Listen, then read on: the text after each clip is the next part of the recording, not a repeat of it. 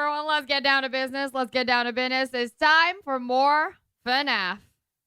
Hello, my name is Lilybelle. I love to travel, but I suck at geography. It is day... What day is it today? What is it, like day 13? Day 14? Day 13. Is it day... Okay, am I accurate in writing that? Because I'm about to start forgetting, all right? Day 13. Give me 1 second.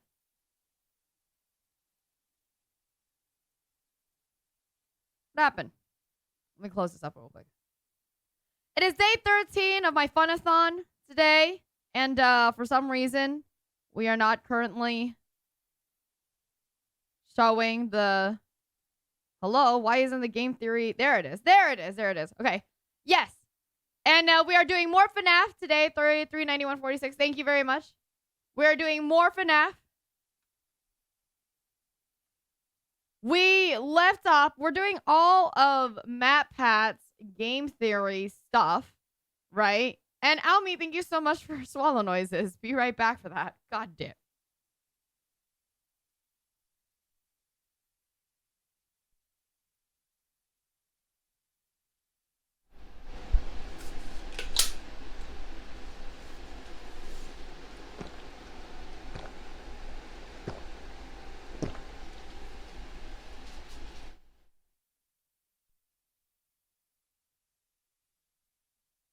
All right, sorry. Also, sorry for the fan noise. It's hot in this room. But also, hello, my name is Lilybelle. I love to travel, but I suck at geography. It is currently day 13 of my Funathon. Today is an all FNAF day. Hello to Almy specifically. Just cuz. And also, PA James is now boarding. Welcome to Lilybelle Air. Hope you have a safe and enjoyable flight. We are watching all of the game theorists, MatPat, all their fucking videos. We've only got through 10. There's 57. 57. We've gotten through 10 of them. I have decided I need to shut the fuck up and watch way more. What was for dinner? Sushi. Remember when I said the sushi sounds good? Sushi sounded good. So wish us luck for the remaining. For the remaining. However much. We definitely can't watch all of it tonight. But it has been pretty interesting. I have said that. I have also thought that, you know, I've also gotten into a couple rants already. Not about Five Nights at Freddy specifically. Just overall about theory and theorists and the term and the type of theory and theorists. That said, let's get into it. This is Game Theory, The Killer's Promise, FNAF's sister location, which so far seems like it would be my favorite if I played it, right? I haven't played any of the... I've only played 2 of the FNAF games. The first one I played was the first one, which I ended up not finishing because I just simply wasn't fast enough to catch Foxy. The second one I played is actually the Pizza Simulator, which is really great. Except I didn't have any of the scary parts because Axel really cares for me and says, you don't have to play with any of the scary parts. Woo! Yes, somebody has already asked if I would play all of the FNAF games. I said yes under the condition that somebody sends me $1,000 to lower my timer. That said, let's get started. I'm scared. Isn't this why you came here? To be with her again? Don't you remember what you know happened?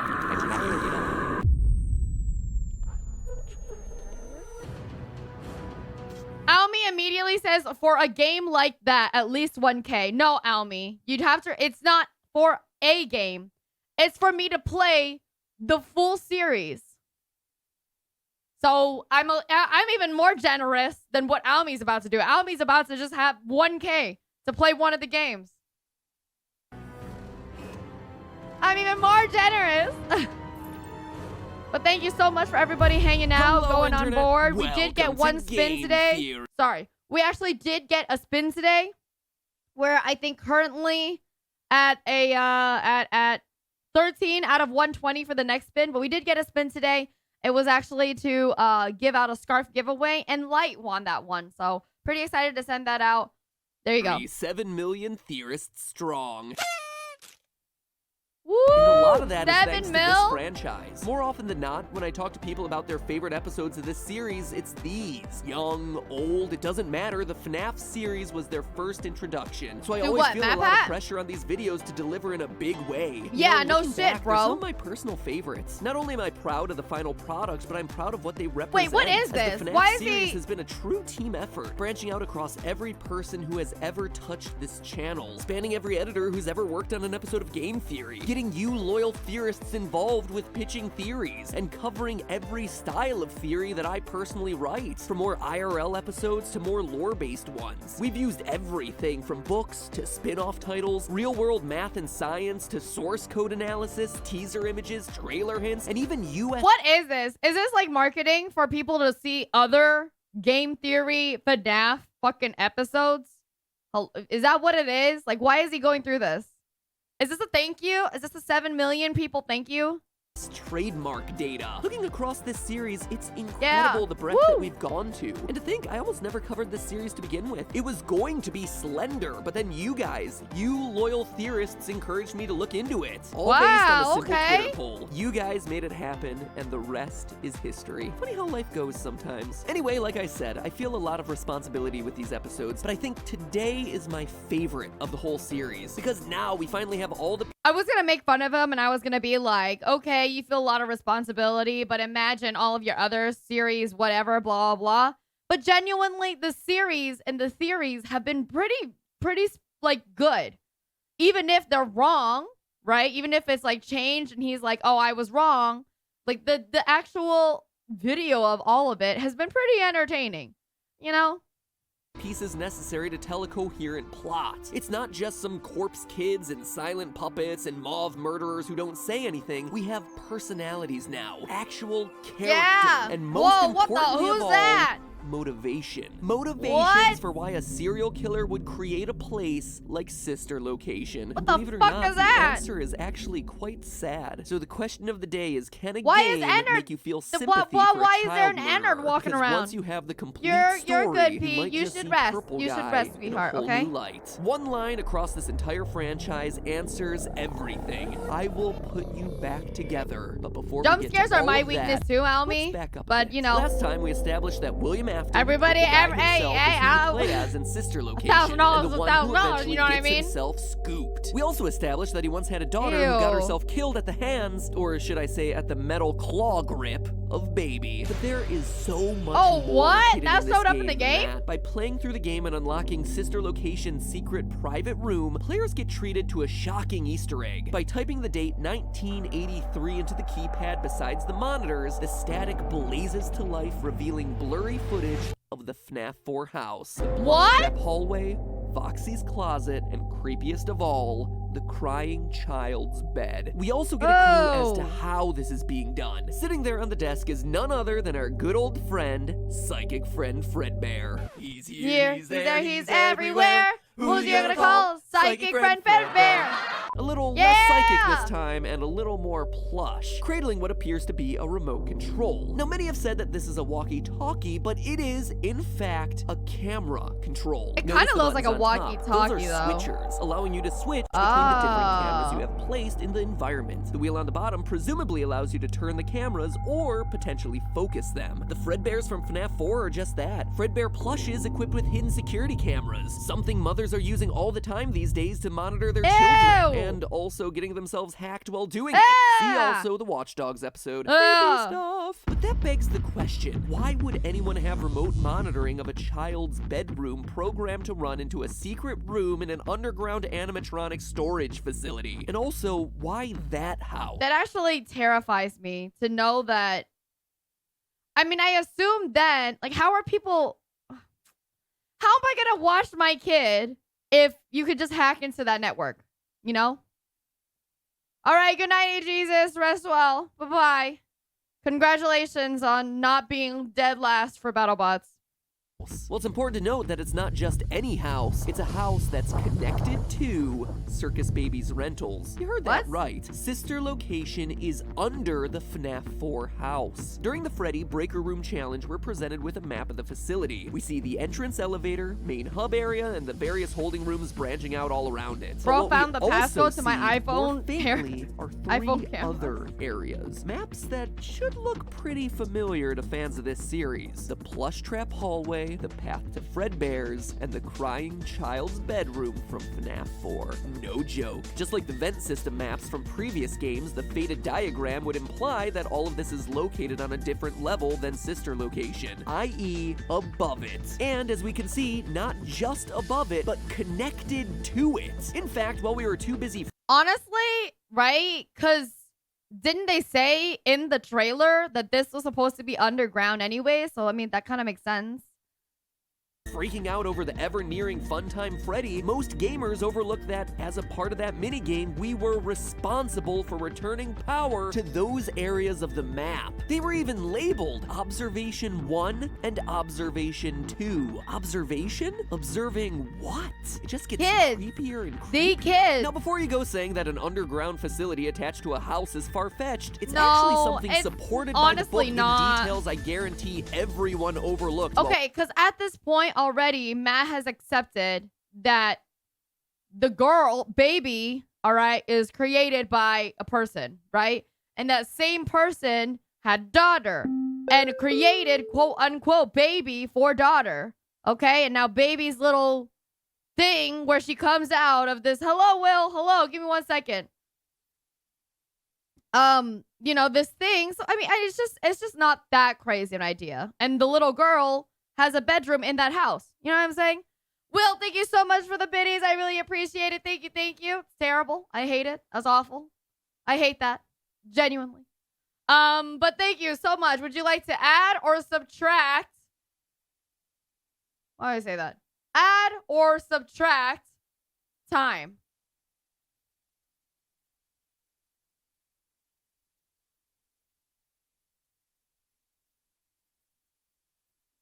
So I was checking the Discord admin chat. Yeah, you'll be generous this time and add. That's what I fucking thought. It sounds like a you thing to fucking say. It sounds like a you fucking thing to say, Will. Jesus fucking Christ. Alrighty, that's it. Thanks for adding time. Thanks. Reading it. Page 118, our main character Charlie is outside her childhood home, which is also home to Henry, co-founder of Freddy's. While exploring her father's animatronic workshop, we get the following quote. She knelt again and put her hand on the ground, fishing around until she found a small screw in the bare dirt. She palmed it, then looked closer. There were small holes in the ground, exposed when she moved the loose dirt. Charlie ran her fingers over them, thoughtful, end quote. Tiny holes hidden under the dirt of an animatronic workshop, huh? It's an oddly specific detail that never gets mentioned again and never goes anywhere, but is one of those things that gets the theorist mind to tickle in. Because when I hear of mysterious holes in the ground in someone's private workshop, I think trapdoor. Hidden trapdoor, or more accurately, secret entrances. Could this be a hint as to a secret entrance in Henry's animatronic workshop into sister location? See, that's what I was saying. That's what genuinely I was thinking, right? Earlier, because he was saying, oh, this is probably William Afton. And I was like, no, I don't remember. I don't think that was William. But if they're like, yeah, no, it's Henry, then I believe that shit. Was that another wheel spin on the horizon? It's 15 out of 120 minutes. So, no, not necessarily. Yeah.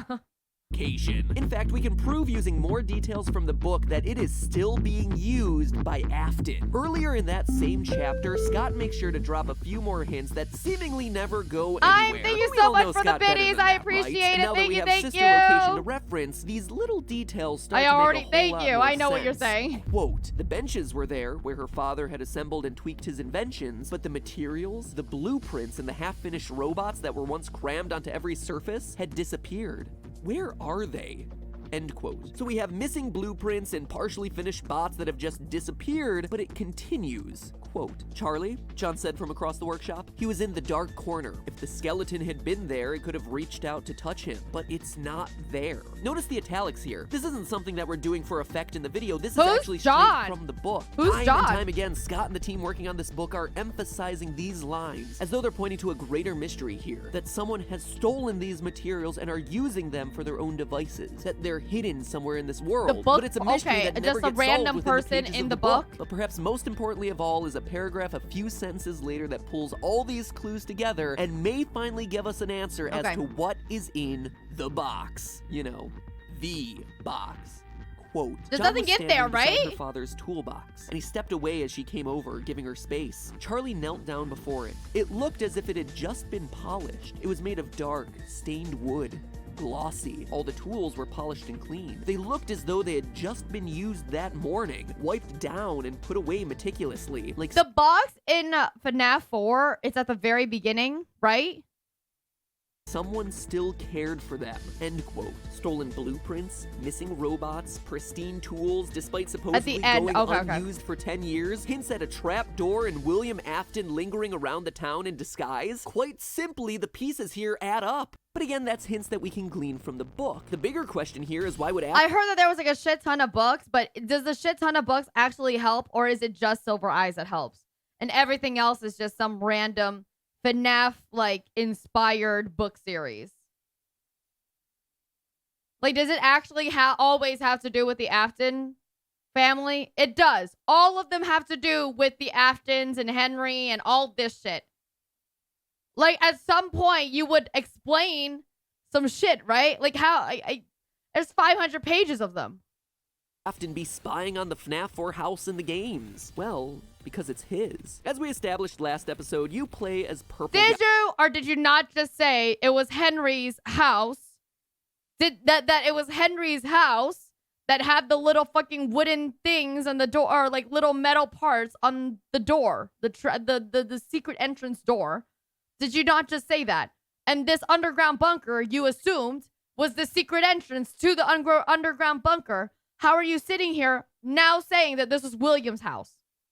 Guy. And each night you go back to your retro-themed house. At first, these cutscenes seem like they should just be absurd breaks from the spoopy action of the main game. Clara, the baby isn't Spoopy. mine. But look closer and you notice the details of the room. In particular, a very ugly lamp. A very ugly, very familiar lamp. One that we saw in, you guessed it, FNAF 4. In other I'm words, just kidding. this is Afton's house. And from his underground private room, he's observing his kids. Crying child, the older brother, and the girl who eventually becomes baby. As I suspected in my prediction video for this game, this truly is a sister location. A sister's location. And from there, all the parts start to fit together. So let's retell this story from the beginning now that we have all the pieces. Remember what will happen if he catches you. It's a line we hear repeated I keep over thinking, and and I'm like again about to say throughout FNAF something, but 4, then I and remember now we it's know MatPat, why. and I'm like, Crying you know Child what? has seen It's Golden fine. Bonnie abduct children multiple times in the past. This moment in the back room that we all debated about whether or not it was a murder is in fact a child kidnapping. Silver Eyes proves it as it shows that Purple Guy kills by trapping the kids in spring-lock suits. Quote, Carlton was wedged inside the heavy barrel-shaped torso of a mascot costume, the headless top half of some kind Mascot? of animal. His arms were trapped inside the Fauci. torso Hello, section, dear. pinned to his sides in an unnatural position. He could feel pieces of metal that pressed against his back and poked Hello, Main Shark. Thank you so much for taking your folks on tour. Hello, Shark Raid. I'm so sorry. I'm literally like burping right now. Hi, Shark Raid. How are you? How was your stream? I hope it was amazing. Hello, tourists. My name is Lilybelle. I love to travel, but I suck at geography. Today we are doing FNAF lore all day as part of my Funathon day 13. Okay. Because we you know what? We have a little gacha wheel that like subs can count towards, and we got it on the gacha wheel. So I've been jam-packed full of FNAF lore. And apparently, according to my chat, every single thing that I've heard so far is like a good 60% of them. 70% is MatPat not being correct. Sucks. It wasn't, but then it was. Oh, well, I'm glad it was good. At the end, that's all that really matters. Pokemon Infinite Fusion. How'd it go? Did you catch them all? That's what we all do with Pokemon, right? 80%? Yeah, there we go. But hello, Shark. I hope you guys enjoy your time here, especially if you like FNAF, Five Nights at Freddy's.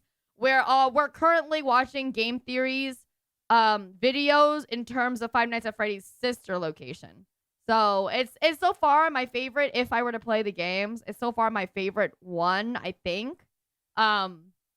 But yeah, please enjoy yourself, or if you guys need to go, I totally understand. Thank you so much. Please have a great rest. But thank you. Him. Dave said to Carlton, if you trigger those spring locks, 2 things will happen. First, all the locks will snap right into you, making deep cuts Wow, all look over at that your editing, body. And a bro. split Okay. second later, all the animatronic parts they've been holding back will instantly be driven into your body. You'll die, but it will be slow. Having witnessed a scene similar to this, the boy is justifiably terrified, trying to avoid the pizzeria at all costs. But it's kinda hard when your father is one of the owners. Meanwhile, William Afton knows that he's been found out, hence the observation monitors and security Fredbears. He needs to be sure of his son's movements, even when he's at work, be it above ground or below. I mean, the guy may be a killer, but it's not like he could just kill his son, even if he was the witness to a gruesome murder at the restaurant. But Afton's problem gets solved pretty I find it so ridiculous that he wasn't able to figure out it was the older brother. Honestly, I don't know too much. Hold on. I don't know too much about it. So I don't know anything about they haven't mentioned anything too much about the older brother, that it was just the older brother is scaring the younger kid, right? So maybe we're not there yet, but I did watch another theory video that has a lot to do with the father and the brother and all that shit. And yeah, it's just so many things. It's like completely different than all these theories. So I'm basically starting at 0. Also loved, leading us to one fateful promise. I will put you back together. We've analyzed this line a lot in past theories because it's not only the final lines of FNAF 4 and FNAF World, thereby making it super important to this franchise, but because it's also presented to us in a different color than Fredbear's yellow. Someone else is talking here. And now we can finally pinpoint who said it, and more importantly, why. It was Afton. I will put you back together. Didn't you literally in their last one, they literally just said, oh, this is the same color as baby's dialogue, like the quote-unquote little girl's dialogue. Hello? Promise to fix his son, a broken son, in the only way that he knows how, animatronics. He did say that. Enter It's sister okay. location Man, and the I'm fun going time from animatronics, 0. not I'm built not for planning on entertainment playing or the for being games warned, either, but so built to help Purple real Guy quick, just save his son. no need to Built spoil too for much for me, capture. because Although no one has yet found I how think to unlock them apparently in the he might go game, through if you that dig later. through the sister location files, you find a set of blueprints for the various animatronics, outlining their size and you do find the special blueprints. features. Not only are they enormous, topping 7 feet in some instances, Oh, certainly bigger Jesus than a small fucking child, Christ. but they're also equipped with things like 360-degree tracking, parental voice mimicking, and storage tanks. Look closer at the Oh. wireframes and you see that the storage tank isn't quite empty. What the fuck is Yeah, that? that's a child in there, curled up, hidden in Fredbear's stomach. Okay, well, I don't know. That Alive, seems not- ready to be experimented on. Because Purple Guy is no longer killing to satisfy himself. He's doing it to recover his son, to figure out the secret of fusing souls into animatronics. You heard me. Afton wants to unlock the mystery of giving gifts, giving life. And if that seems like a stretch, just look at the number of sentient, independent, and fully aware robots in Sister Location. You not only have the core set, but there's also the baby babies and the mini Renas. Tens of sentient animatronics moving against their programming. And unlike past games where we received explanations like anti-criminal systems, dying guys in murder suits, or the products of a nightmare, here they just kinda exist. Why? Well, Baby tells us over and over in the trailer for Sister Location. I really hate how creepy it is because it's just, they do so good at making it creepy. Before the game's release, we had no idea, but now we do know what they've been through. Experiments and controlled shocks. Dozens, and I mean dozens of children captured as the Funtime animatronics executed on the programming that told them to collect. Also that Afton could learn the secret to reawakening lost souls. As we see in Silver Eyes, he knows it's possible as he's not shocked at all when the animatronics come to life at night. Quote, "They're home with me." Dave's voice was coarse, and the large mascot head slid forward and tilted as he spoke. "Their happiest day. All they know is that you're here, trying to take away their happiest day. You are intruders." End quote. And as evidenced by the animatronics crawling throughout Sister Location, he succeeds in his goal. But in doing so, he pays the ultimate price, losing the second of his children, his daughter, when she ignores his warnings to stay away from the robots. A daughter whose soul goes on to possess Baby, as evidenced by the eye color shift from blue in the minigame to green in all the other times that we ever get to see Baby. Now flash forward to the beginning of Sister Location, a place where, as we're told in the trailer, memories sleep, anger is restless, and secrets don't keep. The children's spirits are mad and eager to get out, but how does a ragtag group of sentient robots escape? Even if they made it to the surface, giant endoskeletons roaming around would be like the coming of Terminator 2, and I mean, okay. He's right about the blue. He seems like he's right about a lot of what's going on for Sister Location. Oh my god, that's so funny. Okay.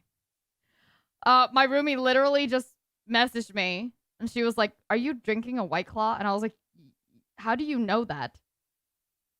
You did not see me take one. How did you know that?" But anyways, he seems like he's more right in a lot of the Sister Location stuff, right? I don't... Why were people so upset that he was relying a lot on the books? It seems to be right. That's what I'm thinking. It seems to be like... Scott backed the books. I wouldn't understand why they decided no. I think Matt is just kind of reaching. Humans don't take kindly and what? to So that now, sort of thing. and what? So now he's probably like happy because apparently people are saying never mind. He is on Scott's post as the books have no relation to. Okay, but that's not true then, right? Is what you're saying? Like now, but because then maybe Scott went out there and was like, no, it has like some kind of relation and there's overlap, but it's not the exact full story. Okay. And so they've been forced to concoct a sneakier plan to escape. They put together their individual abilities Afton programmed into them, like Freddy's voice mimic and Ballora's misdirection tactics, to create a new entity, the collective consciousness known as Ennard, a tangle of wires and eyeballs that serves as their final that's hope. And we Ennard. know it's all the animatronics together because it refers to itself as we. People basically didn't care about...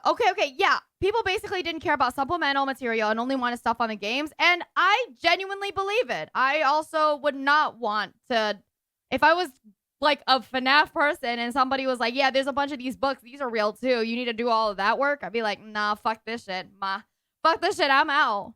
There is nowhere to go when we look like this. As the teaser said, there was a part of him in every body. After all, throughout the 5 nights, Ennard uses those various skills and pretends in order to gain our trust, using the voice mimic to sound like Baby and be sympathetic, adopting the voice of the little green-eyed girl to make us compelled to move forward and save her. But it's all a trick, and by night 5, they've cleared out all the evidence, killing the other technicians so that no one can speak of the haunted animatronics. But note that those guys haven't been scooped. They've saved that honor specifically for you. No way. You, the purple guy. The reason they're stuck there in the first place. Using Baby's voice, they push you into the scooping room, remove your skeleton, and inhabit your body. And as we see in the final scene, their escape is successful. The purple guy, the serial killer father trying to put his son back together. You're telling me this part is normal? Successful. It actually, this thing actually just opened its eyes and it looked like that?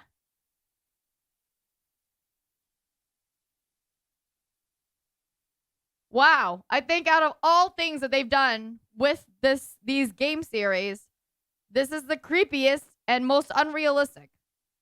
The purple guy. The serial killer father trying to put his son back together is killed by the exact monsters he first created. But not in an unhappy way. He achieved what he wanted, being reunited with his children. Page 411. Solid of Silver interpretation, Eyes. but Quote, incorrect. The voice of the rabbit was smooth. I mean, everything's technically a theory, right? Unless Scott came out and was like, hey, by the way, this is the true, like, story of it. This is what I decided to do, blah, blah, blah. This is a tell-all.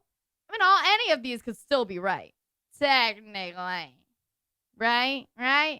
Except for the fact that, except for the ones where he straight up was like, yeah, no, that one's wrong.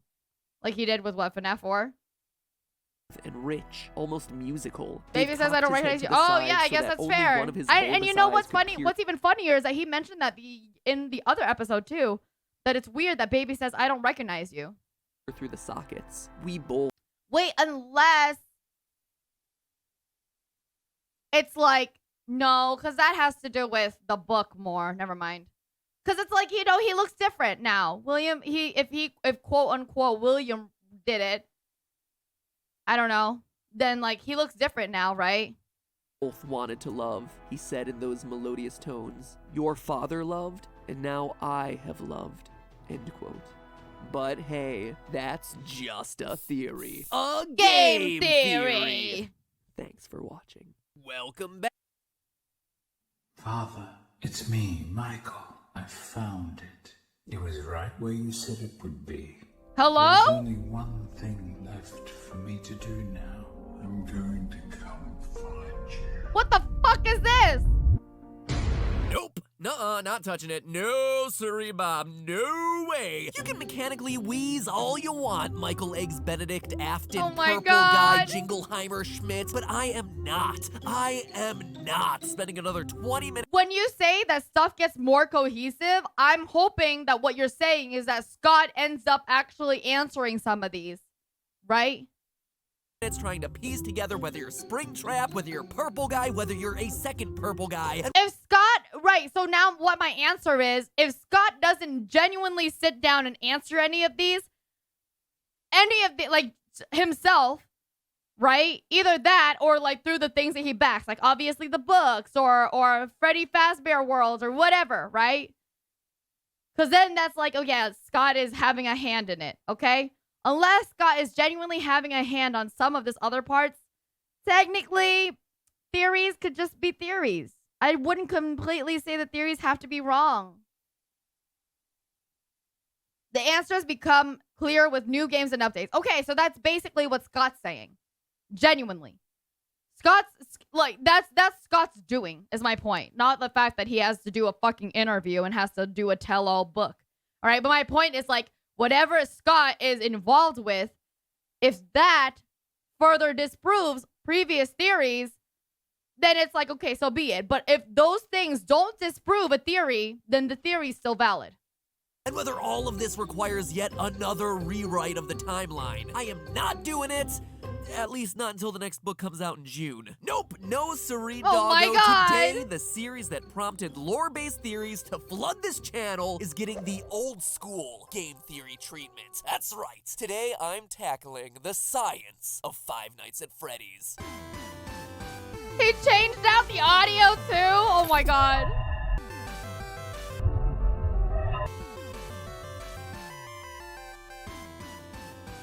Hello, Internet! Welcome to Game Theory, where today's Freddy theory is gonna be a bit different. No source code deep dives, no rooting around for obscure hidden Easter eggs, only hardcore real-life research. Well, that sounds but fake as speaking fuck. of the source code, something really fascinating is going on right now.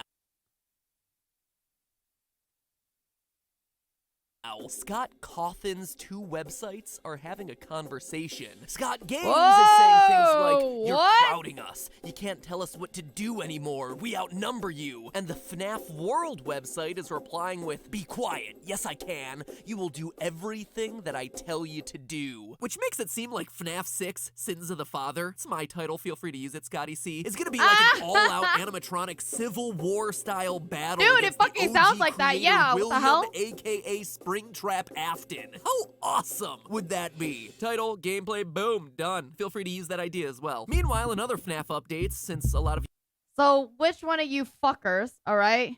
I'm wondering if we can skip this one. Oh, wait, this one. I'm wondering which one of the fuckers decided to just check Scott's 2 different websites. Just check their source codes like every day to see if anything changed. All right? Because something fucking happened. You have been asking me on Twitter about my thoughts on this. The movie got itself canceled and then found itself a new production partner, Blumhouse Productions. The same guys who did Paranormal Activity. Genuinely enjoy Blumhouse. Don't watch like any of their movies, but I genuinely like them. Oculus, The Purge, Get Out. Honestly, That's a lie. I watched Get Out. I think it's great news. Blumhouse has made a name for themselves by doing awesome movies on really teeny tiny budgets. True. And FNAF as an indie franchise needs that cheaply made Hardcore indie vibe FNAF to really make fans it would scary. always look. That's what It I'm doesn't saying. need a Like big in the studio morning, there's real FNAF fans that straight up just in the morning check the fucking source code. Like that part of their like morning routine, right?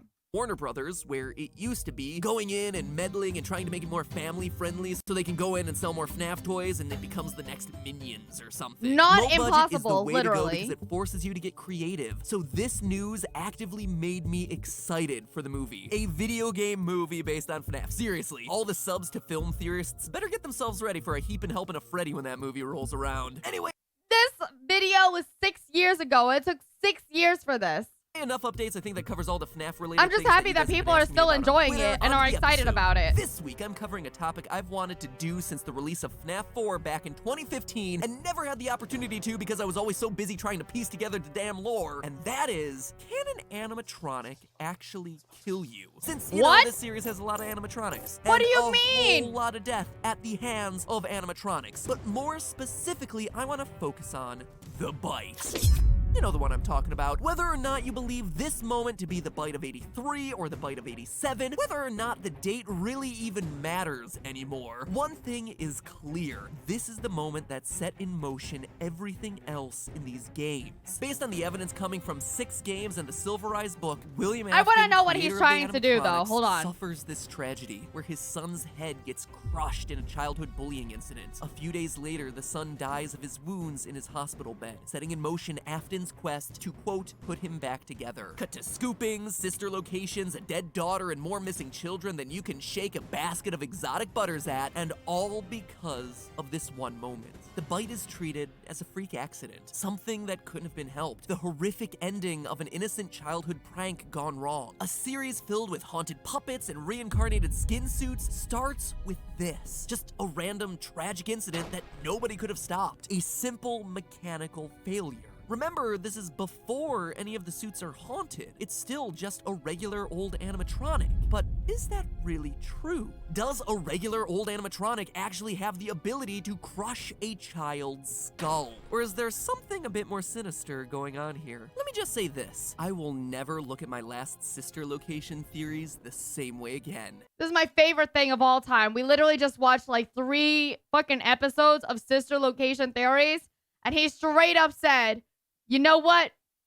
Scrap that. And it's all thanks to the results of this episode's research. To begin to piece together the real danger these Disney rejects pose, Oh we my need to understand God. what makes them so dangerous in the first place. Sure, it might be easy to assume that Golden Fredbear and Golden Bonnie here are so deadly because they're spring-lock suits. Yes. But as we hear about in FNAF 3's phone calls, the locks are only used to hold back the sharp, pointy innards so they could be worn in suit mode. To change the animatronics to suit mode, insert and turn firmly the hand crank provided by the manufacturer.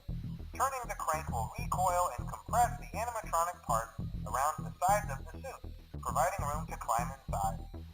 Please make sure the spring locks are fastened tight to ensure the animatronic devices remain fixed. It's also something that we witness up close and personal during Night 4 of FNAF's sister location. The spring locks hold back the robotic innards, and them unsnapping and releasing the mechanism is what makes them so deadly. But during FNAF 4's bite, Golden Freddy is already in robot mode. There would be no spring locks activated. They would not Didn't you say it was because the kid was like crying and the moisture in the air or whatever? To put it simply, the robot is operating like any normal animatronic would be, meaning that the danger is coming not from some weird, unique detail of FNAF-verse-style robots, but rather from the same mechanisms that exist in any animatronic, be it in a fictional pizzeria to the creepy remnants of Big Bear Jamboree heads looking down at you from the Winnie the Pooh ride in Disneyland. Go ahead, look it up. There's some nightmare fuel for you. Or better yet, if you're at Disneyland leaving the Heffalump and Woozle section of the ride, look behind you and look up. It's okay. I've seen them. For a surprise.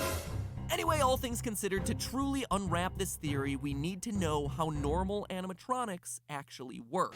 Enter a man named... This part right here, this specific episode, like now they're thinking about like the animatronics, and obviously it means absolutely nothing because you guys said it was okay to just skip this one.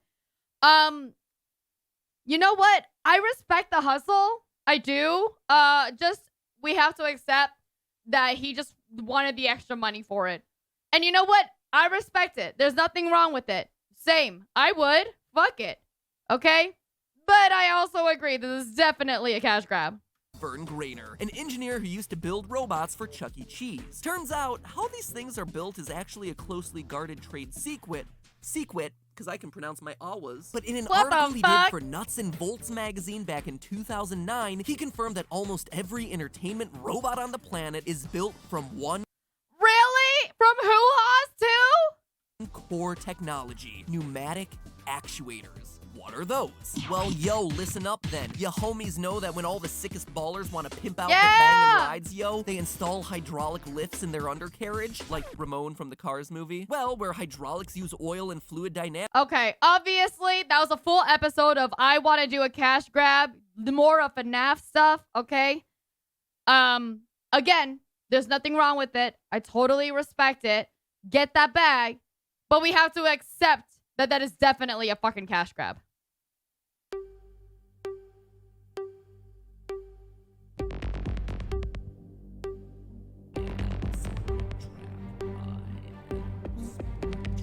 I am Springtrap. Where is he getting A horde these of the balloon things? boys emerged from the cave, shaking back and forth on unsteady feet. Their pointed Like the teeth animation. chattering loudly as they wobbled forward with staring Balloon eyes. boys. Not again! I hate these things, Jessica cried. You and me both, Excuse me. sister. You and me both. Up top. Can't high-five me up top because you're a fictional character. Hello, Internet. Welcome to Game Theory, where...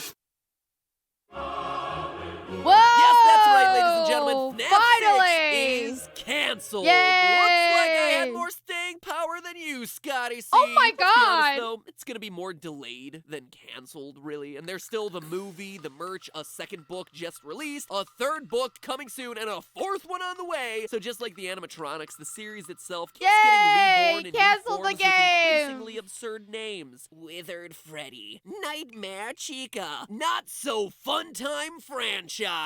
Speaking of ridiculous new names for the same old cast animals, let's talk about the latest addition to the roster, the Twisted Animatronics. Stars of the new FNAF book that came out at the end of June. Now, I'm gonna be honest, this book was definitely a step up from the first. Lily, you It played had FNAF 200 6? less pages. Oh, FNAF 6? The little pizza sim? Oh, sick bird, y'all! You need a calendar, Wait, but that was man. just I mean, don't cute. take that as too high of a compliment. People actually really consider that FNAF 6? Wasn't that just kind of cute? It's like FNAF 5.5, I would say, right? 200 pages, you still had a college robotics major going to the scene of a murder and then touching the victim, getting blood all up on her hands. And smart. No one on the police force even batting an eye over the blatant crime scene tampering that was happening. Then there's the fact that in the book, multiple balloon boys, including... Okay, if it's actually FNAF 6, so like it actually changes and messes with, you know, the lore or whatever. BBJJ, Or does it like it has the animatronics back? It does? It does. Okay. Then yes, it's FNAF 6.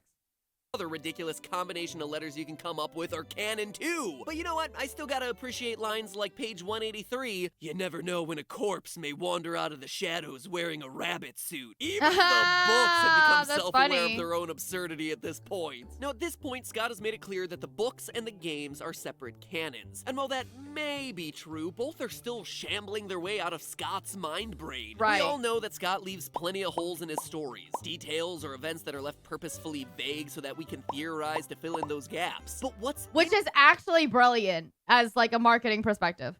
interesting is that he leaves different holes in each series. And by looking at the two series in tandem, those holes start to fill themselves in with events from the sister series. The sister Yeah, location. sister location. No, just no. Anyway, reading Boo! Twisted Ones was like I want more reading the sister crib notes location. for Sister Location, because a lot, and I mean a lot of that game's weirdness became more and more clear as I turned more and more pages. So FNAF 6 may be dead, but we're gonna go back to beat the dead horse animatronic that is Sister Location. Can we name it Horsey? Horsey, the dead horse animatronic, and we just beat it every time we do an episode about one of these games? Great. Dead horse animatronic, Horsey. Matt, let's not pretend that this is quote unquote beating a dead horse and you're just, oh darn, I have to do another, FNAF theory fucking episode that makes me millions of dollars, okay? Shut the fuck up and just do the damn thing!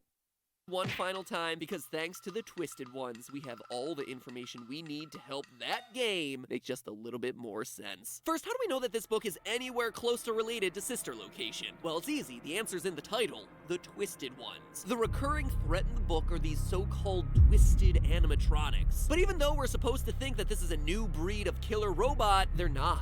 Not at all, in fact. We've seen them before in Sister Location. Check out this description and let me know if it sounds familiar. Page 90. The creature had no fur and its face was smooth. It had a short muzzle and oval ears sticking out from the sides of its head. It had the general appearance of an animal's head, though much larger than the animatronic animals from Freddy's. Running down the center of its face was a long, straight split, exposing wires and a line of metal frame. A thick plastic material was stuck to the face in large patches. So the twisted animatronics have a plastic-like covering and a face that splits yeah, open. It definitely certainly sounds right, like the aesthetic definitely. Of the Funtime animatronics, but it doesn't stop there. These guys were built to be big because their mission is to capture children, like Pokeballs, out for revenge. Page 140. Wait, Freddy- so the blueprint straight, like the kid inside of Freddy is real, right?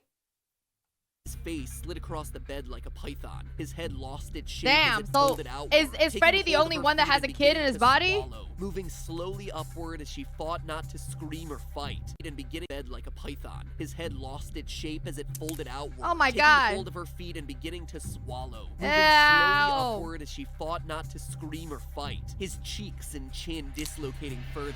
It no longer resembled a living thing. Before she could struggle further, her arms were pinned to her side, trapped inside the thing. Only her head remained free. She gasped for a last breath, then was violently scooped up, consumed by the creature. She done got scooped. Then, a few pages later, she was inside a cavity made for a human being, but the suit was moving with complete autonomy. In case you've forgotten, this is exactly what we see in Sister Location's.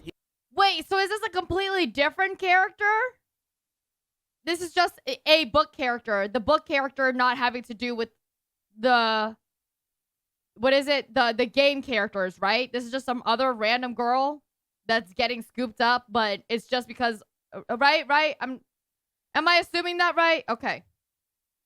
Hidden animatronic blueprints, oversized robots with special containment features to lure in and trap small children. Even the description for how people get scooped into the animatronics is reminiscent of Sister Location's horrific ice cream minigame with Baby. Page 92. The animatronic's arms lifted and its chest opened like an iron gate. Its metal pieces slid out of place to reveal a dark, gaping pit where sharp spikes and spring locks were just barely visible. It was a trap, waiting to be triggered. She beat against its bent and damaged arm, but the other arm steadily forced her closer to the chest cavity. So why does any of this, and the Twisted Ones as a whole book, matter in the context of the FNAF games? Well, in the opening sequence of Sister Location, we hear that the Funtime animatronics were built by William Afton. With all due respect, those aren't the design choices we were curious about, Mr. Afton. A guy who Where's that voice from? An animatronic or a xenomorph? Up to that point in the series had The only game? been named Oh, in okay. the first book, Which Silver game? Eyes. By the end of the book, we learned that William is Purple Guy, the killer who kidnaps kids while wearing a golden Bonnie suit. But Silver Eyes also introduced us to other important characters for the FNAF series as a whole, including Henry. So it obviously is like Sister Location gives a crazy amount of fucking lore. In a way. Last name given. William's partner and the more I guess we're speedrunning lore since the movie trailer came out. Okay, so I want you to know that me choosing today was due to the movie trailer the teaser trailer coming out. But I did have a FNAF day that we spun into from the gacha wheel. That's hello, A-John, nice to see you, sweetheart. Mwah. But yeah, so it's like I had to do it either way. It just so happens that the teaser trailer came out, and I was like, okay, I should probably do it sooner rather than later. Created the animatronics. So after reading Silver Eyes, we were left with William, the business guy who doesn't create robots but does kill children, and Henry, the creator who does create robots but doesn't kill children. Got all that? Good. Now, in my FNAF 5 decoded... Wait, okay, hold on. It does make sense that William could be, right? Like that could be William's house and blah, blah, blah, blah. Oh, I don't know. Actually, no, wait. It's confusing. William could be coming back into the Sister Location, as he mentioned before, because obviously, like, when Baby said, I don't recognize you, you're new, like, I don't know, he didn't create Baby, but then again, shit, I mean, I don't know, it's confusing. Video, I drew parallels between I think this is Henry, right? It isn't William, we'll get there. Okay, but I'm just trying to see, like, I feel, okay, it's probably Henry then, but I don't know. Maybe it's somebody else? William came in there? I don't know. And a mysterious figure that we saw during a secret cutscene of FNAF World, both of whom create animatronics and commit suicide. Long story short, in the game, he ends his own life because he created Baby, a robot that he's ashamed of. In the book, why Henry kills himself is still a big part of the mystery. Now, if you want more information about the parallels between these two characters, click the eye icon in the upper right-hand corner of the screen because I go more in-depth there. I'm but just after kidding. That video, it seemed like a lock. We finally had some solid leads as to who these key players in the games were, and the glad I'm here for it. I'm glad you're here for it. Are you a FNAF fan? Cinematic from Sister Location played the first time we all booted up the game. Afton acknowledged that he was the one who created the new robots. And everyone, including myself, was like, well, there went that theory. Afton was supposed to be the all booted up the game. Afton acknowledged that he was the one who created the new robots. And everyone, including myself, was like, well, there went that theory. Afton was supposed to be the business guy, not the creator. So if he's the one who builds animatronics in the game, then Henry must not exist in this universe. Scott had pulled the wool over my eyes, I don't know. I don't know about that one. The one. story to keep me off the scent once again. Except not. The theory was right the first time. The Twisted Ones book confirms that both Henry and William Afton create animatronics, with the originals being built by Henry and the Twisted Funtime style animatronics being Afton's. On page 92 of the Twisted Ones, we see the main character Charlie, daughter of Henry, talking about one of these new animatronics. Whoa, the hardware, the joints, it's older technology. Maybe he made them earlier? I don't know. So Charlie, who also gets fucking eaten, is supposed to be Henry's daughter? Inside the book? But then Charlie also gets eaten by one of these bitches, right? Recognize some of this as my dad's work, but then a lot of it's foreign to me. Someone else may have had a hand in it. I'm not sure if my dad made it or not, but I have a feeling he's the one who buried it. Oh yeah, by the way, in the book, the twisted animatronics bury themselves during the day and come out at night to nab people. Animatronic zombies. Yeah! Why not? It is probably one of the things that makes more sense in the book, honestly. Anyway, it's continually hinted at throughout the book that these animatronics weren't built by Henry. My father wouldn't have used this. He always put stops so that the joints couldn't do things humans can't do. Then again, on page 113, the bear was frightening, misshapen, an imitation of Freddy created by someone else. It was a strange variation, into which her father had never breathed life, but William Afton, Dave, did. And then finally, William Dave, maybe Purple Guy, Springtrap Afton confirms it on page 186. Did you think My robots would be as poorly designed as your father's. Ooh, So there you go. The damn. original theory still stands. Henry and William can both be active players in the game universe because both build animatronics. And if you need even more evidence, then think about it this way. At the end of FNAF World, Henry admits that he created Baby, and then he kills himself, ashamed of his creation. At the beginning of Sister Location, we see that Afton is still alive, he's claiming creation rights, and he's obviously proud of his new robots. Then, at the end of the game, his son Michael Afton says that he's gonna come find his father. Father, it's me, Michael. I'm going to come find you.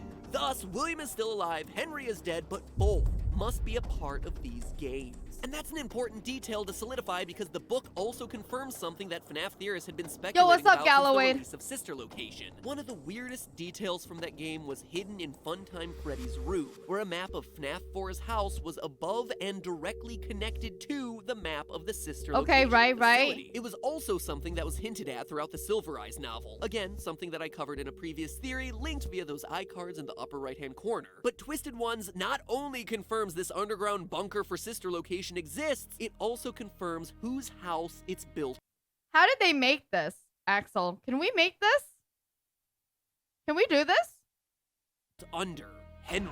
In the novel, we see the twisted animatronics capture Henry's the house? Underground Is this bunker it? for Sister Location exists. It also confirms whose You looked house away? it's built under. The little eyes Henry's. right here. In the novel, we see the twisted animatronics capture the main character Charlie, again, Henry's daughter, and drop her off in some remixed version of the FNAF 2 pizzeria. I say remixed because, like a lot of this book, it's a weird hybridization of the things that happen in the games and other stuff. It's got the carousel and balloon boys from the FNAF 2 location, but then there's a cave and a waterfall for some reason. Because why not? FNAF 7, Under the Sea! Charlie cute. and her boyfriend John, who admittedly has to be the most patient and loving boyfriend in the history of the universe. Like, Charlie shows him no sense of affection, and he is there just like a sad puppy dog. It is tragic. Anyway, those two go to visit Charlie's childhood home, which has been destroyed by a storm. And what they find is that the storm has broken down a wall to reveal a new room. A secret room hidden in their house that Charlie had never known about.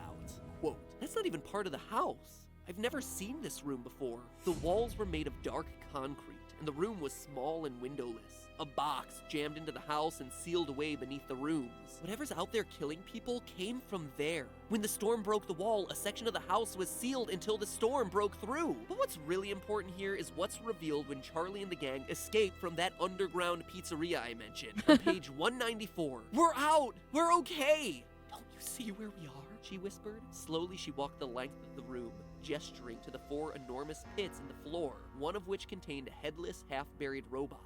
John, this is my dad's house. It's the room we found. They escaped upward out of the underground pizzeria and wound up in Henry's house. So slowly the pieces start to fit together. Henry and the... I thought they went to the house, okay? And that's... Right? Like, I thought they went to the house. So why are you surprised that you came out from under that and it's still the house? That's later? So what? So they went to the house, they left, they went to the underground pizzeria, and then came back up and it's the house again? Yes, we're doing FNAF. It's an all FNAF lore day. So we were doing FNAF earlier too, Bacardi. I see. book buries and tries to seal off the twisted animatronics and then commits suicide out of guilt for helping William to build these things in the first place, just like we see him do in FNAF World. And just like we see the underground bunker underneath a normal, everyday home in Sister Location. And I'm just getting started, because while all this other information is certainly interesting, Twisted Ones exposed a detail from Sister Location so tiny and so minute that we all overlooked it in our excitement over decoding underground storage facilities and tracking animatronic eye color. And yet, much like that infamous Chica beak clue from FNAF 2 and 4, this small detail is so monumentally earth-shattering to the franchise as we know it that I can't not talk about it here. On Sister Location's Night 3, Michael Afton's big task is to remove a power module from Funtime Freddy. After following the narrator's instructions on which buttons to press... So Sister Location, they specifically call Michael Afton. They specifically have us as Michael Afton? And what order to press them in, Freddy's chest pops open and the power module reveals itself. And it's this little blinking black dot. Oddly... Yeah, he did. He literally just said... Because he didn't say that this entire time. He literally was just like, oh, and then at the end, Michael says he's looking for his dad. I didn't know that we, quote unquote, are Michael. Not talk about it here. On Sister Locations Night 3, Michael Afton's big task is to remove a power module from Funtime Freddy. After following the narrator's instructions on which buttons to press and what order to press. Right? Earlier in this episode, he specifically was like, oh, you know, he mentioned something about at the end of the game, Michael, like, you know, says, I'm looking for you, Dad, blah, blah, blah, some shit like that. I don't know. But I didn't know it. Like, I guess he put 2 and 2 together and he didn't mention it in here. Press him in, Freddy's chest pops open and the power module reveals itself. And it's this little blinking black dot, oddly unconnected to literally anything else in the animatronic. How is that a blinking black dot? That's a blinking red dot! And in a pretty unusual place, just kind of stuck on, slightly off. This is what happens when you do too much of these theory videos, right? Obviously, you start getting confused about what you have or have not spoken about. Off to the side. I remember thinking at the time that this was an odd design choice for something that was supposedly powering the whole animatronic, but meh, how would I know? No one, and I mean no one, called this thing out, considering Night 3 in general was just kinda forgettable, overshadowed by the misery that was the Spring Lock challenge on Night 4 and the fascinating map Easter eggs hidden on Night 2. But of course, this is FNAF. And no detail is too small in this series, and Twisted Ones blew the lid off this disc's true purpose. Its little mystery being so important that it's the reason they're called the Twisted Ones in the first place. Stick with me now, because I'm not making any of this up. That little device from Sister Location is actually a mind control disc. Pause for all the stunned gasps and requisite eye rolls. I don't blame either. I wonder who did the requisite eye roll. I wonder. Of those reactions, let me explain. Throughout the book, anytime the twisted animatronics show up, people start to feel weird side effects. Page 91 and 92. As her hand touched the creature, a wave of nausea hit her, but it lasted only a split second. Something else about it had transformed at the same time. Its artificial skin took on a luminescence, and its movements were fluid and sure. Its casing suddenly appeared to have skin and fur, though they were blurry, flickering like a trick of the light. Now, after destroying one of these twisted animatronics, Charlie and Boy Toy John discover a weird object embedded in the machine. Quote, it was a flat disc, about the size of a $50 coin. She held it up to her ear. Wow, that's really high-pitched. I can barely hear it. The sound is why you feel sick. It emits some kind of signal. It changes what those things look like. It changes our perception of what they look like, Charlie corrected. Freddy's image flickered like static on a television screen. The color faded from his fur, then everything that made him Freddy winked out, leaving only a smooth plastic figure in his place. It looked like the rest of the animals in the room, a blank mannequin stripped of its characteristics. These aren't made out of fur and fabric. They're made by us, by twisting our minds. You shot the chip, you killed the illusion. Twisting our minds, you say. Roll credits! Bruce Willis as Freddy? James McAvoy? Credits! That's funny. Charles Peckham Day, Kid Harington, David Tennant, Benedict Cumberbatch, Samuel L. Jackson, non-existent. Ness? That's kind of funny. This is kind of funny. Okay. I guess. I don't understand, at this point right now, I don't understand why this has anything to do with anything. I'm like, okay, cool, our illusion. Well, awesome. Oculus is a small disc that emits sounds that gets your brain to change the way it perceives the world around you sounds. It's actually kinda based in scientific fact. The brain is constantly having to process tons of information, so it is always looking for shortcuts. For instance, if I show you this text, you're probably going to be able to read it really quickly, right? It's because the brain isn't reading text by individual letters, but rather by the context of the other words around it, the way it expects the sentence to go, and making guesses off the most frequent short words that it sees on a day-to-day basis. The same is generally true in visual perception. Without going into detail here, it's how optical illusions work, and there's been plenty of research on how the brain fills in visual gaps that it experiences. I'm gonna get fucking sick, Jesus. Shooting out sounds that distract you and thus cause cause your perception of reality to change to stuff that you're actually more familiar with isn't as far-fetched as it might seem. At least, not as far-fetched as robots haunted by dead children getting into an all-out rumble against other animatronics built to vor unsuspecting victims, which is literally a thing that happens in the climax of this book. Not to spoil it or anything. And of course, it probably goes without saying, but these little mind-controlled discs were created by none other than dear old dad, William Afton, page 99. There was writing along one edge. She had to bring the piece of plastic close to her face to make the letters out. They were tiny and written in an old-fashioned flowing script. They read, Afton Robotics, LLC. Charlie dropped the disc immediately. Afton?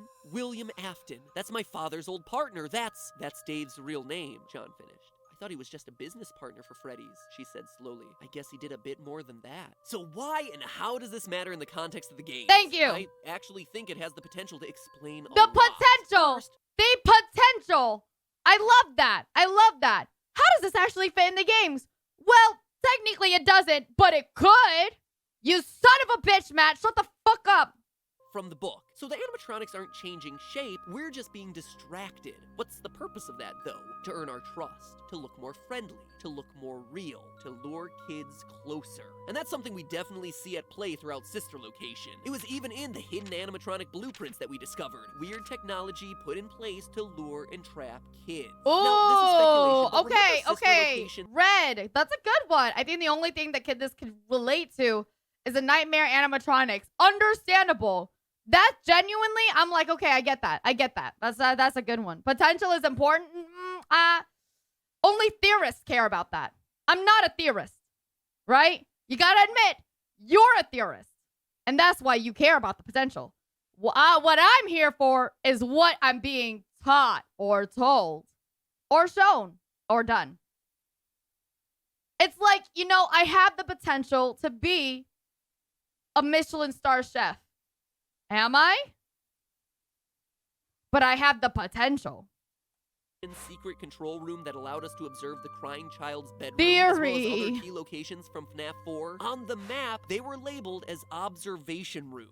Could that be what William was observing? The effects of his mind-twisting discs on children. Could FNAF 4 not have been a dream, a nightmare, a hospital hallucination, whatever, but rather the twisted dreams generated by these distractions? Honestly, But I even beyond believe that, that. I think Yeah, these yeah. discs Just like you were explain a saying, topic that Red, I for have sure. actively avoided throughout all my theories on this series.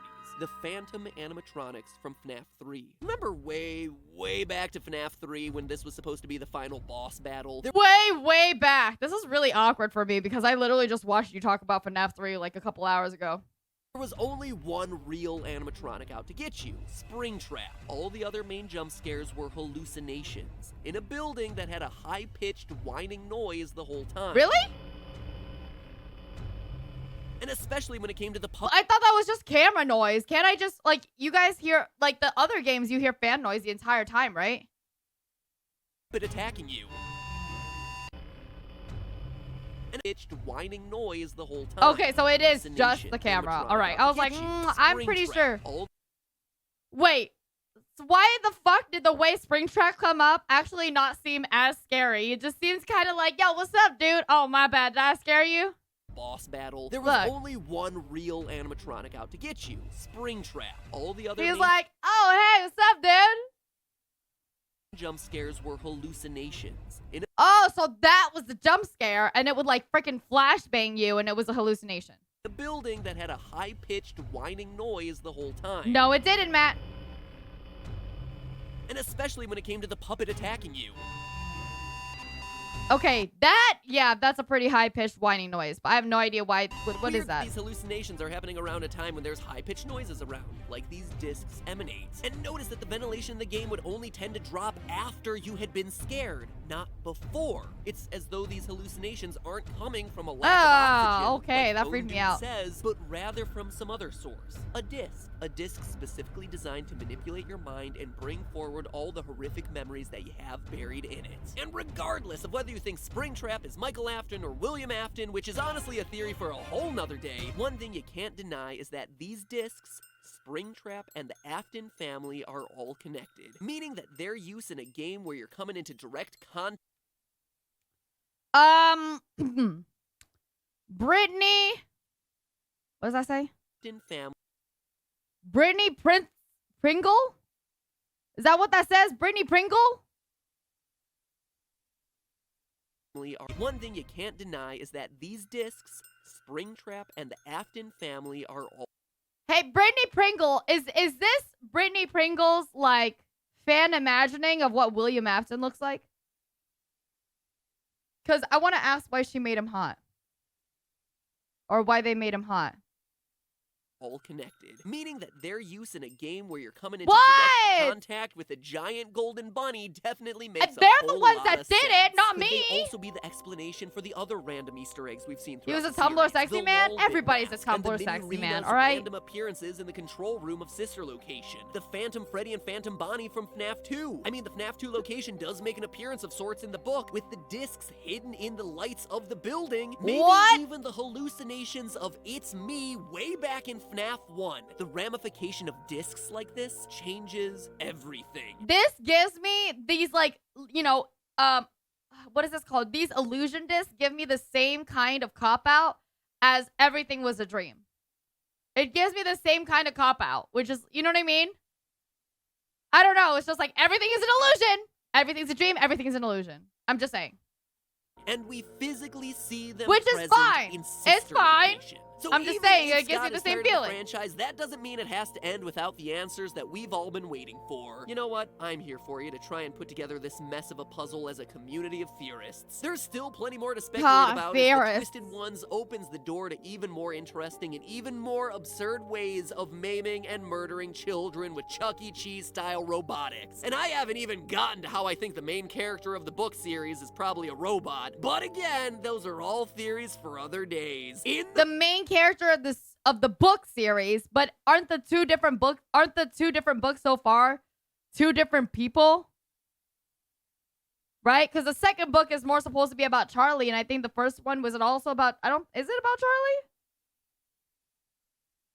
I don't know. Then you would have to assume that Charlie is actually an animatronic. Charlie is in both, but is Charlie the main character of both?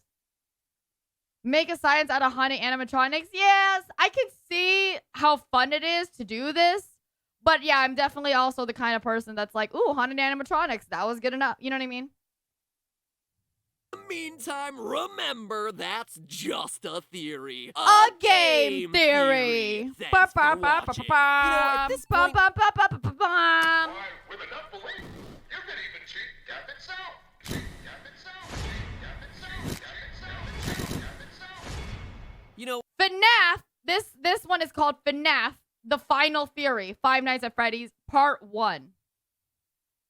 This is number 14 in a 57 episode series. oh, it really is uncanny how these two games overlap.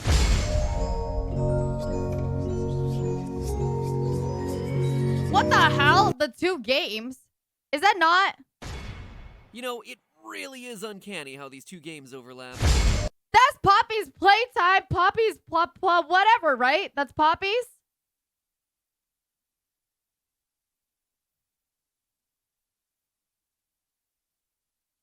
Bendy and the Ink Machine. Is that not the same thing as Poppy?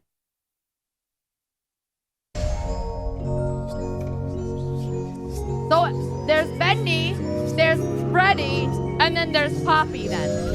Which are these giant, all of them are these, what, I assume, things that are supposed to be childlike and fun that end up being horror, right?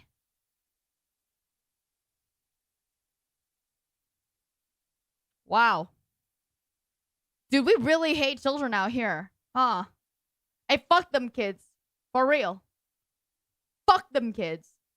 Hello, Internet. Welcome to the 200th episode of Game. That's why. Okay. I was like, is there anything even really new? FNAF, The Final Theory? That's why. I totally understand it. Congratulations, Matt. You created FNAF, The Final Theory, which is a whole other, like, you know, what is that called? When you, like, put a title on a YouTube video that's supposed to bring everybody clickbaity. That's already a very clickbaity title. And it's your 200th episode. And it's Five Nights at Freddy's. Wow. You made money. I wish I was you. Damn, bro. theory. I mean, technically it's the 201st and a half episode because we had a mini theory way back on the channel a long time ago that's now privated because of reasons. And then technically the Bendy episode last week was the 200th episode, but I thought this felt more appropriate because it's solving FNAF with one final mega theory. So Amazing. The 200th episode. I expect this episode specifically, okay, buddy, to go back all the way from the beginning, redo the timeline, and tell me the full story if you're gonna fucking talk about it like that, bitch. Okay? Go. Of Game Theory, proud members of the Pink Guy Truthers Club. Now, for those of you who don't know, one of the longest held debates in FNAF theorydom is whether this murderer watching children die is the same as this murderer watching children die. Because of their different colors, they became dubbed Purple Guy and Pink Guy. Oh my the God, two are you most serious? threatening colors. Taste the rainbow, slaughter the rainbow. Anyway, since FNAF 2... You saying Matt can't escape from FNAF is like, I get it, but it's incredibly not true. Because my definitely proven theory is Matt wants to stay in FNAF. It's like when you ask, like, yes, I cannot escape from the Christian. It's unfortunate. But any single time Christian comes out with anything, the first person that people think of, if they're in my community, is me. Hi, Doubles. Hi. I cannot escape from the Christian. It's part of it now.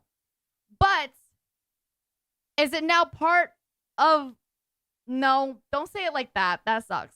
But am I now, like, seeing the cool potential of it? Yes.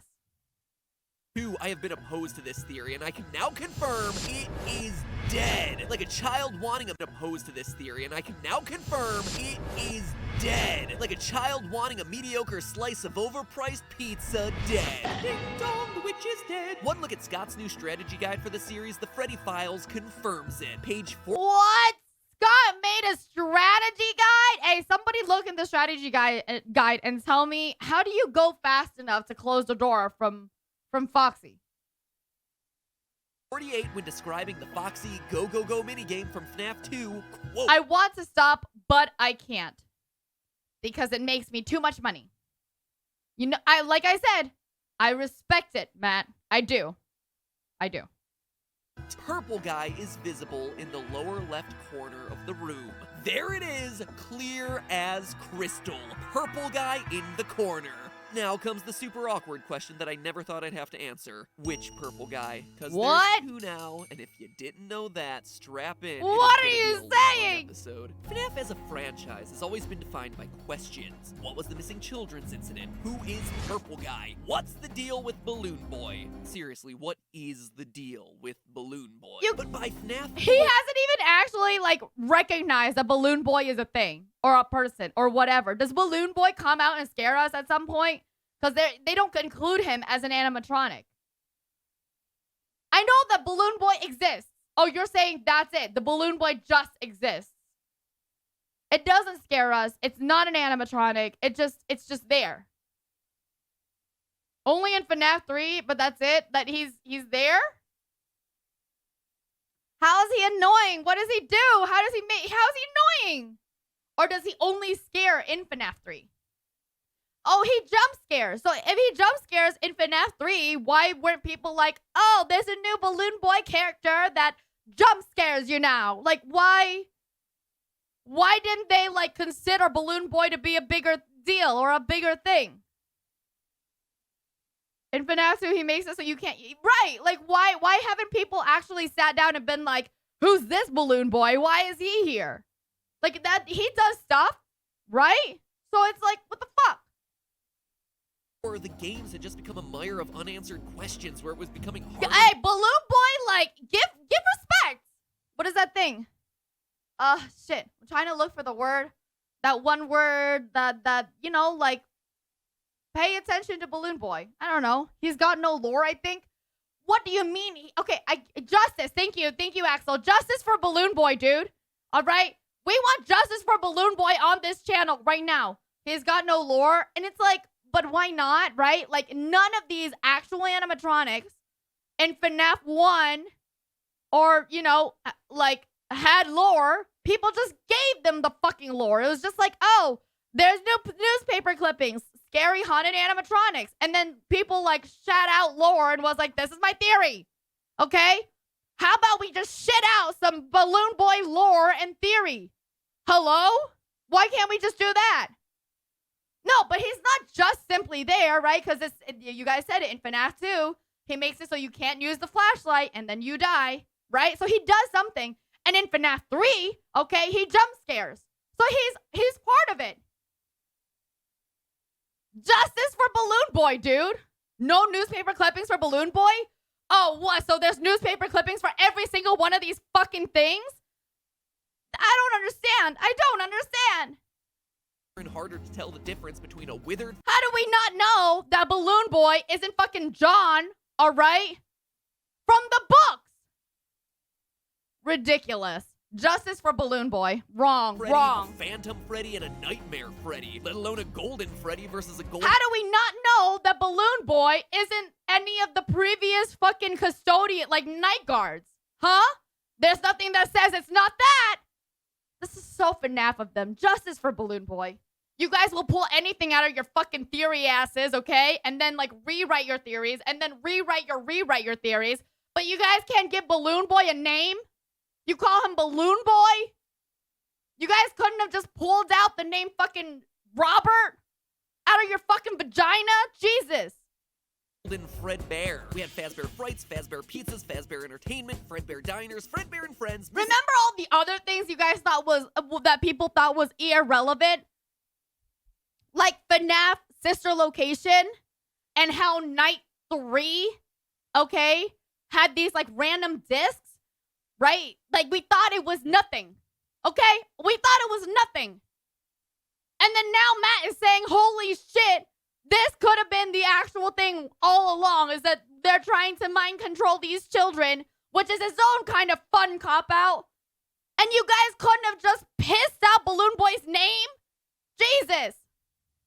Children, crying children, and bites from pretty much every decade. Then came Sister Location, where between the butter and bongos, theorists, myself included, struggled to try and fit together a story told by animatronics that lie, hand units that lie, and okay, if you struggle to put it together, but you still put it together, you could do something for Balloon Boy. Give him a fucking cake, for God's sake. He has a balloon. Half of these games have happy birthday banners everywhere.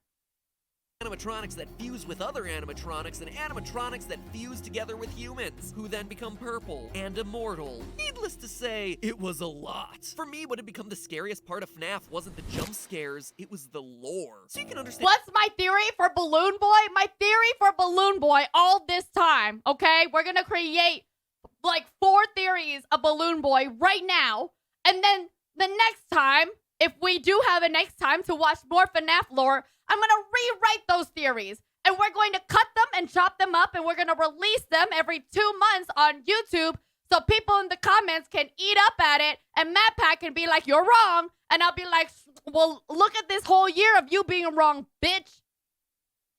Anyways, my first theory of Balloon Boy, I just said it, okay?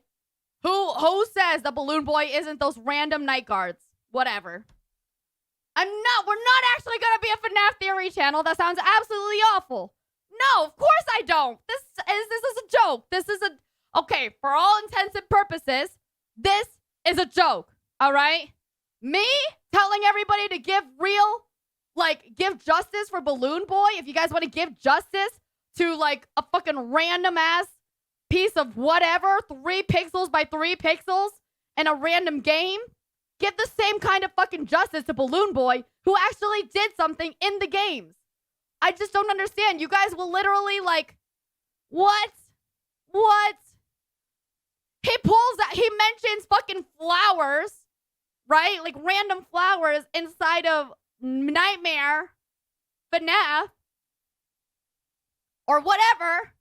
He mentions a fan, for God's sake, and the only thing he'll say about Balloon Boy is, "Oh, what's up with Balloon Boy? You're talking about a fan. You brought a fan out every single fucking episode. What do you mean, what's up with Balloon Boy? Shut up." That said, I respect MatPat. He's got the grind. And why when the novels came out and offered what seemed to be simpler solutions, I hopped aboard. I started looking for more streamlined solutions within their pages, hunting for clues to the games in a place where they didn't exist, but kind of looked like they exist and probably should have existed but didn't exist, and the only thing I accomplished in the process was— Maybe the balloon boy is the one. No, because they already have that theory. Shit. making things more complicated. So in all the time that— Balloon boy is actually one of the bullies that put that child inside of Golden Freddy. Done.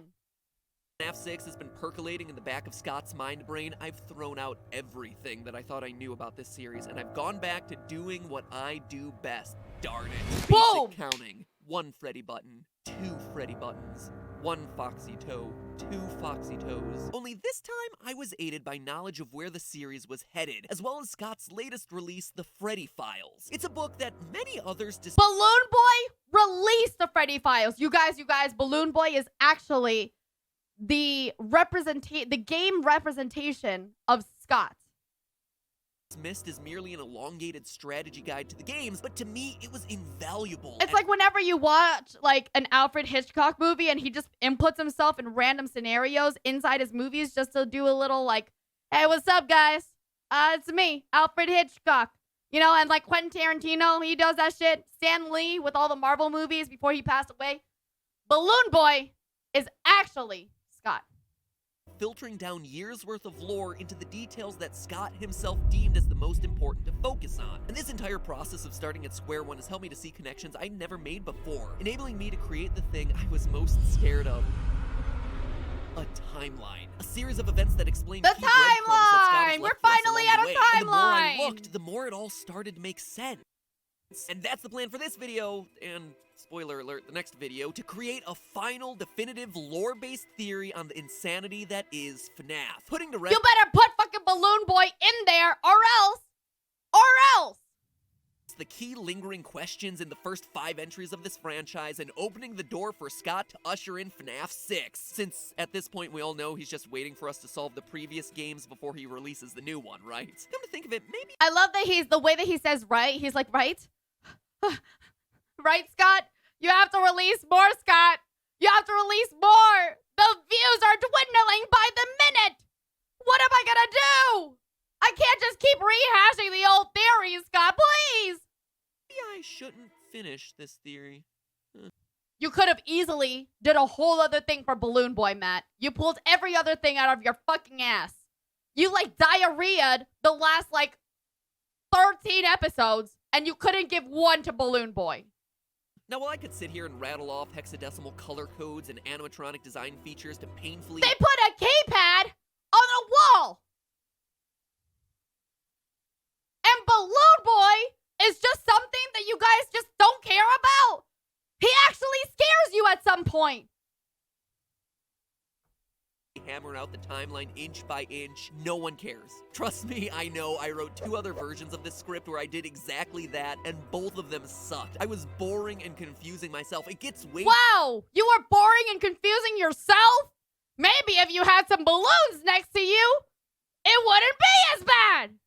too convoluted way too quickly when you dive into the details. But when I took a step back, I realized that the best way to understand FNAF at this No, Spectre, you said more like annoy, but did somebody or did somebody not say that he was one of the jump scares in FNAF 3? Somebody did fucking say that, okay? We have 2 different versions of Chica, all right? And we have Chica's Spectacular Whatever, where Chica's not part of this. You know, Chica's not part of this FNAF 5 sister location, okay? She's not even in that. is to know that it's not a story about a haunted pizzeria. Jump It's the scares you, but story it's not of a game family. over? Okay, but in FNAF, what, 4? A bunch of things jump scare you, but it's not game over because they're illusions. Woo! Meet the Aftons, a perfectly normal family of 5. Father, daughter, son, older brother, and mother. And the secret— Honestly, now at this point, the Aftons, it makes me kind of, like, the way that he poses this, I kind of want to see it. Ooh! Hey, one of you guys that has AI abilities, can you guys message me real quick? Like, anybody who can make, like, AI movie trailers? Thanks. Secrets of the Fazbear timeline are actually buried in the fates of each one of these characters. We begin with William Afton, Thank the you, original Karen. purple guy, Thank the you. father, the one who starts this whole timeline with a story that's all too familiar to us by this point. He starts killing kids at bear-themed pizza restaurants. It starts back in the 70s. Should have given him a big purple afro there, Scott. AI trailers? Yeah, no, they did like an AI version of Full House, but like with all Star Wars or something like that. I'm pretty sure whoever can do AI video shit, all right, you let me know. FNAF 2 flashes us back to these origins, showing us Purple Guy's first victim at Fredbear's Family Diner, before flashing forward to show another 5 victims of the Purple Guy in the FNAF 2 location, and potentially yet another 5 victims in the FNAF 1 location. And he would have gotten away with it too if it weren't for those meddling kids. Oh, Literally, damn it. because his Damn it, I was just gonna say literally. Fucking. victims refuse to stay dead. The soul of the first child enters the puppet, who then gives life to the other children by preserving their spirits in the bodies of the other Fazbear animatronics. Give gifts, give life. We've all known this for years, and Scott even confirmed it, but we had to start somewhere since this is where the story begins. But You must have loved that, huh, Matt? You must have loved it when Scott came out and was like, yeah, you guys did an incredible video on part 2. You almost got everything right, except for one thing. You would have gotten that right, too, if you had mentioned anything about Balloon Boy! where the story heads to next might surprise you. Sister Location. More specifically, the mini-games from Sister Location, where we meet Afton's adorable green-eyed daughter, No Name. Doesn't help that none of these characters have a name. You see, old Billy Afton isn't content with manually killing kids anymore. He's busy figuring out new ways to mass murder the youth of this nation, and he does what any good business owner ought to do, outsources it to the machines. He designs a series of fun-time animatronics with features specifically made for luring and capturing kids. We can see it on their blueprints: parental tracking, grouping, deter and misdirect, parental voice sync, and once again, he would have gotten away with it too if it weren't for those meddling kids. Or kid, in this case. His own daughter, in fact, who is so excited by the circus baby animatronic that she ignores her father's warnings to stay away from it and falls victim to the claw. Bill, if you didn't want your child to hang out with Baby, why did you make Baby for her, dipshit? In true FNAF fashion, she Stupid. done gets herself scooped, goes But on to also, possess circus we baby, fucking and that hate causes William the eye Afton. color of baby Fuck to him. shift from blue to green. The Fuck him. tragedy results in the spin-off This restaurant family Circus hates Baby's William Pizza World Afton, closing alright? down This- in this- one day. this The day community opens, hates and William the fun Afton, times get stored, as the loves trailers Balloon say, Boy. deep We're having a below Balloon ground, Boy in where every memories single sleep, level of just waiting Lilybelle for the Air day port. that they become rentals, one Afton down. Now, before we kill off the next Afton child, let's rewind a minute to explain why Afton's daughter getting turned into human Froyo goes here, since this is a pretty extreme break from how most people understand the FNAF timeline. Evidence the first, not only do we see the animatronics actively moving around their respective galleries, but their luring and capturing features were built with the specific intention of them acting as free-roaming robots, something that we know was phased out in the aftermath of the bite of 87. We also know that this incident happens before spring-lock suits get decommissioned. On night 4 of Sister Location, Baby traps you inside a spring-lock suit and says this. You're inside something that came from my old pizzeria. I don't think it was ever used. At least not the way it was meant to be used. So Circus Baby and Ew. her pizzeria were from a time before the Unfortunate incident at the sister location involving multiple and simultaneous spring lock failures. Ah, that's spring pretty locks good. That's be pretty banned, good. Yeah, it's aka understandable. the bite of 83. More on that whole thing in a minute. But perhaps the biggest clues to the timeline placement of the baby incident come from FNAF 4, what most of us have considered the first game in the timeline, where the crying child gets bitten at his birthday party while psychic friend Fredbear, he's here, he's there, He's everywhere. Who you gonna call? Psychic friend Fredbear. promises to put him back together. Throughout the game, the crying child, Afton's youngest son, keeps hearing the words, Spectre, thank you so much for swallow noises. Give me just a second.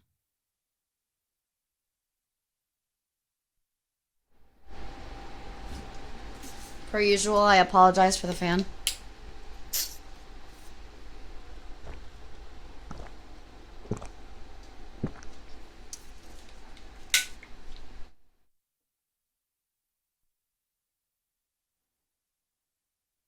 Okay.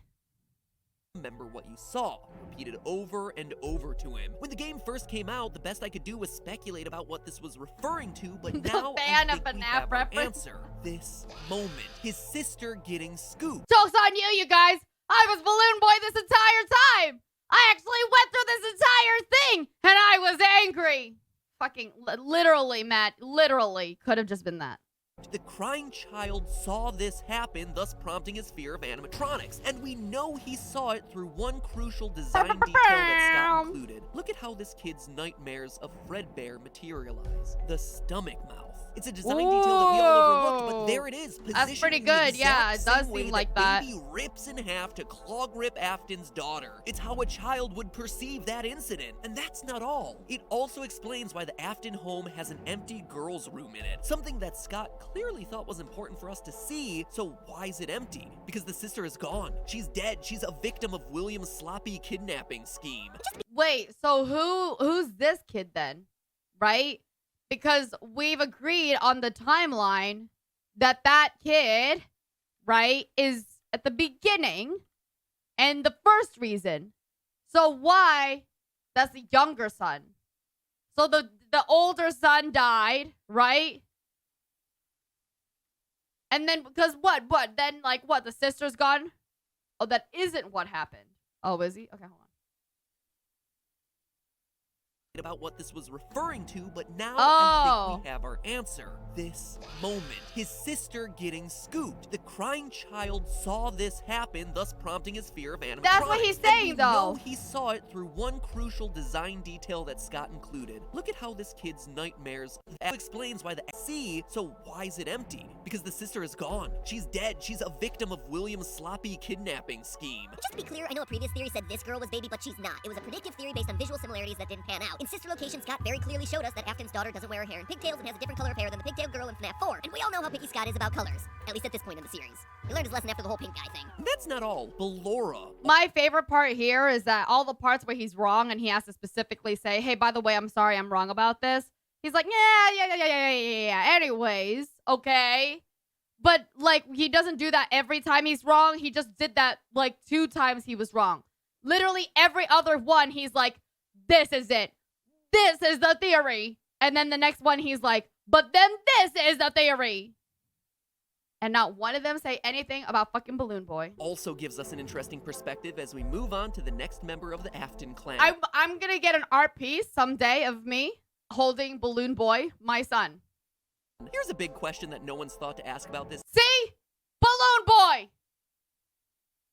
series yet. The mother, Mrs. Afton, where is she? I mean, don't get me wrong, adoption is a great thing, but something tells me that Slick Willie over here isn't the single Had to keep pumping out those theories, can't have them thinking too long. Yeah. Except he didn't put one out for Balloon Boy.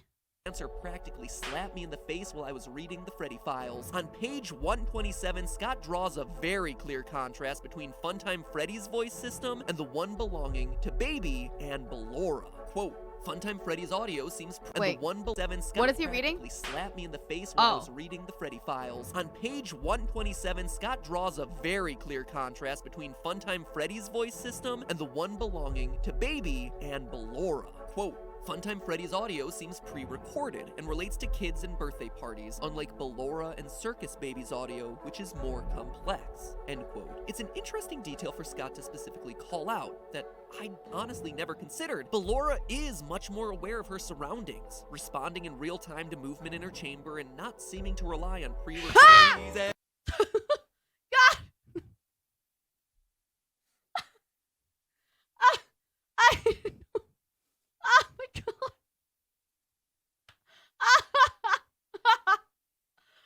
Oh my god.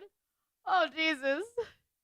Ballora jump scared in the video, but I was too busy listening and like focused. I like didn't expect an actual jump scare and I got scared. Everywhere. Oh yeah, that's all. Psychic friend Bear.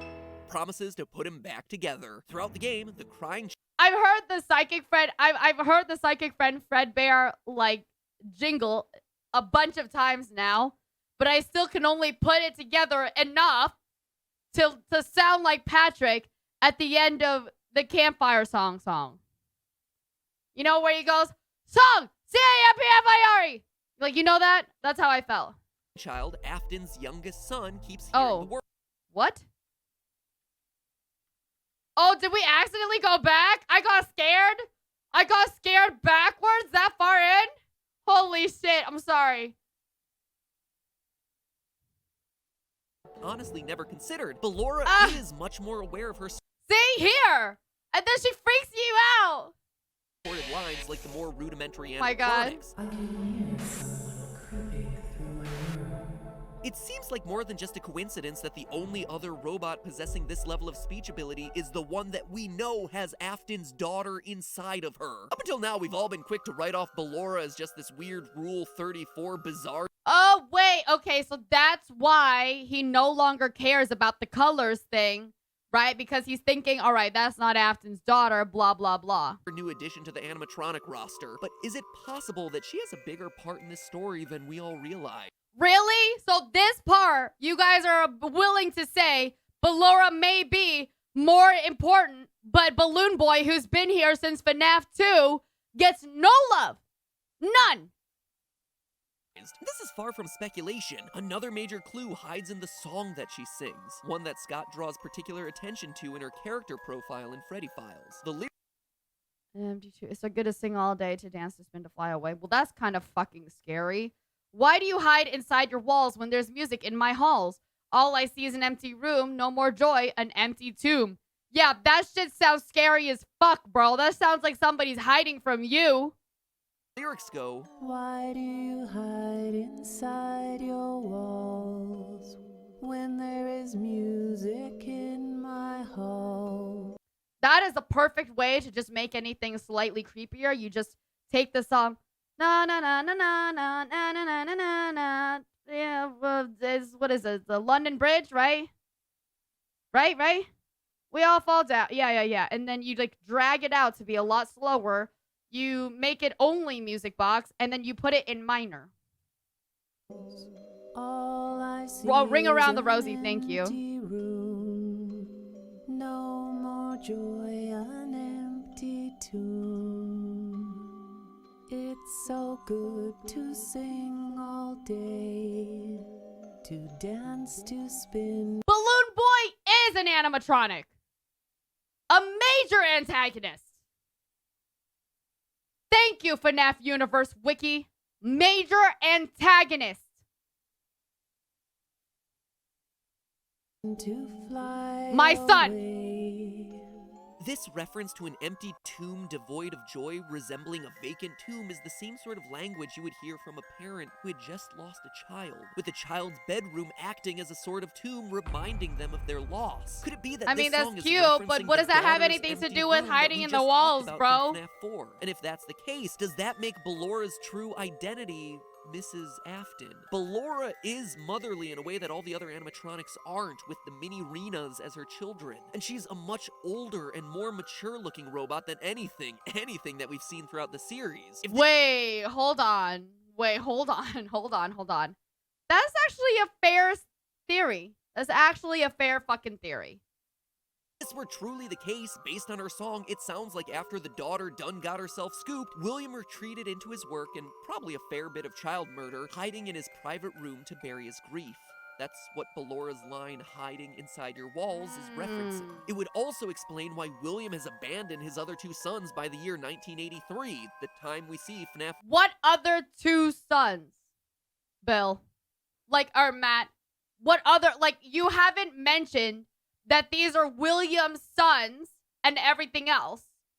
Now you're out of nowhere going, this is probably why he abandoned his other two sons.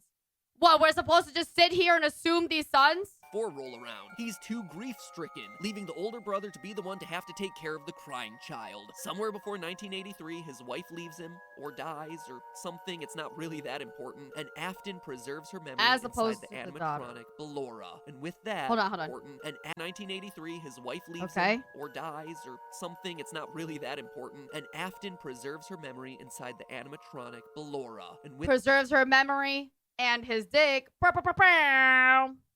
that, another Afton gets buried in the basement. Which brings us to 1983 and leaves the men of the household as the last one standing. Crying child, older brother Michael, and the fate of William. One gets bit. Wait, so what happens to the wife? He leaves his son, right? Would also explain why William has abandoned his other two sons by the year 1983, the time we see FNAF 4 roll around. Right. He's too grief-stricken, leaving the older brother to be the one to have to take care of the crying child. Somewhere before 1983, his wife leaves him, or dies, or something. It's not really that important. And Afton preserves her memory inside the animatronic Ballora. And with that, another Afton gets buried in the basement. So we're just assuming that the wife is just not there anymore. So now it's just okay. Which brings us to 1983 and leaves the men of the household as the last one standing. Crying child, older brother Michael, and the fate of William. One gets bit, one gets scooped, and one gets sprung? Ugh, I don't know, that sounds kind of bad. Regardless, the debate of whether Michael Why does it sound bad, is Matt? the true purple guy who ends up in Springtrap is part of next week's video, along with how we know that this is 1983 and my definitive answer on who the crying child becomes. So make sure you ring the subscription bell down below to find out next week as soon as part 2 of this ultimate FNAF I got nothing, airs. but that's Seriously, Ballora. Yeah, you couldn't have pulled anything about Balloon Boy out of your ass either. Per usual, Matt.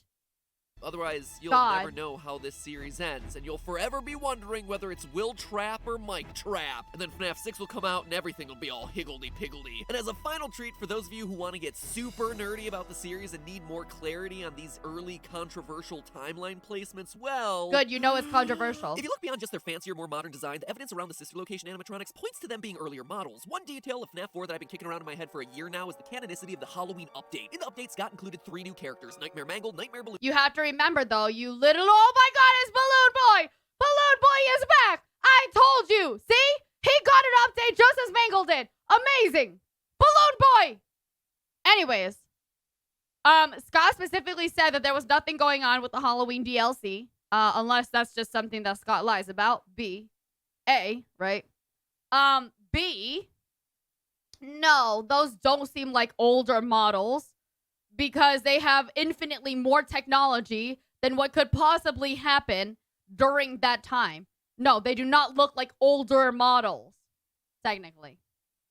Balloon Boy and Night Marionette. The appearances of Mangle and Marionette were both labeled as non-canon to the series, but things hit a wrinkle with Nightmare Balloon Boy because he got a pass. He was deemed canon, and that set off huge red flags for me because it tells us a crucial detail. That by the time of FNAF 4, Mangle doesn't exist yet, and Crying Child hasn't seen the puppet, but Balloon Boy does exist and has been seen by little Jimmy Night Terrors over here. Logically, for Scott to officially say that Nightmare Balloon Boy is canon, he has to have predated the events we see in FNAF 4. Balloon Boy had to be around prior to 1983, which leads us to what we see and hear in Sister Location. Sister Location's location is full of humanoid robots. Sure, there's Ballora and Baby, but there's also these little dolls that share a similar shape and visual style to Balloon Boy, making it seem like an earlier pizzeria had a more human theme than the Fazbear restaurants. That restaurant, I believe, was Circus Baby's Pizza World. Now, one thing I know people are going to bring up, in Sister Location, Hand Unit says, due to the massive success and even more so the unfortunate closing of Freddy Fazbear's Pizza, it was clear that the stage was set, no pun intended, for another contender in children's entertainment. Hearing the location of Sister Location opened after Fazbear Pizza closed down would lead you to assume that the events of Sister Location are happening later in the timeline, and you wouldn't be wrong, they are. But Hand Unit is talking about Circus Baby's entertainment and rentals. Baby and Ballora were built for Circus Baby's Pizza World, which, as I showed, came out long before that. This coincides with what we learn about Circus Baby's Pizza World in the pre-game teaser Scott released on Scott Games. Quote, the grand opening of Circus Baby's Pizza World has apparently been canceled due to reported gas leaks in the building. There was only a handful of people that ever got to look inside, kids from here and there, end quotes. Obviously, this is all a cover-up for them actually closing the restaurant in the wake of Afton's daughter's death. That's beside the point. What's important here is that the animatronics were built at an earlier time, clearly during a period when rosy cheeks got a big thumbs up in the design department and were then stored underground after opening day when Afton's girl got scooped. Some were kept in rotation, rented out for parties, which explains how Balloon Boy shows up in FNAF 2, while all the others got forgotten underground, only to be uncovered when Michael was sent to put them all back together. Wait, are you all still here? Oh, good, because I have yet to say it. Remember, it's all just a theory. A game theory! See you next week for the finale to we my did final it! FNAF. To my final FNAF theory. Thanks, buddy. We did it! Woo, woo, woo! We got some justice for Balloon Boy. Some, not all of it. You need more Balloon Boy in your fucking cereal, okay, buddy? My son! Is this all from a dev or a fan theory? It's all fan theory. All theories are fan theories. All theories are fan theories. Forever. That's Blessed Dream, hello, my dear. I hope your birthday week is going well. My timer is absolutely terribly long. Unfortunately, we got double the timer and triple the timer like right after that within the first 3 days. So it's incredibly long, but thank you so much for coming by. Hello, my dear, my love. Hello. So BS, good to know. That's what I'm saying. That's what I'm saying. All theory is fan theory. Oh, again, theorists. We have a party planned today. All the lore has clues put out there and the community pieces together. Yeah. So essentially, these are theories based off of things the dev actually does put out.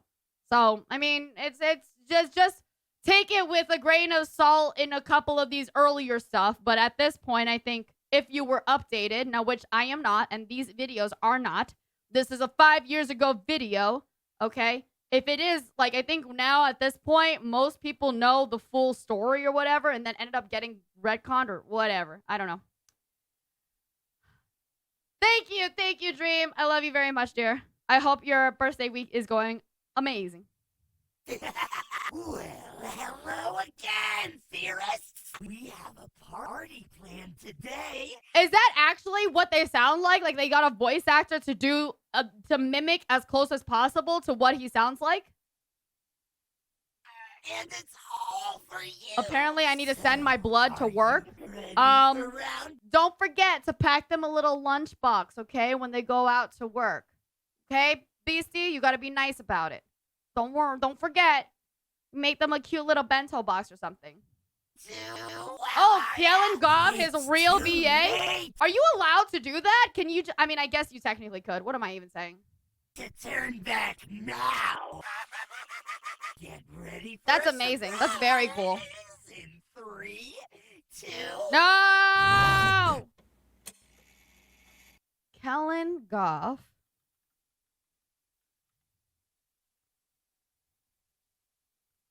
Oh no! Kellen Goff stopped. Oh no! Apparently their cameo was something bad.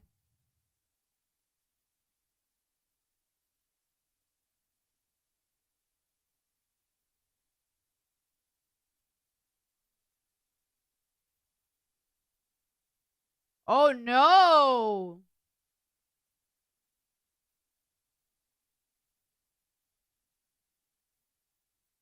Damn, that sucks. You know what? I get it. The whole AI situation with it.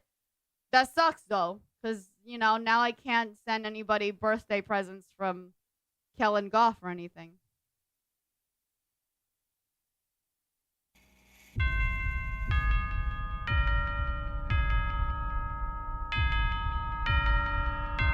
Oh, what happened? Oh, so sorry.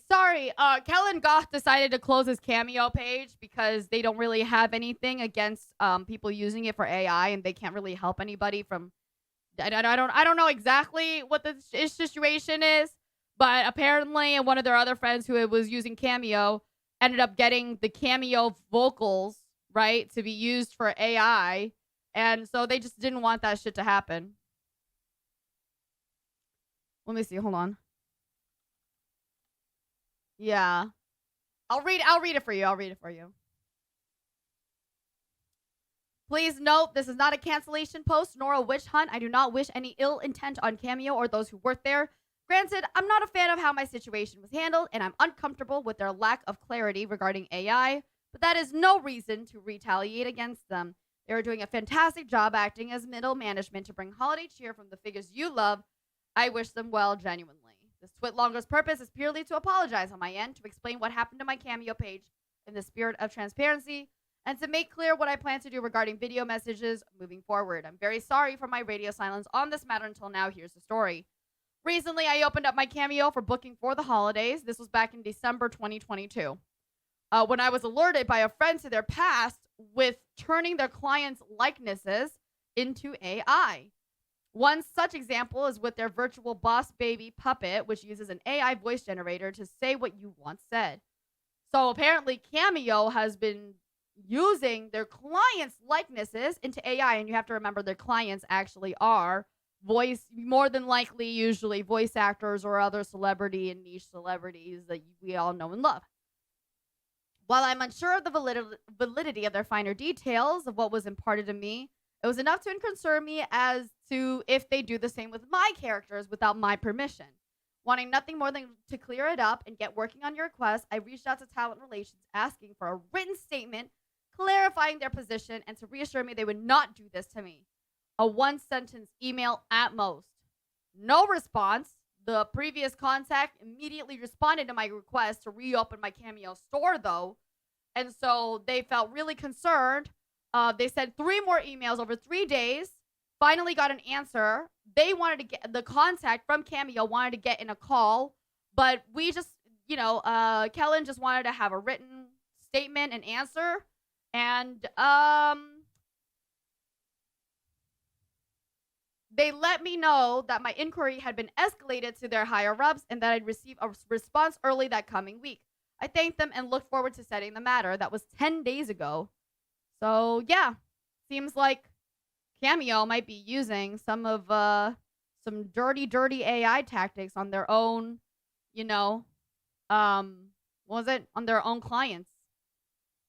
Yeah, Cameo just did that. AI is in a great area. I think it's a good thing. I think AI itself is not an awful thing. I think that people can use it for awful things. That's what I think. I think there should be regulations around it.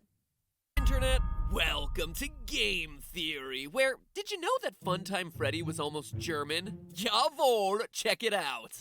Hello, little children. Glad to see you. Wait, Check what? it out, Wait, hold where, on. Did you know that Funtime Freddy was almost German? Jawohl, check it out. Hello, little children. Glad to see you back again. Come closer. I'll sing a song for you. Oh my god. How wild is that? Forget Freddy Fazbear, it's Freddy Fuzzbar. Calling it right now. FNAF 5 that's a gave good us one. I sister like that. location. FNAF 6 gives us international expansion. So, this is it. The end of an era. My last FNAF lore theory until a new game gets released. Makes me kinda sad, actually. So let's Literally, you're... Oh, okay. Never mind.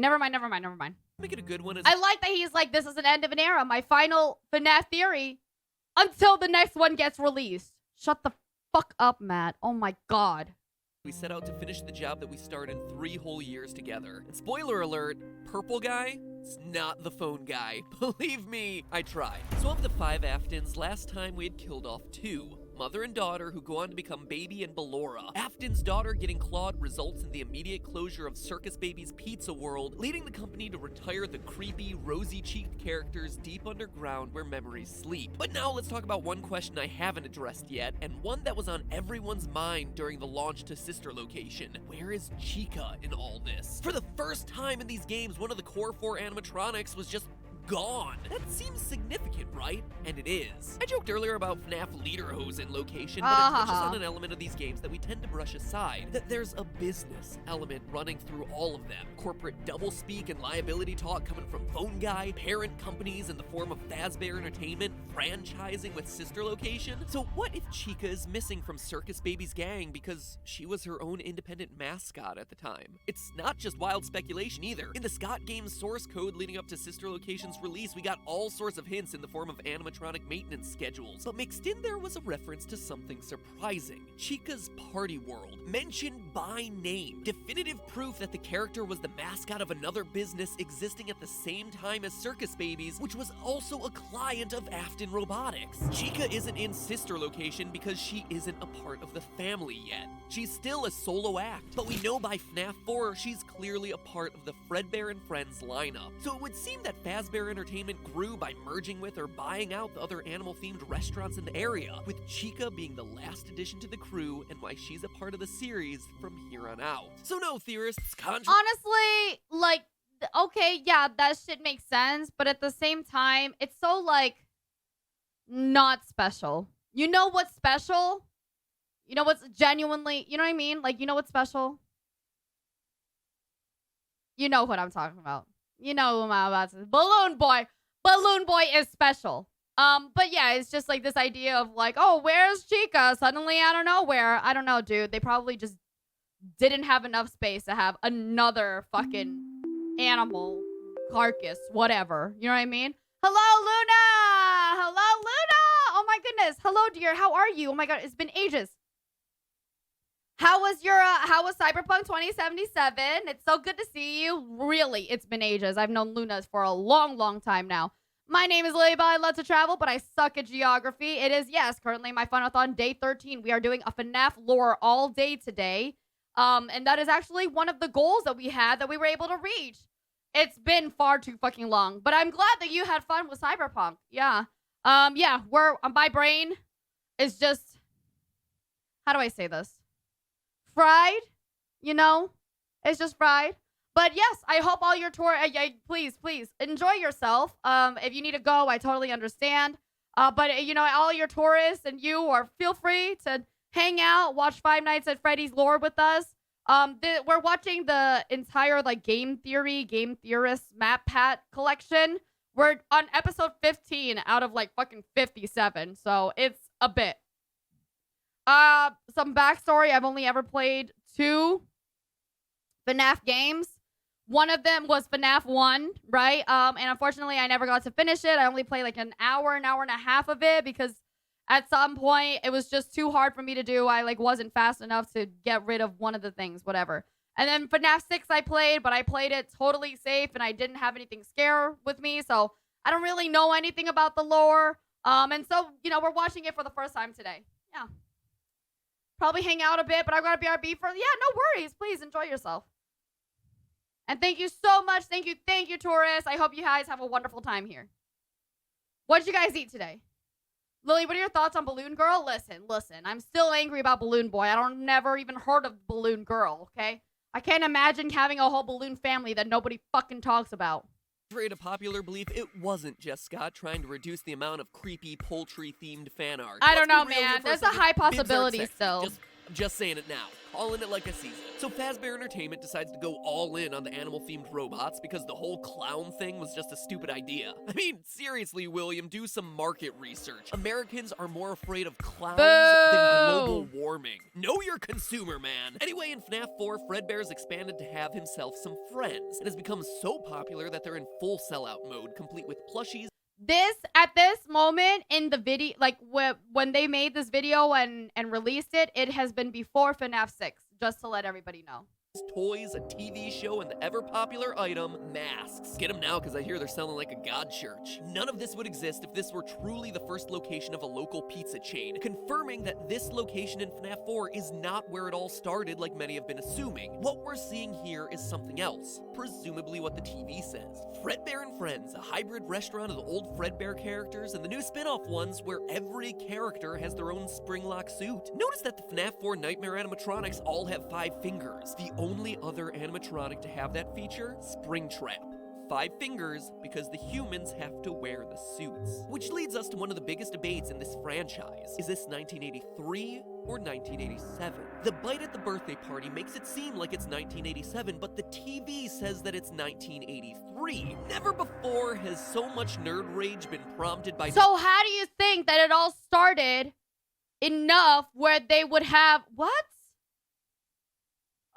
I'm confused. I think, okay, hold on. It's okay. It's MatPat. Everything is going to be irrelevant in 2 more episodes. Discussion over trademark dates. Rage. That said, give me just a second. I need to use the bathroom. Be right back.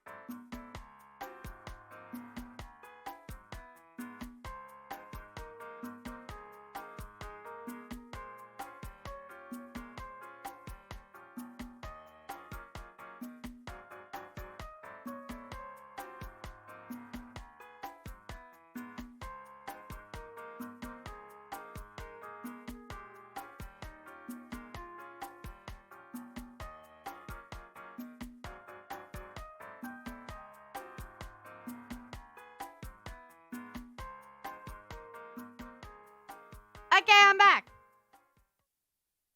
That lives on to this day, but now I can finally bring calm And to yeah. the storm. This is 1983.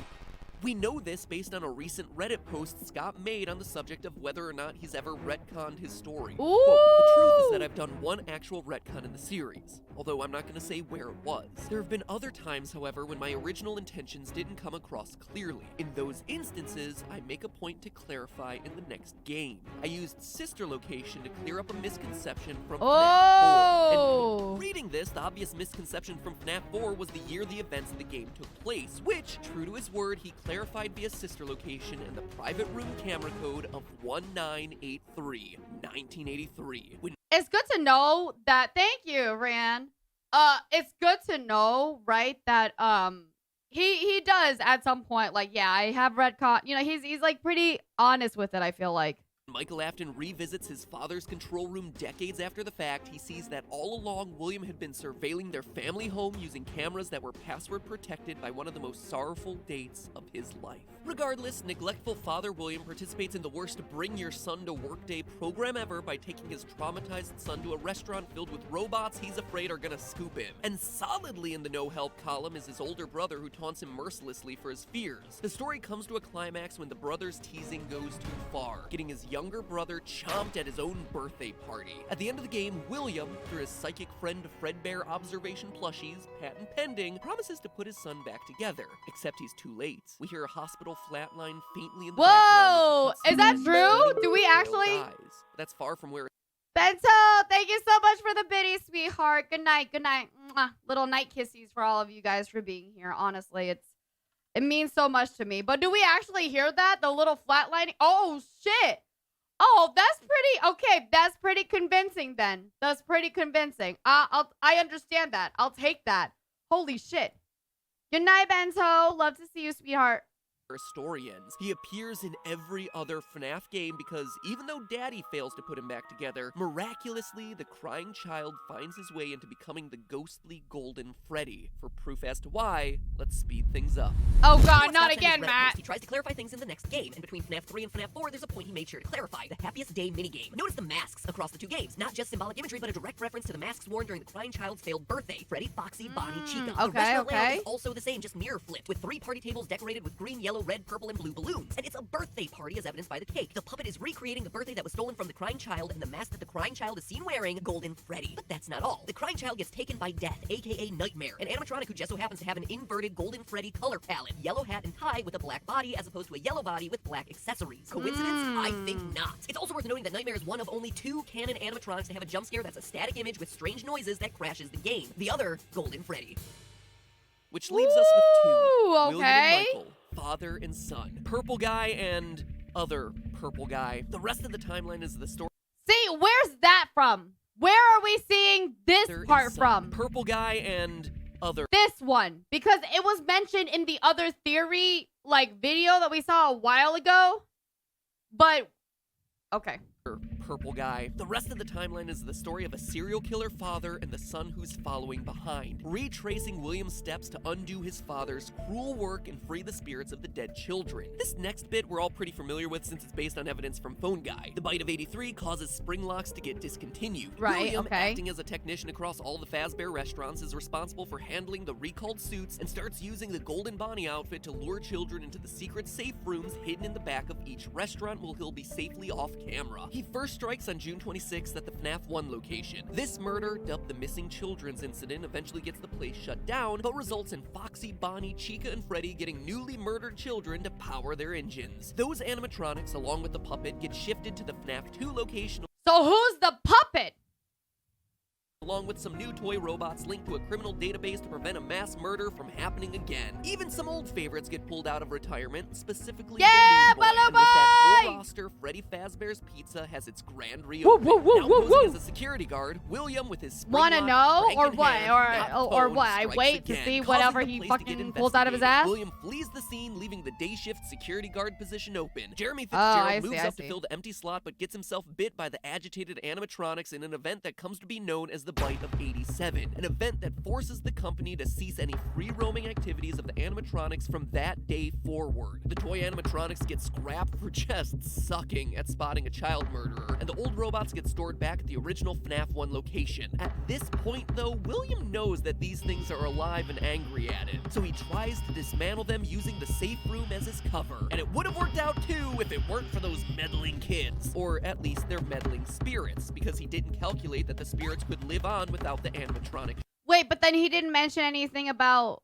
Oh, okay, Shells. it's fine, He it's fine, tries it's to fine, defend it's fine. himself against these ghosts by ducking into his trusty murder suit, but his haste coupled with the moisture of the room causes the spring locks to fail and Afton to get skewered inside of the big yellow But he's bunny. not The company, dead! trying to save face, and let's be honest, their stock value covers up William's crime spree by sealing off the safe room with the dying William Afton, now Springtrap, inside. I know, but Michael might be Springtrap. We're getting there. The management instructs all Fazbear employees to behave as though those safe rooms never existed, and another Afton falls victim to a horrible fate. Only this time, he absolutely, totally deserved it. But now let's look at the final Afton, Michael. His story begins with the main gameplay of Sister Location, where Mike Afton, who we learn looks a lot like his father, They didn't recognize me at first, but then they thought I was you. is sent by dear old dad to put his sister back together. A promise that William makes to apparently a lot of his kids. This request of Michael presumably happened some years earlier when Mike was still a child, or before Afton ran away to escape murder charges, as implied by him saying, I'm going to come find you. Mike succeeds in saving Baby, but gets himself scooped in the process, having his innards replaced with Ennard. As we see throughout the canon custom night cutscenes, this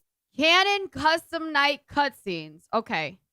causes his body to slowly decay, turning purple, until Ennard abandons ship to look for a fresher body that will draw less suspicion. Michael Gross. miraculously survives his Ennard enema, and here's where all sorts of puzzle pieces start to Yo, fall what's up? I got a together. challenge. First, we know his name is Michael, but that he also goes by Mike, as shown by his name tag on hand unit. This immediately connects us to FNAF 1's Mike Schmidt, the original security not the guard, same, the but guy who okay. eventually gets fired for tampering with the animatronics. Oh, odor. Who's Interesting. It was the Okay, first and then game the in odor. series, so we all thought it was a funny joke, but now we know better. Scott doesn't do jokes. Not only does the name Mike match, but a rotting flesh sack with no innards would definitely be pretty smelly. And if true to Sister Location, Mike's mission is to free the spirits of children killed by his dad. But he said that he was gonna come find. He's like, I'm gonna go find you. I thought he meant that Mike was trying to find William. He would absolutely be guilty of tampering with the animatronics. It even provides us for an explanation as to why the animatronics would be trying to kill him in the first place. We hear it in Sister Location. He looks just like his father, which, I see, man, I see. William, if your face looks like a rotting corpse, might be time to consider getting some plastic surgery. But if all that wasn't enough, we can even tie it in with Golden Freddy's behavior in the game. Anytime Golden Freddy appears in FNAF 1, he's accompanied with the flashing text of, "It's me." As we just saw, Golden Freddy contains the spirit okay, of the that's crying pretty child. good. This is pretty solid. So the "it's me" is one brother speaking to another brother, making him aware that he's here. That's He's pretty present solid. and in need of spiritual release. Now, knowing that Mike Afton and Mike Schmidt are one and the same, rewind to FNAF 2 I feel like I would and the hate character watching a movie Fritz with you. Smith, a security guard fired on his first day I on the mean- job for what? Odor and tampering with the animatronics. Coincidence? Absolutely not. I understand what you're trying to say, but at the same time, it's not really the same. Scott doesn't do coincidences. Michael Afton is literally going location to location, undoing the sins of his father's past and stinking up the places as he do. Like Michael says at the end, Wait, go doing back. the coincidences. Michael absolutely odor and tampering with the animatronics. Coincidence? Absolutely not. Scott doesn't do. Yeah, these are actually feeling Michael pretty Afton solid. Is literally going location And to location, undoing the sins to of bring his you father's this special past and stinking offer. up That's the so places funny. as he do. Like Michael says at the end of Custom Night. I'm going to come find you. And find him he does at Fazbear Fright. But before we get to the end of the timeline, let's address the elephant in the room. Oh the fact my that God. Knight is Okay, established okay, to be okay. the killer, and Michael is clearly shown to be purple in the Custom Night. So wouldn't that make him the killer? No. As much as I hate to say it, there are actually two purple guys, but only one real purple guy. Admittedly, I left that purposely vague for dramatic effect, but let me explain. Or better yet, let FNAF World explain. In it, you recruit a familiar-looking purple sprite onto your team, and he says this: "Don't confuse me with the actual purple guy. I'm just a game sprite." And Oh, there's damn, the okay, difference. that's a One good of these one. I characters like is that. physically purple. That character is Michael, and the other is just a placeholder on the screen, a sprite representing a shadowy figure who, because the background of the minigame games happens to be black had to be colored differently, and that color was purple. But you don't even have to get that meta. It's made pretty darn clear in Sister Location's intro that William is the one who built the animatronics intended to capture kids, whereas Michael is established as the one who's trying to save them. Even the timeline supports this. The murders date back all the way to Fredbear Family Diner in the 70s with a guy who's old enough to drive. There's no chance that Michael, the son, would be the right age to be the original purple guy. And lastly, if you believe that Michael Afton is also Mike Schmidt. So that's the other crying kid. But why did he kill the other crying kid? Right? Is what I'm thinking about. Is why Line supports this. The murders date back all the way to Fredbear Family Diner in the 70s with a guy who's old enough to drive. Oh, spoiler. We'll get there? Michael, Okay. would be the right age to be the original purple guy. And lastly, if you believe that Michael Afton is also Mike Schmidt and Fritz Smith, as the evidence suggests, then the phone guy calls give you an alibi. Phone guy is talking to... Hold on. Okay, I'm thinking. We were thinking of that being Henry's son, right? We were thinking that was Henry's son. And then Henry decided whatever, and Henry committed suicide. And then William was the businessman guy of it all, right? So William decided to continue and make the baby one, with aka Sister Location, right? And then this is where we're at. You about other security guards being investigated for murder, which implies that you yourself are not guilty.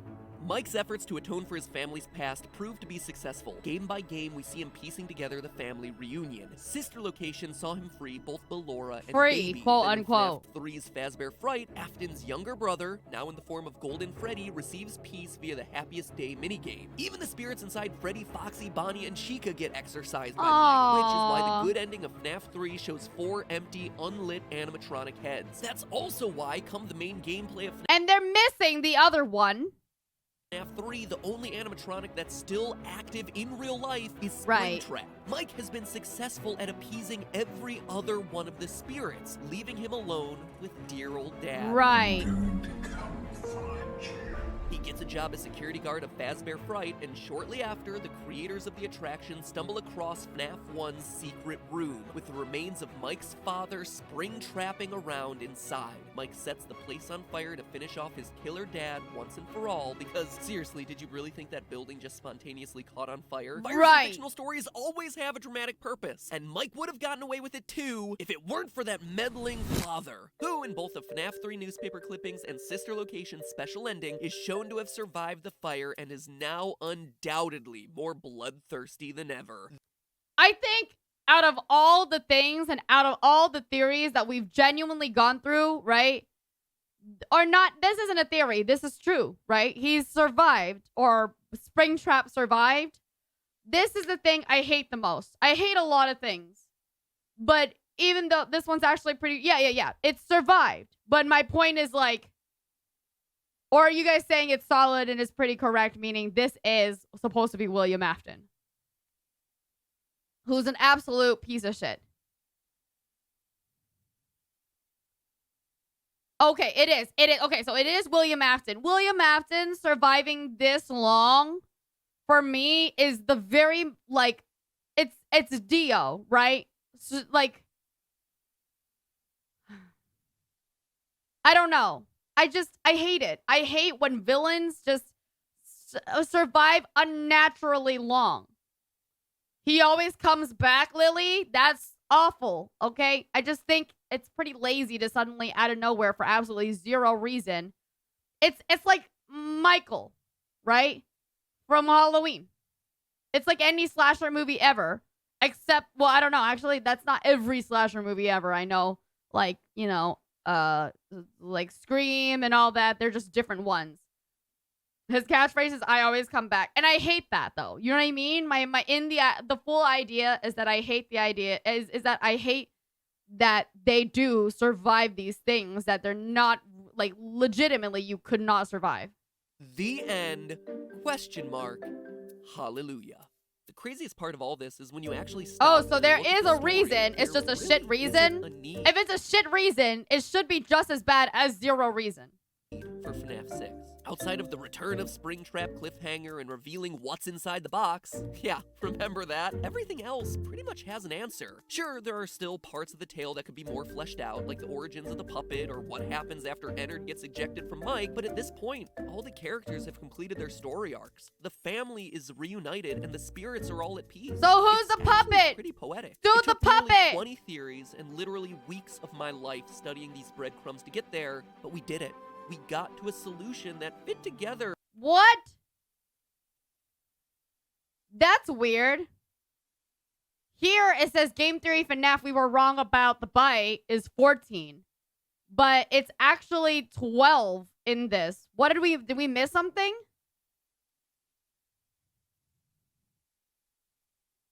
Did he just say we skipped some science episodes? Oh, so you just didn't add them onto the list though, right? The science episodes? Okay, thank you. That said, I can't believe you like really went through all of these and just did this. Give it up for Axel, you guys. Really give it up for Axel. Truly a big FNAF fan. Truly enough of a FNAF fan. And a big enough Lilybelle fan and friend that really went through this. Did this. Good night, Don. Rest well. Here's some nighty kisses. Mwah, for free. Studying these breadcrumbs to get there, but we did it. We got to a solution that fit together practically all of the loose ends, and that's pretty darn special. Thank you for being a part of that journey with me. It's been an incredible ride. I have no doubt that this isn't 100% Yeah, no correct, shit. but you know what? It's an explanation I'm happy with. One that I feel provides a sense of closure to the series, and one that I'm gonna let stand as my final I'll word be on the honest, 5 Purple Guy games should have worth of stayed series dead. Yeah, lore. no, I genuinely believe good villains do die. When I finally see their deaths, I'm like, all right, great story. Whenever I see them quote unquote coming back, I really just know that somebody wanted to keep making money. It's just so much of a cop-out. I have called, this is my third cop-out warning. Cop-out alarm clock. Woo, woo, woo. All right, we have to make this a little bit now.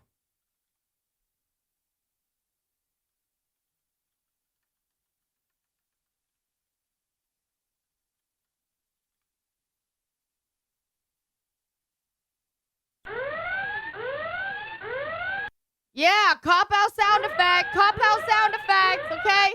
This is a cop-out warning. Cop-out warning. There you go. All right?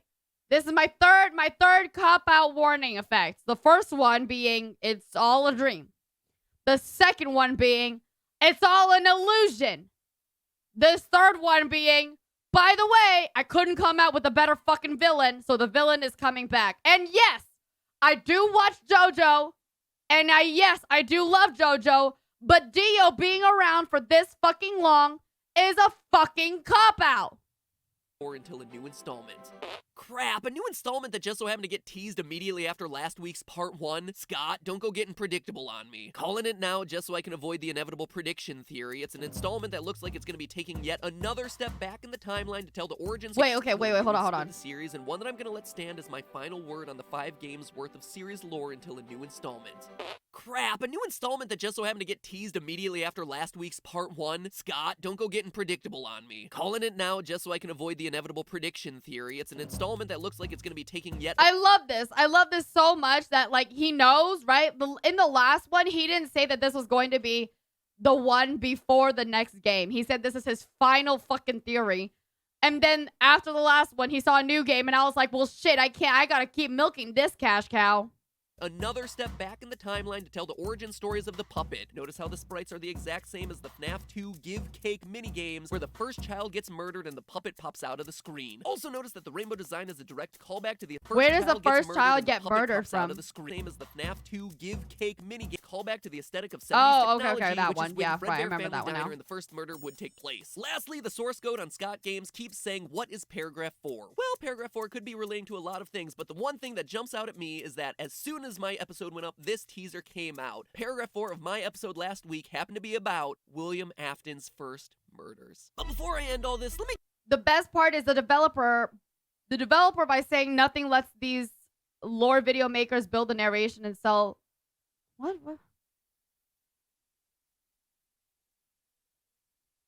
What? Oh, the best part is the developer, by saying nothing, lets these lore video makers build the narration and sell the games even more. Yes, absolutely true. I agree with that. I think Matt actually mentions that too. Matt's just like, you know what? The best part about Scott is that he builds all these little, he never fills in the full thing so that everybody can just keep thinking about this in their mind. Give the hardest of hardcore fans one more deep dive on the It's good. It's good. I think it's very interesting, very, very cool, and I think it's really smart. They're making money, the developers are making money, and the games are making money. You know what I mean? I'm making a fucking headache for myself, but I respect the hustle. the whole Will Trap versus Mike Trap debate. Let's speed it up. Most hardcore fans believe Mike is the purple guy currently in the Springtrap suit, and it's easy to see why. His voice is modified with an electronic effect in the custom night ending. Springtrap pops up at the end of Mike's final words. I'm going to come find you. And the purple guy sprite who ends up in the suit is seen releasing kids from their animatronics. However, these are easily explained away. We've heard Springtrap talk before, or should I say gurgle before in FNAF 3. And Mike's voice is very different from Springtrap's. Springtrap popping up on I'm going to come find you could very easily just be a visual storytelling element where Mike is stating his mission to track his father down. We visually see that he did it, but oh no, cliffhanger, Dad ain't dead. And we already talked about how William could very well be dismantling the animatronics to try and stop their attack. So it seems like a pretty balanced debate, or at least it does until you look at the timeline. Based on order of events, William inside Springtrap is undeniable. Whoever is working as Night Guard and Fazbear Fright can't just be some random guy off the street. It's someone who has seen both the FNAF 1 and FNAF 2 animatronics, considering he's having hallucinations of Mangle, Balloon Boy, and the Puppet, as well as the first generation version of Chica. The only person who worked at both of those places outside of William Afton himself is Michael Afton. Also, we hear that Circus Baby's rentals appeared in the wake of Freddy's Pizza being closed, but the safe rooms were sealed with Springtrap inside while Freddy's Pizza was still open. That's why there's a whole series of phone guy takes telling employees about the safe rooms, how to use them, and then, oh wait, no, we're closing them down, pretend like they never existed. This is just to inform all employees that due to budget restrictions, previously mentioned safe rooms are being sealed at both locations, including this. Due to budget restrictions, what does a safe room have to do with a budget restriction? You know what I mean? This is just like, if anything, it's just another fucking empty room. More crews will be here hosted today, constructing a bulk wall over the old door base. Nothing is being taken out beforehand, so if you have anything inside, then it's your own fault. Management also requests that this room not be mentioned to family, friends, or insurance representatives. If Mike were truly Springtrap, that would mean he never would have had the opportunity to get sued and Management also requests that this room not be mentioned to family, friends, or insurance representatives. If I heard my management saying some shit like that, guess who's the first person who's gonna hear about it is? If Mike were truly Springtrap, that would mean he never would have had the opportunity to get sued and turn purple since Circus Baby's rentals wouldn't have opened at that point, and he would have been trapped in the walls of the FNAF 1 location in the Springtrap suit. Lastly, if Mike were Springtrap, then who set fire to Fazbear Fright? I guarantee that fire was intentional. It was meant to finish off the last awful pieces of Freddy's legacy. Right. And Mike's really the only one possessing that sort of motive. William is the established killer who would be cocky thinking that he got away from the spirits by hiding in his golden Bonnie suit, which seems very counter to how Mike behaves. Oh yeah, and let's also not forget Scott confirmed our theories on the killer being in Springtrap. Yeah, and once again, the story was uncovered. Okay. Years ago. If all of that doesn't convince you, well, I look forward to watching your research. All right, 12 pages oh later. My God, yo, somebody, they're like, hey, low-key, Matt kind of made that passive-aggressive. He was like, well, I'll be looking forward to your research. Okay, Matt, I don't have any research for you, all right? But what I do know is you definitely don't talk enough about Balloon Boy. I'm finally ready to close this Sassy thing out. about but it. Hey, that's just a theory. A game theory. Now, don't get mad at me when the new game comes out in a few weeks and everyone tells me to do another theory about it. Hey, and a very special thanks to And to you monsters trapped in the corridors, be still and give up your spirits. They don't belong to you. Henry! For most of you, I believe there is peace and perhaps more waiting for you after. Henry? I thought Henry died. What? Henry knows about the spirits. Henry knows about the spirits. The smoke clears. Although for one of you, the darkest pit of hell has opened to swallow you whole. Michael. No, not Michael. Sorry. William. I got confused. So don't keep the devil waiting, friend. Friend? Okay, all right. I know we didn't get along all the time, but condemning me to hell seems a bit extreme. That's kind of funny. Seriously though, can we turn on some air conditioning here or something? It's getting a bit warm. Lily, make a Balloon Boy Theory video. Because I'm wearing my snuggly new Game Theory merch. And you too can be getting hotter than a serial killer in a burning death trap, because starting right now, new merch is available. Okay, anyway, you own that hoodie? Of course you fucking own that hoodie, Axel. This is not surprising whatsoever.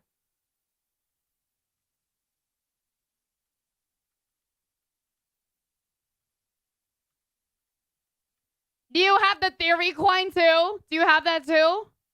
Balloon Boy becomes the new Chat Bear. I have a lot of sons, okay? I have Chat Bear son, Balloon Boy son, all right? And I also have a son named Thomas. You guys don't need to know any more about him. Hello, Internet. Welcome to Game Theory, where let's just take a collective moment and get this all out of the way. Say it with me now. Another FNAF video. You said the last one was gonna be your last. Yeah, I know, but I also said this. Now, don't get mad at me when the new game comes out in a few weeks and everyone tells me to do another theory about it. It's cop-out time! Cop-out! Cop-out! Cop-out time!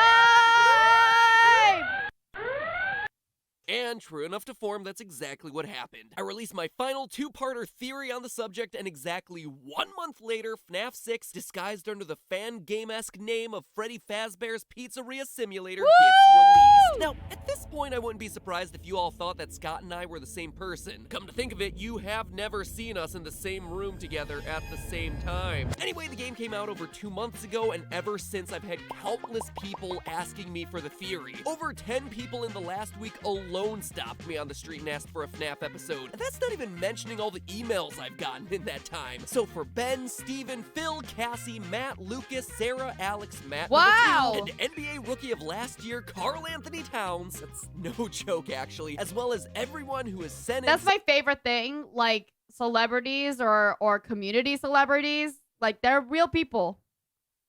They're just real people.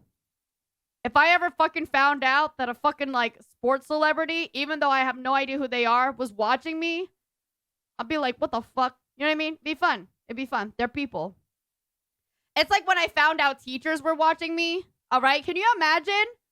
Really? Can you imagine going inside of your classroom during, like, the teacher's non-office hours, and they're watching an anime girl on screen saying she loves to suck cock, and that she's been horny for the last, like, 2-3 weeks, like really badly, and that, you know, one time she got herself off to like Baymax porn? Like, could you fucking imagine that shit? I have people in here from the fucking military, bro. Crazy. Bless. Anyways. Something requesting an episode on FNAF. I should check to see if I still have that one. FNAF. This one and the next theory. Oh, wait. And maybe even a third one down the line at some point. Those are all for you. Now, FNAF 6 was a very different game from any of the ones that came before. Oops, Not because sorry. it had a weird roller coaster tycoon-esque metagame connecting all the security camera maintenance you've come to know and tolerate from this series, but because it's much more explicit than usual. Explicit? This game has a lot of right. accompanied by clear visual storytelling to reinforce what you're hearing, meaning that a lot of the major plot points of this game are fairly easy to understand, which has got to be like a first for the entirety of this franchise. FNAF 6 is filled with a sense of finality. It's clearly meant to tie up all the loose ends and serve as the last game of the series, or let me be clear, the last part of the series covering what I'm gonna call the Purple Guy saga. It's like Dragon Ball Z up in here. A saga which begins with a series of murders that that's a result good in one. I like animatronics that. coming to life, continues with the Afton family meeting with a series of terrible fates, and ends Wait, with hold on. Ball Z up in here. A saga which begins with a series of murders that result in animatronics coming to life, continues with the Afton. I don't think it continues with the Afton family. I thought it was supposed to start with the fucking Afton family. Family meeting with Hey, a yo, series of autocorrect, don't terrible embarrass fates, me. and Good, BC. Good. All right? I'm proud of you. Good. You know what? If you ever spell my name wrong, I want you to be like BC. You know how to... No, you ain't embarrassed. I'm nice. Great job. ends with the spirits of everyone involved getting closure, one way or another. Sort of Because this closure. game feels much more obvious in its story, many online theorists have chosen to focus on the major story beats, actively ignoring the game's more unusual bits. What's The so wrinkles that unusual? don't They're so quite fit in funny. cleanly. But it's in those wrinkles that we find answers to some of the longest-held questions of the franchise, and the clues that we... Wait, actually, yeah, you're right. This is Freddy, but these characters aren't like in the original franchise. Unusual bits, the wrinkles that don't quite fit in cleanly. But it's in those wrinkles that we find answers to some of the longest-held questions of the franchise. This is where I first saw Balloon Boy. I love Balloon Boy a lot. The Balloon Boy, you get a balloon from the Balloon Boy, and it goes ta-da! Woo! And the clues that we need to finally put the whole puzzle together. So stick with me and prepare to get a little wrinkly like a toe left in the bathtub for too long. Because while today is certainly a theory, or rather multiple theories all in one episode, it's also me trying to open the door to you guys, equipping you with the information necessary to discuss the final points lingering around the edge of this mysterious Whoa! Okay. franchise, finally closing the book on the Purple Guy saga. Now, Quote before I get to unquote the deep closing. lore here, let me quickly run through the major reveals of this game just to make sure that we're all working with the same understanding. In the aftermath of FNAF 3's Happiest Day minigame, the spirits of Freddy, Foxy, Bonnie, Chica, and Golden Freddy have all been put to rest, which left only the lingering threads of Springtrap with William Afton inside, Yes. Ennard with Baby inside, Ennard with Baby inside. Oh, right. But, right, because Ennard left Michael Afton, I'm a living corpse who used to have robot tentacles inside, and the Right. puppet with nothing inside. Prior to the release of this game, Scott's two websites, scottgames.com and fnafworld.com, were talking to each other in their source code. A conversation which showed Baby and Ennard getting into a fight, and Baby basically getting voted out of the tribe. Which is why in this new game, the two are once again separate entities. Ennard, in this game, assumes the form of Molten Freddy, which, adding in this game's other new edition of Rockstar Freddy, brings the total number of different Freddy forms across the entire series to 12. 12! No way! What? There's not that. How? So you have Freddy, original Freddy, and then Golden Freddy, and then Nightmare Freddy, Toy Freddy. Was Freddy had a Toy Freddy, right? Right, Freddles, which is Toy Freddy. Oh, right, Shadow Freddy. Is Shadow Freddy Black Nightmare Freddy? That's 5. Toy Freddy isn't Freddles? What is there a Toy Freddy?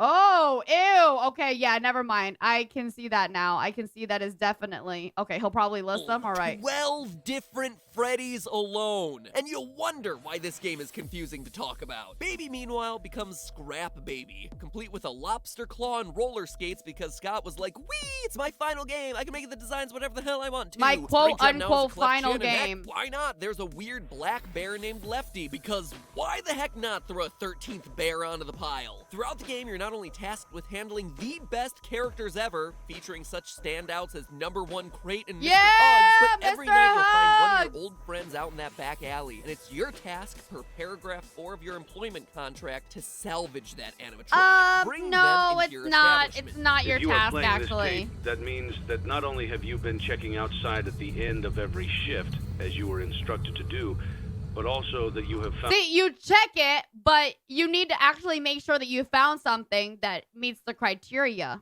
Found something that meets the criteria of your special obligations under paragraph 4. Fast forward a couple nights to the true ending of the game where we learn that Paragraph 4? Wait a minute, they mentioned paragraph 4 in the last source code thing. the whole pizzeria was just a trap made to lure the stray animatronics into the same place at the same time so that they and the horrors Wait, of hold on. made to fast forward a couple nights to the true ending of the game where we learned that the whole pizzeria was just a trap made to lure the stray animatronics into the same place at the same time so that they and the horrors of Freddy Fazbear's could be finished off once and for all in a final blaze of glory, even though that technically happened once before in FNAF 3 and Springtrap survived. But hey, who's counting? Me, but you know, that's what I do. And who of all people set up this trap? What is the identity of this mysterious Is it morning for you, Well, BC? the first clue we get is actually in the closing monologue. Although for one of you, the darkest pit of hell has opened to swallow you whole.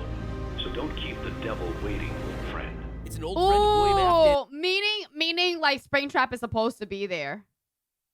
Good morning, BC. Good morning. And if that lack of a last name sounds familiar, well, it should. I mentioned this guy a lot during that dark period where I used information from the books for my sister Dark period. Okay, buddy. theories. In the book series, he's the animatronic genius who partnered with William to create the Freddy bots. And this isn't only speculation. One of the secret endings, the insanity ending, proves that this is Henry. If during the game you buy this freak show egg creature for way too much egg money, baby! it causes your computer's power button to switch from green to what? blue. If you then hold the power button like you're starting the computer in safe mode, it causes a hidden record. How are people supposed to fucking know that? How are people supposed to like know that you have to hold the power button? Did somebody accidentally hold the power button for too long? I love this little bitch. Look at him. Look at how fucking adorable he is. We just know. We just know. We just know. What kind of answer is that? Recording to play. An audio tape that happens. We know because it's FNAF, so what I'm hearing is that you guys literally try to break the game as much as you can. That's what I'm hearing. To be labeled HRY, Henry. But the insanity ending shows us even more than just a light connection back. Maybe it's like HRY for Harry Styles. Back to the novels. As Henry talks Watermelon sugar high, watermelon sugar high. talks about his regret over ever helping William create the animatronics and his plan to lure everyone together to finish this off once and for all, we're shown a series of secret blueprints. Most of them provide a bit more detail into how this wacky world works. We're shown that Afton's scooper from Sister Location functions by infusing things with, for lack of a better term, soul energy. What the fuck does that even mean? Remnant. This is how Michael was able to survive as a purple corpse post his Ennard enema. We also see that Molten Freddy, formerly Ennard, still contains the souls of Ballora, Funtime Freddy, and Funtime Foxy, and that how do you know that? Where does it say that? our mission under paragraph 4 is to specifically collect and destroy the Remnant once and for all. Remnant sounds like, remember when they made midichlorians a thing? Remnant is destroyed by overheating, hence the fire at the end. She still hasn't recovered from One Direction. What are you talking about? Recovered from One Direction disbanding? That song is from Harry Styles in his solo career. It was better. What do you mean? Literally no one was asking for how to simulate children. The RASC, or Remote Activated Sim. Told you it was a bad reason. So what is this reason for again? What is the reason behind these things then? What was the good reason? What was I questioning earlier but that you said a remnant kept him alive? Wow. Cop out alarm. Cop out alarm. Woo, woo, woo. Cop out alarm. Cop out alarm. Simulated C, I'm assuming stands for child, simulates body temperatures of 98.6 degrees and then runs around making child noises. Hence how you're able to lure all the murderous animatronics around in this game. Wait, also what? Around stands for children. The rap that literally no one was asking for, how to simulate children.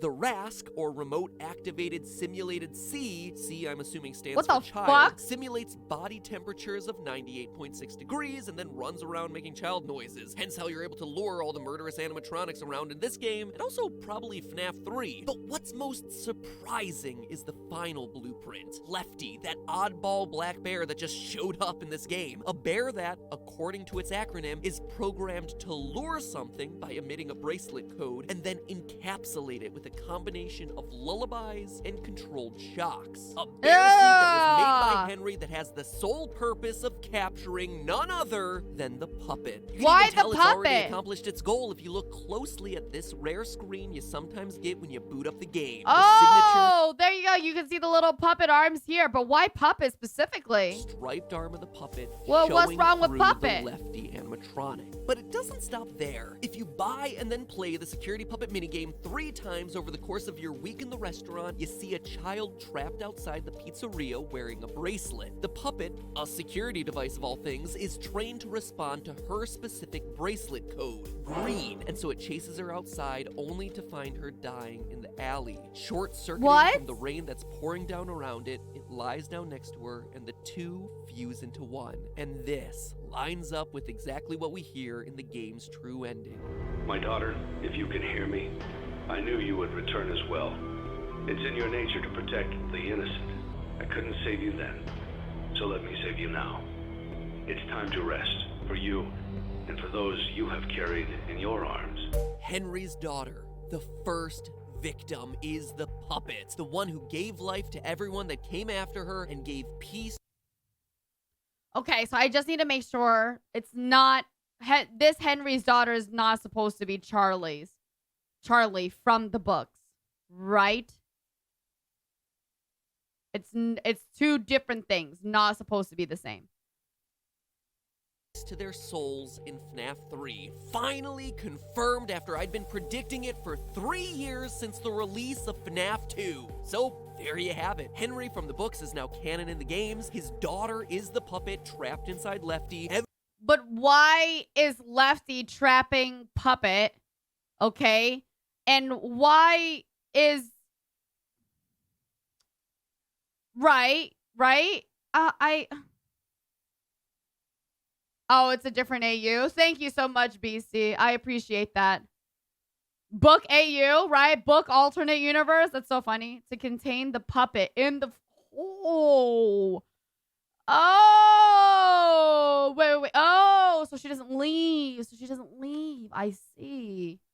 But at the same time, okay. Now I want to know about Henry's daughter. Like, why it was like this in the first place. Everyone, including Michael, dies in the FNAF 6 fire. I still only believe that there's like 5 children, maybe. I don't know. Because like, well, now I'm still thinking like, okay, the first 5. And then what, the second? There's no children. Wait, there is children. What? Oh, God. And baby's name is established as Elizabeth in Henry's closing monologue. It's all pretty cut and dry. I mean, who? Established as everyone, including Michael, dies in the FNAF 6 fire, and baby's name is established as Elizabeth in Henry's closing monologue. It's all... That one looks...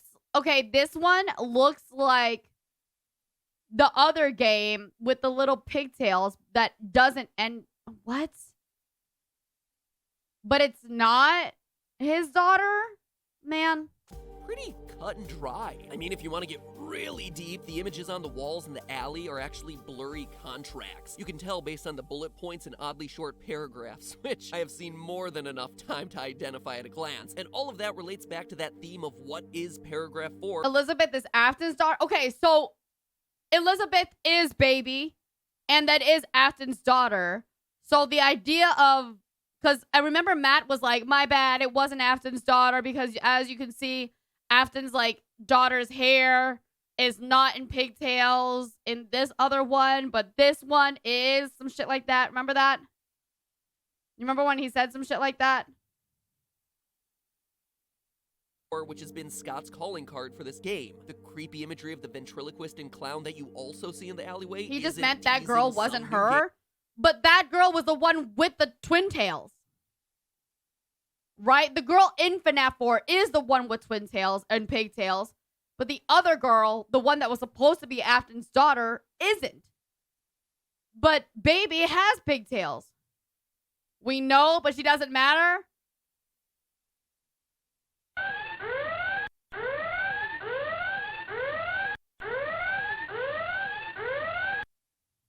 Game like a lot of people have been assuming, but rather it's just an artistic recreation of the Afton family. William is the ventriloquist. The dummy, who looks exactly like him, represents Michael Afton, who, as we know, looks just like his father, just a smaller version of him, and has to parrot back a lot of what his father tells him to do. Elizabeth, aka Baby, is the clown, for fairly obvious reasons, and the bear on the leash is just Crying Child, a child who is trapped and held back by his family, who ultimately dies in the hands of Fredbear. FNAF 6 even offers explanations explanations for the inappropriate costumes that were mentioned by the What's even crazier is like crying child, right? Actually, it wasn't because of, I don't think it was because of William.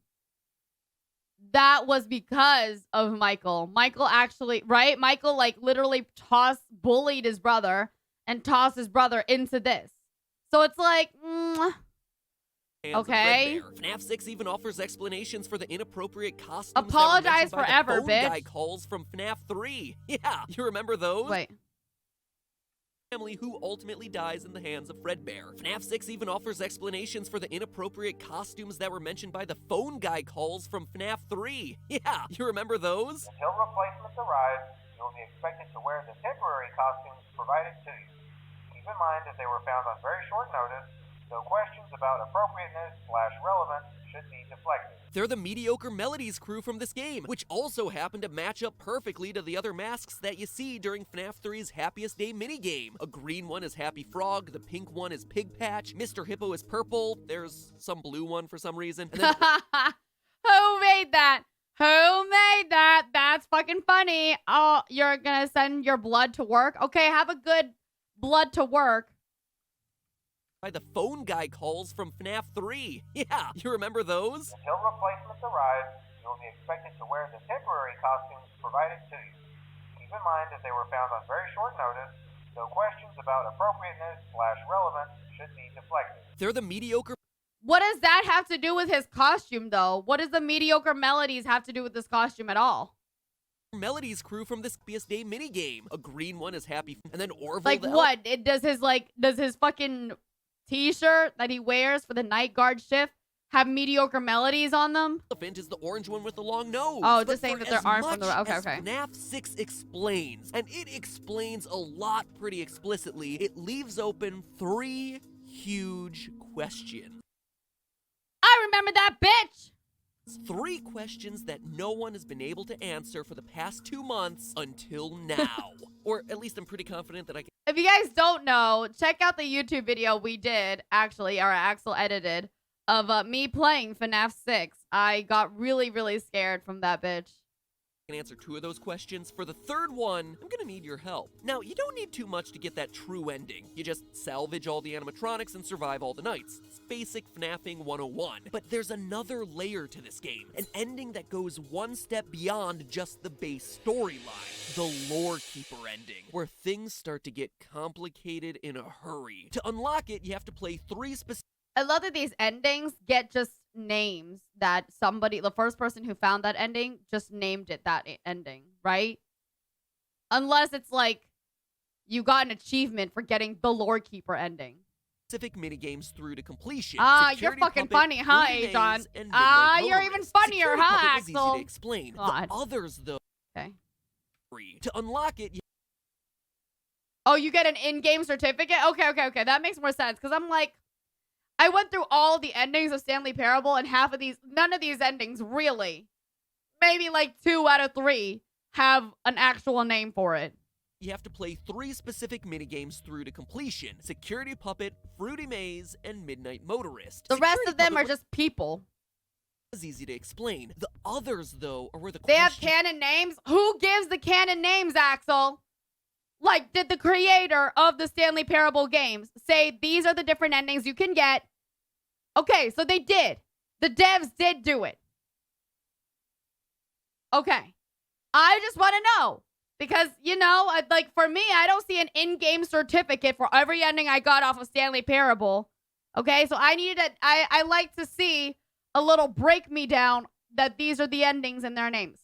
Start to pop up. In Fruity Maze, the game starts to become more and more unstable as you progress through the 3 levels. By the end of the 3rd stage, collectibles have transformed into slaughtered dogs and burial what flowers. The fuck? Your on-screen avatar is trailing bloody footprints, and the blonde-haired, blue-eyed girl reflected in the definitely arcade different, screen bro. is crying. And for good reason, since standing behind her is none other than the purple guy, dressed in his golden best. Now, this one's confused a lot of online theorists. She didn't but finish in the my game? opinion, requires some What game?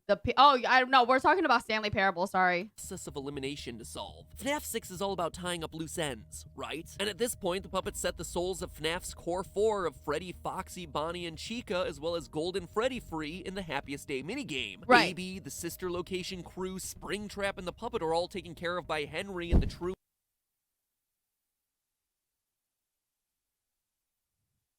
ending of FNAF 6, and the 3 toy animatronics from FNAF 2, which do seem to legitimately be tied to a security database, are scrapped at the end of their game. So who or what does that leave? Mangle. But I'm not saying that the girl is Mangle, I'm telling you it's her dog. Mangle is William Afton's first successful experiment with a remnant, dog remnant. Full Metal Alchemist.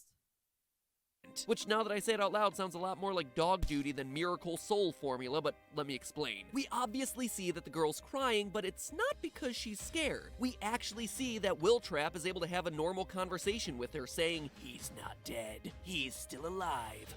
Follow me." She's crying because her dog died, as represented on the screen. Who is this girl, dude? Who is this?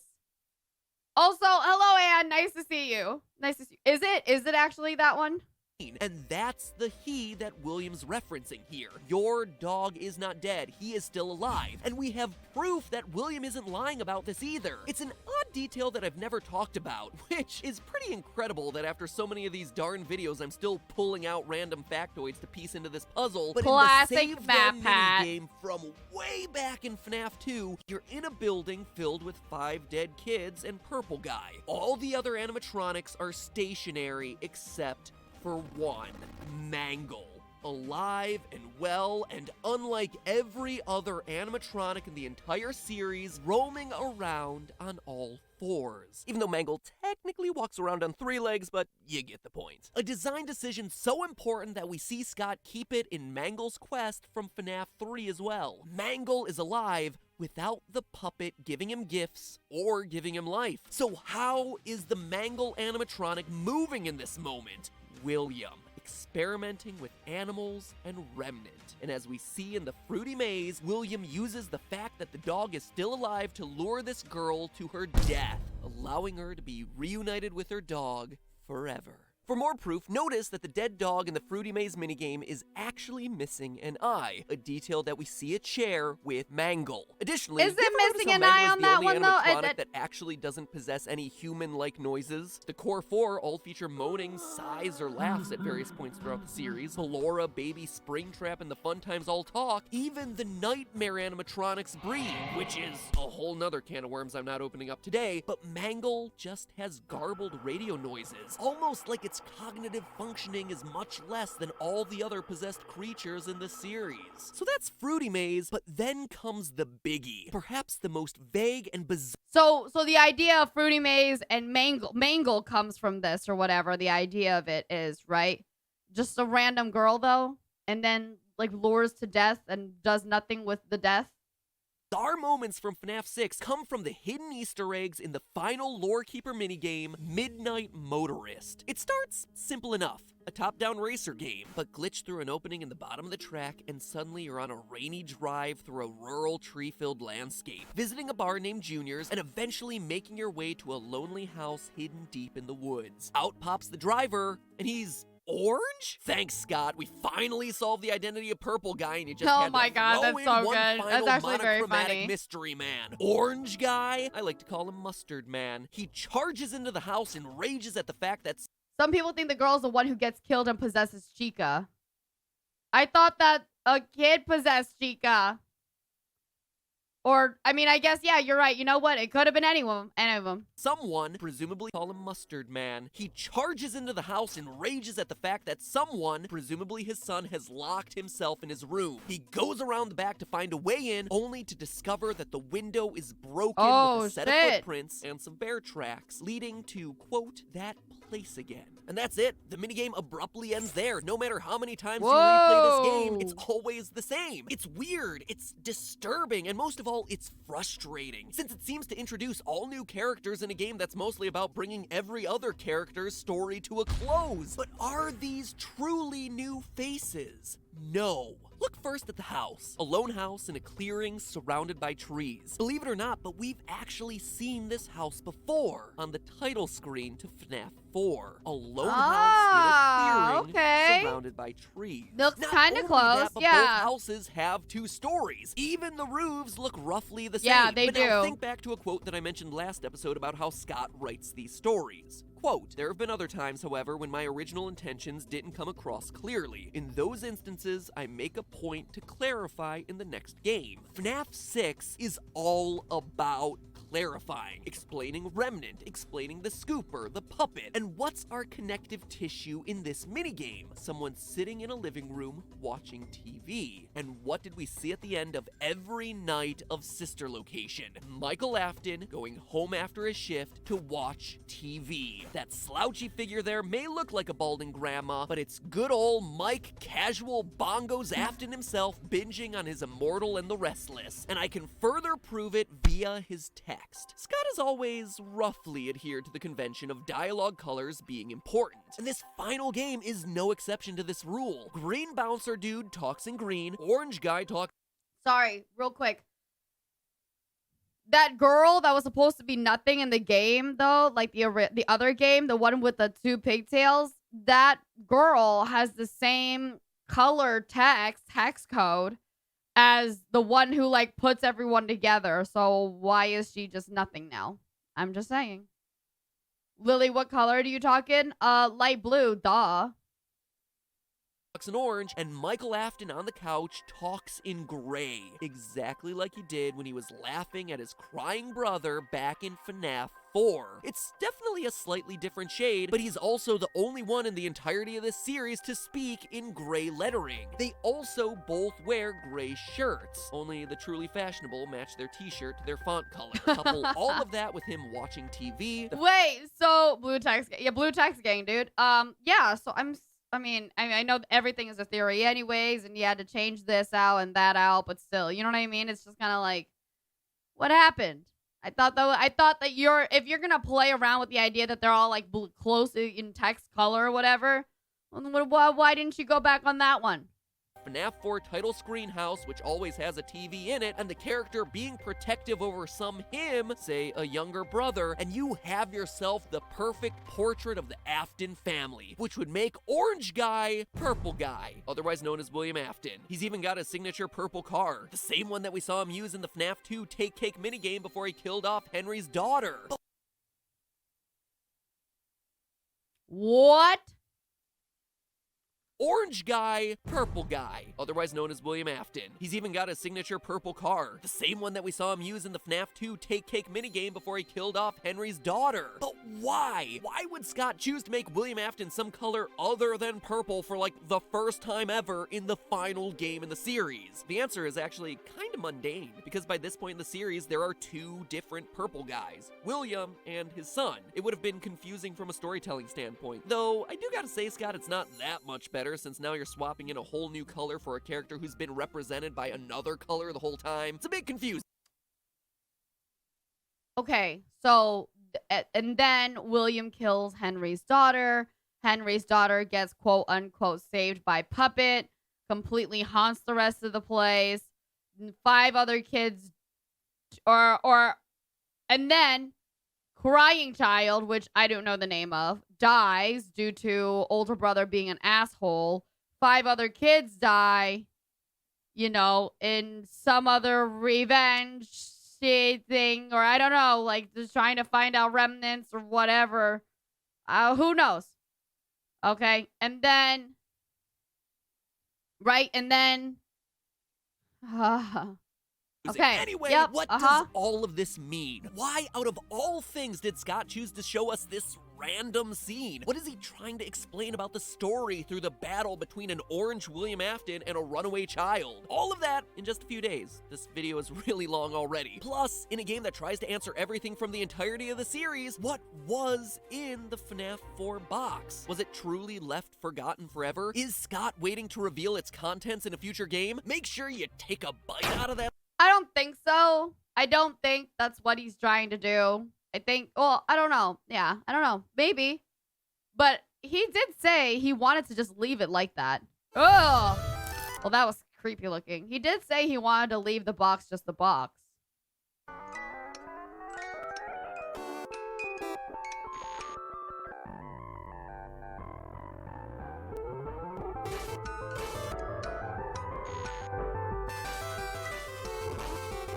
That's how much money this series gave him. He made a whole other intro just for the series. Bless you, Matt. One day, I want to be like you when I grow up. Internet. Welcome to Game Theory in 2018. A All show right. apparently dedicated entirely to virtual boxes. Loot box psychology, loot boxes as gambling, the treatise on the science of fictional cardboard boxes. What is happening? Like box episodes are the new FNAF episodes for the channel. Gotta milk them dry. Next episode should be on. I love that. I love that you fucking know. See? There you go. Good job, Matt. Good job. I respect you. I don't know, the orange box or something. But in all seriousness, the box tetralogy reaches its dramatic finale today as I cover what is perhaps the most infamous digital box of the last decade, FNAF 4's Locked Chest. Now, last episode we started to explore the idea that FNAF 6 is all about tying up loose ends. That as the last game in the Purple Guy saga, Scott's goal was to give us the information necessary to close the book on this chapter in Freddy's story. But to me, as someone who has studied these games inside and out, if there was one question that needed to be answered in a final game, it wasn't how Michael Afton was able to become a living purple corpse through Remnant, or how Henry was able to create a device that could somehow simulate child body temperatures. I didn't even care so much about the timeline at this point. No, what I wanted answered was the biggest lingering mystery of FNAF. What was in the box? Rewind back to FNAF 4, the game that utterly wrecked everyone's understanding of this franchise. You beat the game, you get the iconic line of, "I will put you back together," and then boom, a literal mystery box that would make the likes of J.J. Abrams proud, accompanied by the lines, "What's in the box? What's in the box?" For now. But you know what? I never forgot. The fans never forgot. And I don't think Scott forgot either. So now, Man really just decided, nope, you should forget. Now, 2 years, 3 games, and 4 books later, I think I'm finally ready to break open the locks and reveal what was supposed to be in this thing versus what actually was in the thing. Because I have reason to believe that the contents of the box have changed 3 separate times, and that now, in the wake of FNAF 6, Scott has already shown us what is inside the box. Let me explain. FNAF 4 was released on July 23rd, 2015, and with it, the mysterious box ending. Exactly 1 month later, August 24th, Scott made a post on Steam referencing a Halloween update for the game, an update where he had considered opening the box. Quote, "I wanted to post some information about the upcoming Halloween update. I started off a few months ago with several ideas in mind for what I wanted to release, ranging from DLC to a new game to opening the box, more on that later, but now I've been working steadily and have a pretty clear vision going forward." End quote. So, why wasn't the box included as a part of that update? Well, he explains it later in the post. Quote again. Now, I want to talk about... I'm actually quite curious at this point what he did choose to retcon. You know what I mean? What won't be included, the box. You know, oh, so it has game changed. Over a year ago, I was amazed at how quickly everyone found every bit of lore and story. Then the same happened with part 2. Then part 3 came out, and once again, okay. The story was uncovered by the community. But then I released part 4, and somehow no one, not a single person, found the pieces. The story remains completely hidden. I guess most people assume that I filled the game with random Easter eggs this time. I didn't. What's in the box? It's the pieces put together. But the bigger question is, would the community accept it that way? The fact that the pieces have remained elusive this time strikes me as incredible and special. A fitting conclusion in some ways, and because of that, I've decided that maybe some things are best left forgotten forever. End quote. That's actually really sweet and very cool, and also now I'm curious what he really intended in the very beginning for FNAF 4. Quote. So clearly in the month after the release of the game, disappointed that the mysteries were staying hidden, Scott had already changed his mind about what he wanted to do with this box. And I just gotta say, Scott, my man, you didn't even give me a shot at this. Like that in that sense, then maybe all these things that Matt is saying about FNAF 4 is just not real. It's just not there. It really is just a bunch of random Easter eggs. You know what I mean? Because if so, then they would have quote unquote already opened up the mystery and you would already know what's quote unquote inside the box. This one. You change your mind about a game's fundamental mystery in a month? I mean, in that amount of time, all I could do was release a rushed out retrofitted prediction theory because I was stuck in con season when the game was released. Give a theorist some slack, man. So that begs the question of excuses, Matt. Excuses.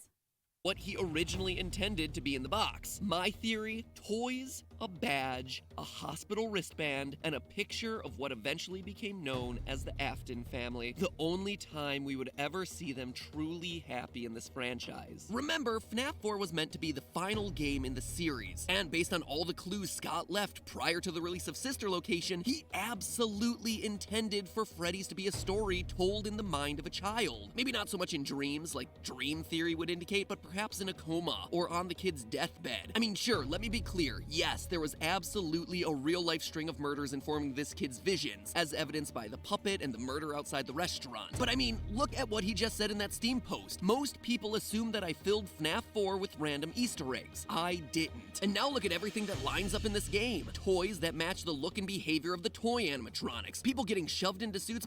Okay, but tell me why Toy Chica is actually really adorable looking. Toy Chica literally is just so cute looking. I know that it's supposed to be like a jump scare and shit, but aren't they so adorable? By a guy hidden in shadows that would probably look like a murder to a young child. A boy carrying a balloon to inspire balloon. You said she was terrifying earlier? Yeah, but I've watched like a few hours now. It's different. Boy. Bullies who wear masks that perfectly match the nightmares. Shadows that would literally inspire shadow animatronics. A mangled toy. The concept of a plush Bonnie that bites you. A child's phone and a child's fan to simulate the night guard desk. People walking around in animatronic suits like Springtrap. A grandfather clock like you would find in your home going off to signal the end of the night. The list goes on and on and on. And even though he'd moved on with the story, Scott still wanted us to figure it out, which is why on our October 5th, 2015 GT Live, Scott crashed the live stream. He did giving not. us explicit He clues did to not. figure it out. 4 games, 1 story. Oh, that why one. is Yeah. Chica missing her beak, and what is seen in shadows is easily misunderstood. He did. in the I do mind remember of this a one. child. All 3 clues again pointing to the conclusion of some sort of coma theory, with the box containing the items alluding to that story. Toys and plushies to show where all the ideas for the animatronics came from. A badge to I really feel that it's just one thing. show that this kid's father worked at the restaurant as a security guard. A hospital band to make it clear that the child was rushed to the hospital in the aftermath of the Fredbear bite, and a happy family that we see shattered in the aftermath of a stupid prank. Yeah, This box is Rebecca! locked Congrats and on your hidden away in sub! an attic or a basement when the child dies. The memories it contains are too tough to bear. But the line of, would the community accept it that way, is the key phrase. Sorry, hold on. I definitely gotta go see Toy Chica R34.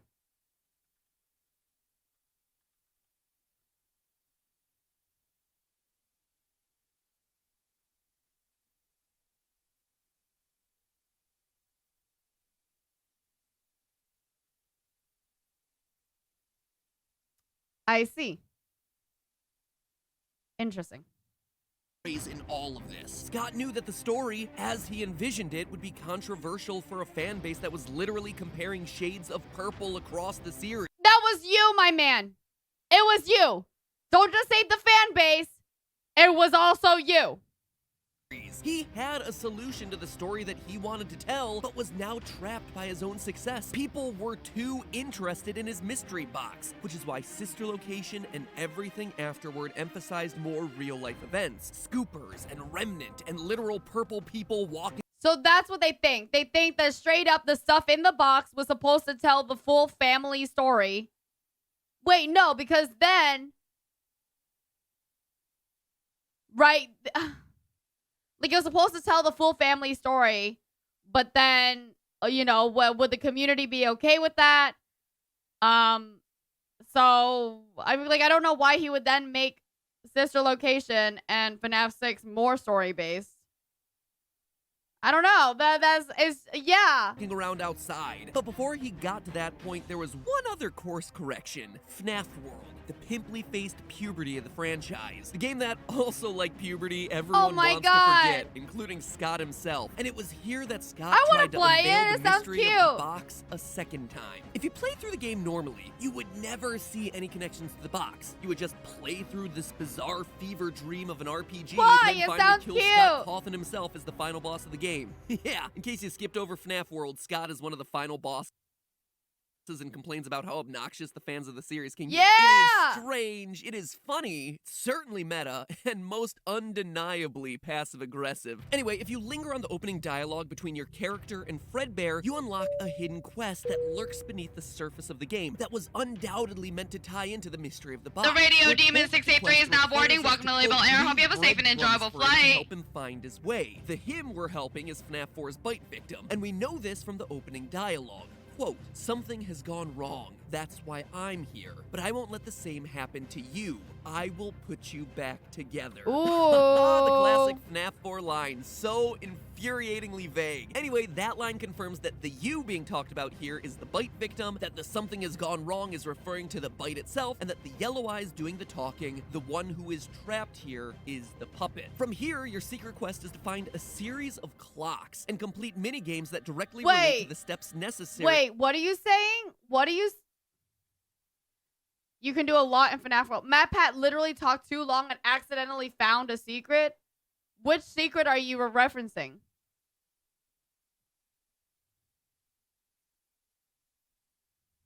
To unlock FNAF 3's Happiest Day ending. You push Balloon Boy into a box, you press 4 arcade buttons, you... The one with the glitched Freddy just now? Is that not supposed to happen? The surface of highly meta and most undeniably passive-aggressive. Anyway, if you linger on the opening dialogue between your character and Fredbear, you unlock a hidden quest that lurks beneath my god, look at his face! Look at his face! He's genuinely surprised! Okay, so if you, like, wait too long, basically.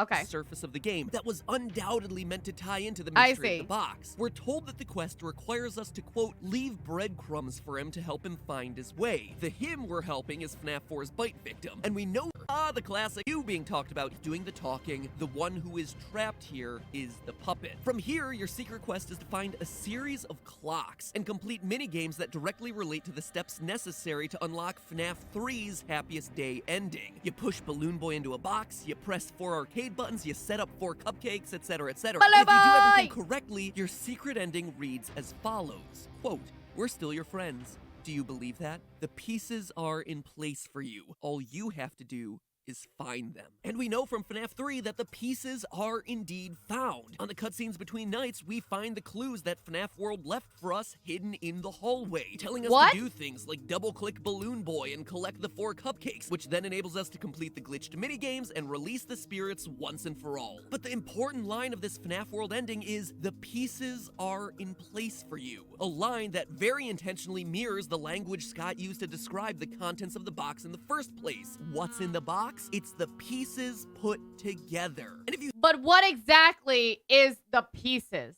You know what I mean? He's saying that it's... think that this is just a place. Very intentionally, world ending is the games and release this balloon bowl that the pieces are indeed found. To do is between nights, we find the clues that FNAF World left for us hidden in the hallway, telling us to do things like double-click Balloon Boy like that and means that collect it's the 4 cupcakes, which that means that it's like saying those are the pieces. Then enables us to complete the glitched minigames and release the spirits once and for all. But the important line of this FNAF World ending is, the pieces are in place for you. A line that very intentionally mirrors the language Scott used to describe the contents of the box in the first place. What's in the box? It's the pieces put together. And if you think that this is just a linguistic coincidence, it's not. Remember, Scott doesn't do coincidence, because here's the real shocker. While trolling through the game's texture files, Reddit user Poi2010-201, or at least his was the earliest post that I could find discussing this discovery, found that FNAF 4's box was actually hidden in FNAF World's code. No but it way! wasn't just the box, it was a texture of the box, unlocked and opened. So no for a way! second time, we clearly see that Scott had plans to reveal what was inside his mystery box. Which then begs the question, what was in it this time? And honestly, it's hard to say. As you can probably tell, FNAF World played with the lore of the main series in some very unusual ways. For instance, the clock quest showed that this weird, self-aware video game world was somehow able to influence the events of the real world, leaving breadcrumbs in the real world that you would be able to follow in FNAF 3. But because the game ends with the line, "the pieces are in place for you to follow," it implies that the guard we're playing as in FNAF 3, the one who is actually finding these clues, was the bite victim, which then opens up an entirely different can of worms. And if it's all true that the puppet is stuck in— I don't think that Scott meant to do that whatsoever. I really don't. I think that theorists just fucked it up. Like, I think they just went, oh, it's meant for you, you know, and I don't completely agree with, I don't know. It's just, it's something. Yeah, it's just, I don't really feel that way. In this weird nebulous FNAF world, then the world of the game is literally, or symbolically, limbo or death. Anyway, it's very messy. If I were to guess— maybe, Matt, just think about it, okay? Maybe this really is, maybe on the other side of the Hudson River really is just a random green light. You ever think about that? Maybe it's just a random green light, okay, buddy? Scott planned on FNAF World, the game, actually being the box. A game that literally contained all the pieces of this franchise put together. Yeah, it's a bit symbolic and half-baked, but, you know, so was FNAF World. But it was here that the mystery would change direction yet again. This time, though, it wasn't the community that prompted the change, but rather Scott himself, who made it clear that he was dissatisfied with FNAF World as a rushed and unpolished release. Oh, damn, that sucks. Turned it off to its own little segment of the franchise. And in the process, he retconned its story to focus on the new, more human drama-esque direction that the series would take moving forward. You can see this actually through creative changes like the game's new ending, which revealed Henry and Baby for the very first time, as well as some lines that got added between updates, with glitched Fredbear foreshadowing. Okay, so it got quarantined and and then this is after, what update is this? Update from where? Segment of the franchise. And in the process, he retconned its story to focus on the new, more human drama-esque direction that the series would take moving forward. So what, the rest of the games got updated? Oh, this was FNAF World 1.2. Okay. You can see this actually through creative change. Lines that got added between updates, with glitched Fredbear foreshadowing something terrible coming, aka Baby. Instead of being focused backwards on details from previous games like the Bite Victim and the FNAF 3 minigames, the game was now looking forward to a game that had yet to be released, which left the box and the resolution it promised for the entirety of the Freddy story once again abandoned. And when both Sister Location and FNAF 6 rolled credits with no mention of boxes, that's exactly where it seemed like it would stay, forgotten forever. But I wasn't convinced. For as convoluted as the That's story what I often thought. is, Scott cares too much about it, and cares too much about this community to leave a mystery I don't know. this big I don't know unanswered. about My first that. thought about connecting the box to the new game was Candy Cadet, the best character to ever come out of this franchise. Candy. If you Candy Cadet is so funny. The sucky part is the first time I think the first or second time I ever used Candy Cadet, I got the very long-winded, like, secret lore version, and I had, like, no idea. I didn't even pay attention to the fucking story. First time, yeah, it was really confusing. I used Candy Cadet. First time I ever used it, I got the really apparently rare secret ending. Or, like, the secret Easter egg or whatever, and I, like, could not understand this story whatsoever. I was like, okay, weird.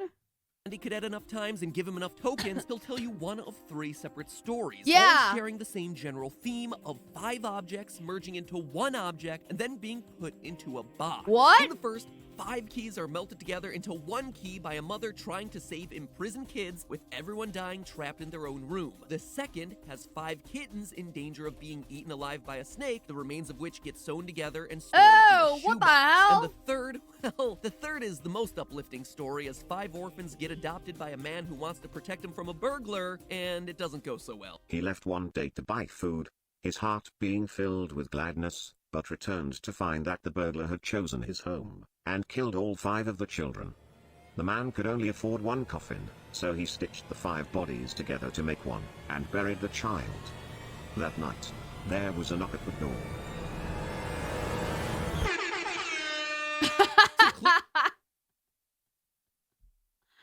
I fucking love the air horn noises so much. The air horn noises are the best thing about the second best thing. The best thing, no, the third best thing. You know what? The second best thing. The first best thing is Helpy. The second best thing is that, and that the third best thing is Balloon Boy. It's so fucking funny. Genuinely. Okay. I think maybe that's, oh, fuck, no. 'Cause I'm thinking about it, and I'm like, is that maybe the thing? The you know, the baby and all of them, like, being putting all of them together to make them, like, the ultimate robot or whatever. But then I remember that was only 4. So what? Balloon Boy is no longer best, huh? Balloon Boy will and always will be my son.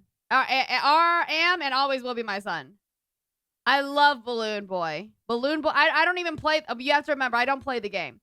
So the only thing I know about Balloon Boy is the fact that Balloon Boy is an actual real fucking character. And MatPat will literally shit out theories about everything. He's going to take a giant fucking piss and say, suddenly Golden Freddy is the mother. And he can't say one damn good thing about Balloon Boy.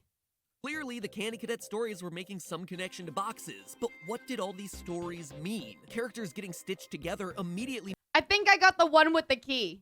made me think of Ennard, but even at Ennard's peak, he only had 4 characters inside of him: Freddy, Foxy, Ballora, and Baby. So that one didn't quite work out. See, that's what I was Five thinking. Children killed as a part of the missing children's incident, but their souls individually ended up in animatronics rather than being put together and crammed into the same box. There are 5 other games in the series, so maybe this is all a meta commentary about the franchise itself, but then what would it mean to stitch them together? Just solve the story? Were the stories fixating on different moments of the Freddy timeline? Suffice it to say, Candy Cadet led me straight to a dead end. A dead and stitched together end, that is. I gotta say, I scoured the game. I knew the box was hidden here somewhere, and I suspected that Candy Cadet was involved in some way, but I was so overwhelmed with information at this point. Clues whirling.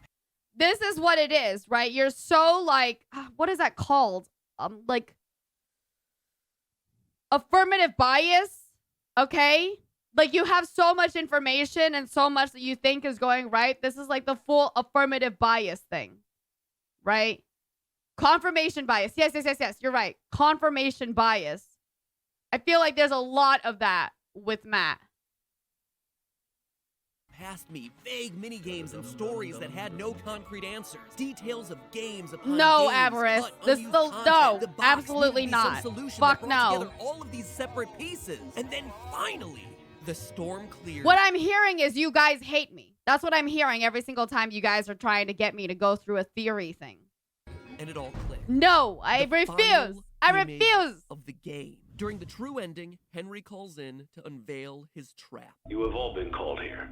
Into a labyrinth of sounds and smells. Tunic is a game. Okay, I thought that straight up was like a theory, like a theory YouTuber, and I was like, fuck no, dude. Misfortune. A labyrinth with no exit.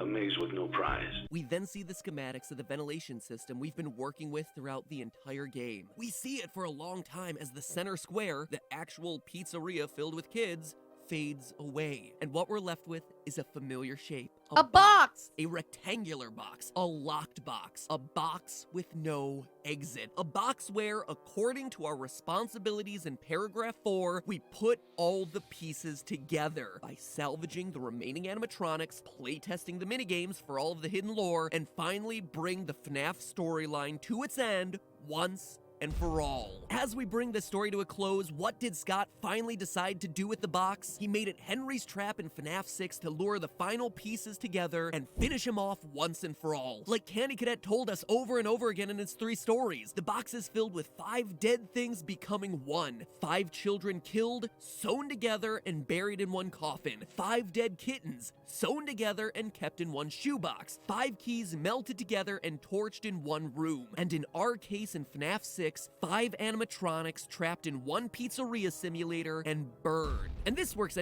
that's only 4 there. I think you have to grab the other one. any way that you count it. Baby, Springtrap, and Molten Freddy, who we know according to his blueprint has 3 animatronics in him, thus making 5, or you can count it Baby, Springtrap, Molten Freddy, Puppet, and our character who we play as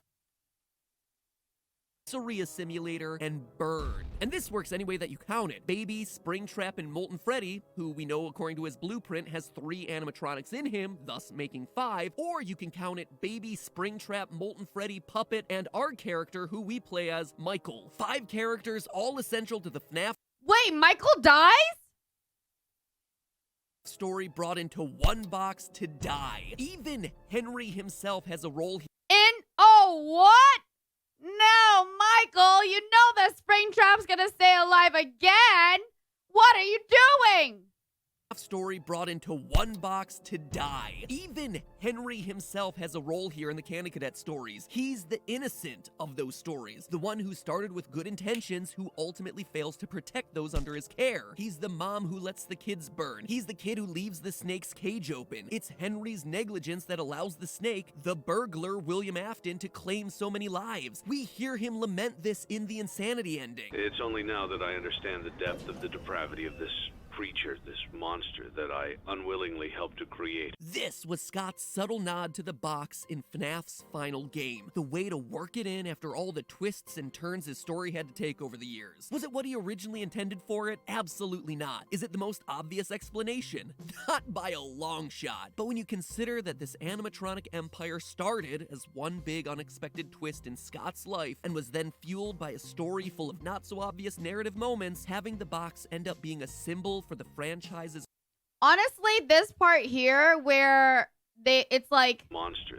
It's only now that I understand the depth of the depravity of this creature, this monster that I unwillingly helped to create. This was Scott. Right? That thing there, I'm like, man, I wonder if Scott ever feels that way. You know what I mean? He chooses to burn, he should be dead, but I don't think that Springtrap died. I just can't imagine. Like, for some reason, I feel like it didn't. From Scott's original description, it feels special, a fitting You remember that one part in Spy Kids 2, I think, where he's like, do you think that God too stays in heaven in fear of the things that he's created? You know, like when he says that shit, it's like, whoa. conclusion. And with that, there's only one theory left to go. The analysis I promised for Midnight Motorist and the mystery of the Lorekeeper graves. 2 questions. Oh, interesting. What the fuck is that?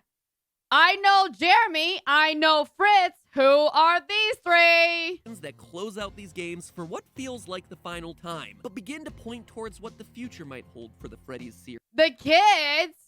These are the kids? Wait a minute. Aren't the fucking security guards' names were like Jeremy and Fritz?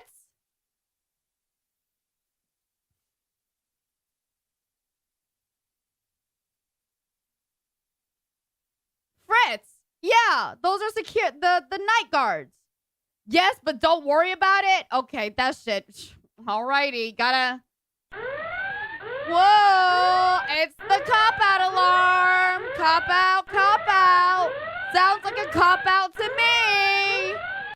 For what feels like the final time, but begin to point towards what the future might hold for the Freddy's series. More on that soon. Not next episode, since if I do more than 2 of these things in a row, people get really mad at me, but definitely. People get really mad at you. Okay, if people get really mad at you, you keep doing them. Why? The money.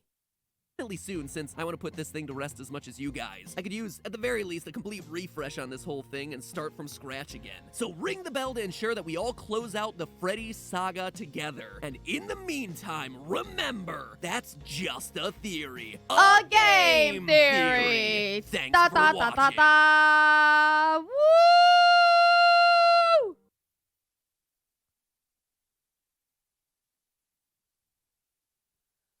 Oh, God.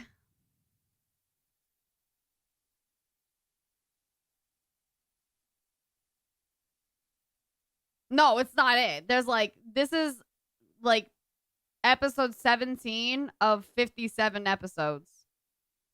We got to do another before we break for the night. Is that what you're saying? We have to do another before we break for the night. It's required.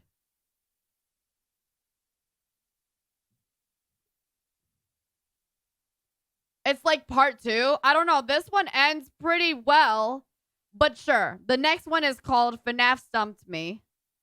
So hopefully he shuts up forever. I know he won't. I give up. But Scott, you beat me. I can't solve FNAF. I can't. But I'm close. So darn close. And this time, I need you guys to come in. what the fuck? I'm gonna be right back real quick.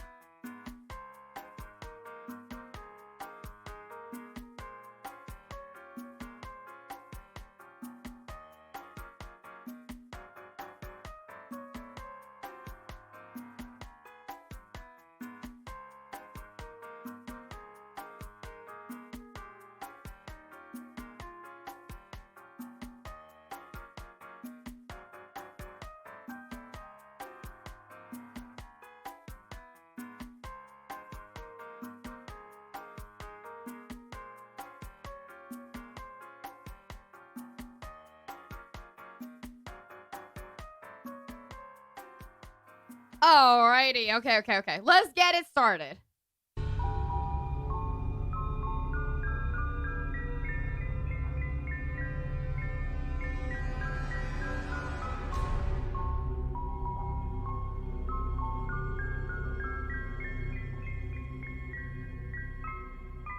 Wow, okay. A whole different Internet. intro. Welcome to Game Theory, where the fourth closet is a recording closet. Now, What?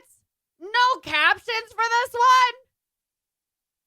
most of you are probably confused about that opening reference, which means that you haven't implanted Scott Cawthon with an RFID tracker that follows his every movement. Fortunately, I have, which means that I can tell you two things. One, Scott spends a lot of time on the toilet. Gotta stop maxing out the spicy salsa at Chipotle, Scotty C. Us old people gotta watch our digestive biomes. And two, the FNAF series may have quote-unquote ended with FNAF 6, but our time with the 13 variations of the same darn animatronic bear are far from over, because Scott has been quietly working away on his pièce de résistance. Hold on.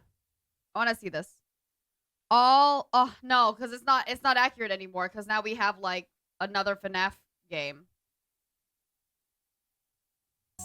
Ultimate Custom Night. All quietly variations of the same way on his pièce de résistance. Ultimate Custom Night. All your favorite characters from all the games attacking you all at the same time. 51 characters all able to be cranked up to level 20. I gotta be real, Markiplier, might be time to be giving up your FNAF crown. That means there can only be one. Dawko, save us. You're our only hope. Oh anyway, my if you're God! wondering why this episode took so long to come out, That's so funny. That's one of the big reasons why. I was afraid that, like the last custom night, I'd be working on the theory and the DLC would come out with hidden scenes explaining the lore, and then suddenly I'd have to contend with even more purple people puking up robotic spaghetti in the middle of the streets. But based on Scott's playtesting, we're right now... What do you mean Dawko actually did? Like, why does Markiplier have to give this up at all? He beat 50 at 50. What does 50-20 mean? So what you're saying is Markiplier is pretty well known to beating a lot of these different FNAF modes. And he could not beat that one, right? But Dawko was able to beat that mode.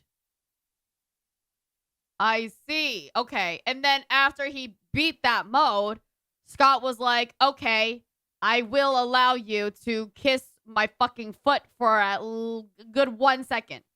He's averaging a survival time of 15 seconds. It looks like I may have an opening here.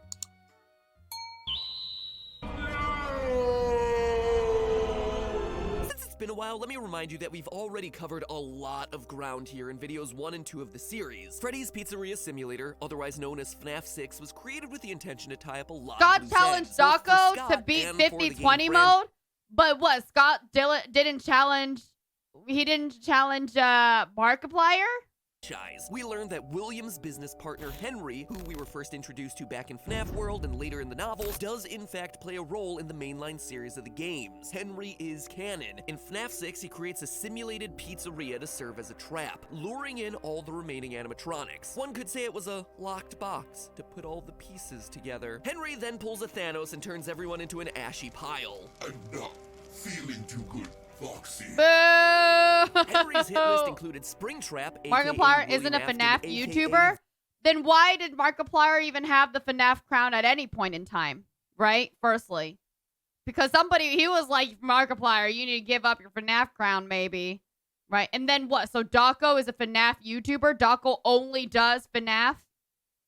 The metaphorical purple guy, Baby, aka William's daughter Elizabeth, Ennard, aka the combination of Molten Freddy / Ballora / Funtime Foxy, your player character Michael Afton, aka the literal purple guy who puked up robot spaghetti, and the newcomer Lefty, like Wally but with less robot lovey-dovey and more robot stabby-stabby. We learn through the hidden insanity ending and other in-game clues that Lefty is a containment suit, built specifically by Henry to lure and trap the puppet, which is possessed by the okay, but now I'm questioning, right?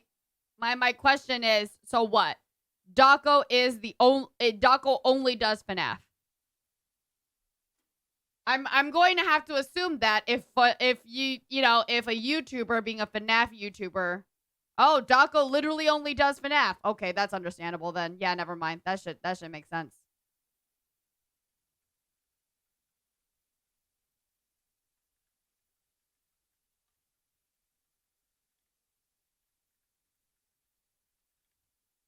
Of his deceased daughter, who remains nameless. The insanity ending also gave us clues as to how the Funtime animatronics function. Unlike the OGs, the Funtimes are heated up and infused with remnant. It's basically soul juice that's extracted from kidnapped Midichlorians.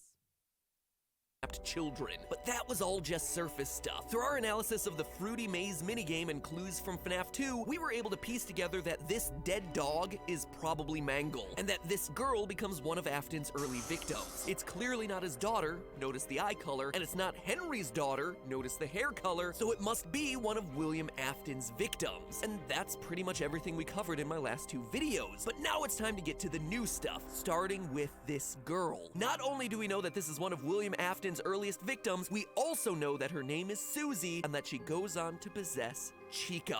That's right, we can identify her based on this image. If you manage to find all the game's Easter eggs, you unlock the Lore Keeper certificate and a final screen at the end of the game, a hillside filled with gravestones. Graves with a very diverse set of names. 5 in the foreground with 1 name obscured and 1 in the back, with, again, the name hidden from view. Trust me, I tried my best to pull a CSI on that one. Enhance. Enhance again.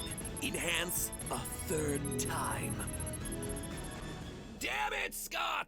Anyway, this imagery should seem pretty familiar, right? That's pretty 4 good. That's graves funny. with 4 names, 3 boys and a girl, which perfectly matches up to our core 4 animatronics. 3 boy robots and a girl robot. To further solidify the point, look at how the graves are arranged. It's a pattern that's identical to the arrangement of the masks in the good ending of FNAF 3. Even down to the girl character being 3rd in line and slightly behind the other 2. Understandable. I think you know the answer to to that Fuck by you. now. Then you have this mysterious fifth grave hidden off to the side. That one definitely contains the soul of whoever winds up possessing Golden Freddy, but more on that one later. And lastly, there's this whoever winds up possessing Golden Freddy. So you guys are still, when I say you guys, I mean literally MatPat, you're still not convinced of your own fucking final theory of who Golden Freddy is?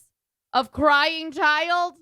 one overlooking them all. Up on the top of the hill, that's the puppet. Henry's daughter, the one who watches over the rest. 6 main characters, 6 graves, and the same— Well, that just pisses me off, right? It was a good, and it gets more complex soon. Everybody needs to stop shitting out theories. I can't keep up. 6 characters that we see fade away during the Happiest Day minigame at the end of FNAF 3's good ending. In short, what the gravestone scene is revealing to us is who these victims are, with Susie as Chica. That also means Freddy is really named Gabriel, Foxy is Fritz, and Bonnie is Jeremy. It's also relatively easy to figure out the name on the puppet's grave, Charlie, or Charlotte, one of the two. We know this not through the games, but rather through the books. But the books aren't canon, I hear you saying, and you're absolutely right, they're not. But they're starting— The books are canon in an alternate universe, just like in an alternate universe out there somewhere. Thanks to quantum physics, I am a Michelin star chef.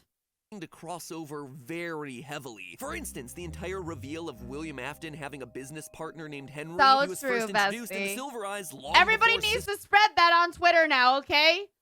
Just tried Lilybelle's food. Literally so amazing. Lilybelle makes the best food ever. Holy shit, can't believe I actually got to hang out with Lilybelle. I loved having dinner with her. You understand that? You understand that? There you go. In an alternate universe, you're roomies with Don Hung. In an alternate universe, I'm on Don Hung's fucking dick right now.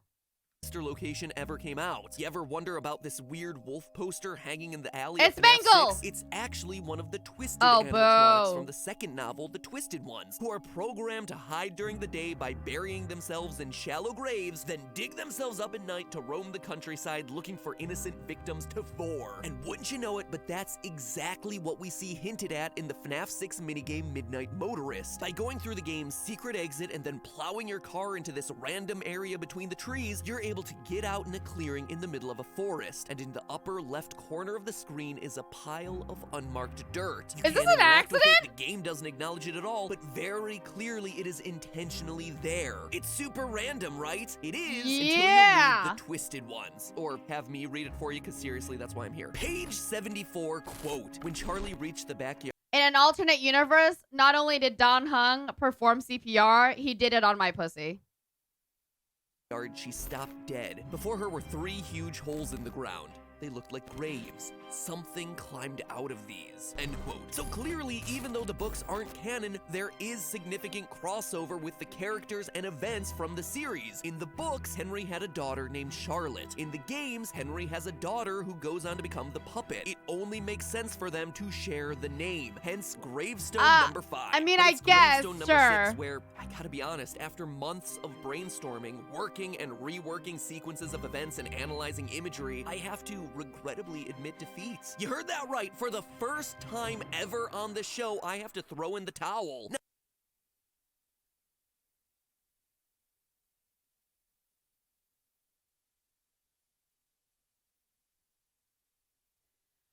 Oh, God.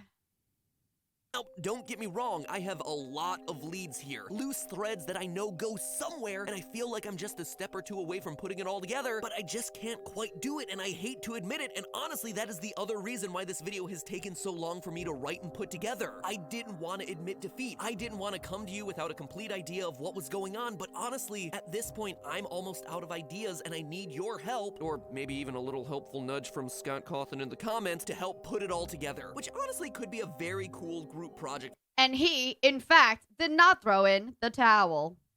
For all of us to work But he, in fact, has admitted defeat multiple times by now.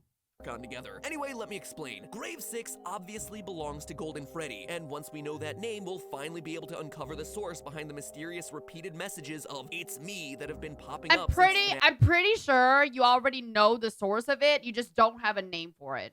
FNAF 1. It is a huge, deal. And here's the biggest twist of them all. We're not shooting in the dark here. Scott has already given us all the information that we need to solve what the name actually is.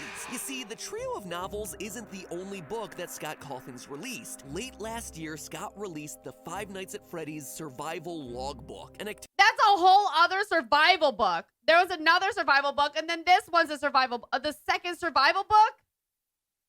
Activity workbook for kids filled with things like simple quizzes about the games, drawing projects, and writing prompts. The theme is that you're a new night guard at the Freddy's restaurant. Wait, this is actually very, the other was a strategy guide, and then this is what? Just like an activity book? What the fuck? Whose voice did I borrow? Hey, quantum physics, drop yourself, okay? I don't have that.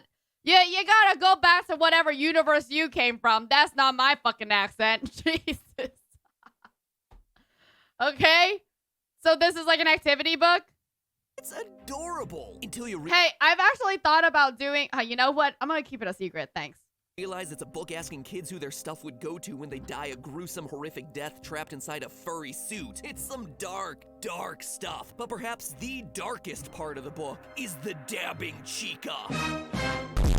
Anyway, things start to feel... Oh my god! Oh.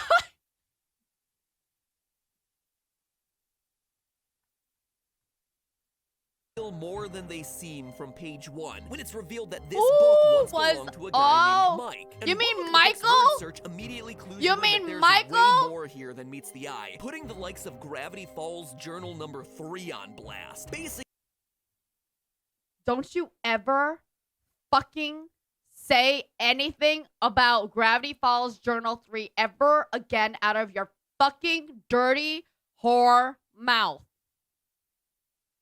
Basically, the Five Nights at Freddy's survival logbook is a book-length metagame dedicated to revealing Golden Freddy's real name, all disguised as a children's activity workbook. It is unquestionably my favorite thing that this franchise has yet produced. That is no exaggeration. This thing is so cool, but the problem is, I can't solve it. Here's how it all breaks down. Several pages throughout the book contain faded text that says, my name. Each of those pages with that text also has a numeric clue hidden on it. Sometimes it's written in plain sight, sometimes with numbers out of place, sometimes the page number itself is wrong. Page 29 is numbered 52, page 32 is numbered 39, page 43 is numbered 15. That's on page weird. 47, the numbers 7 and 2 appear out of order in this survey question. On page 85, we're presented with a list and numbers 10 and 11 appear in red. On page 108, the time 811 appears on an incident report that Mike was supposed to log in. So putting all those numeric clues in order, we get 52, 39, 15, 7, 2, 10, 11, 8.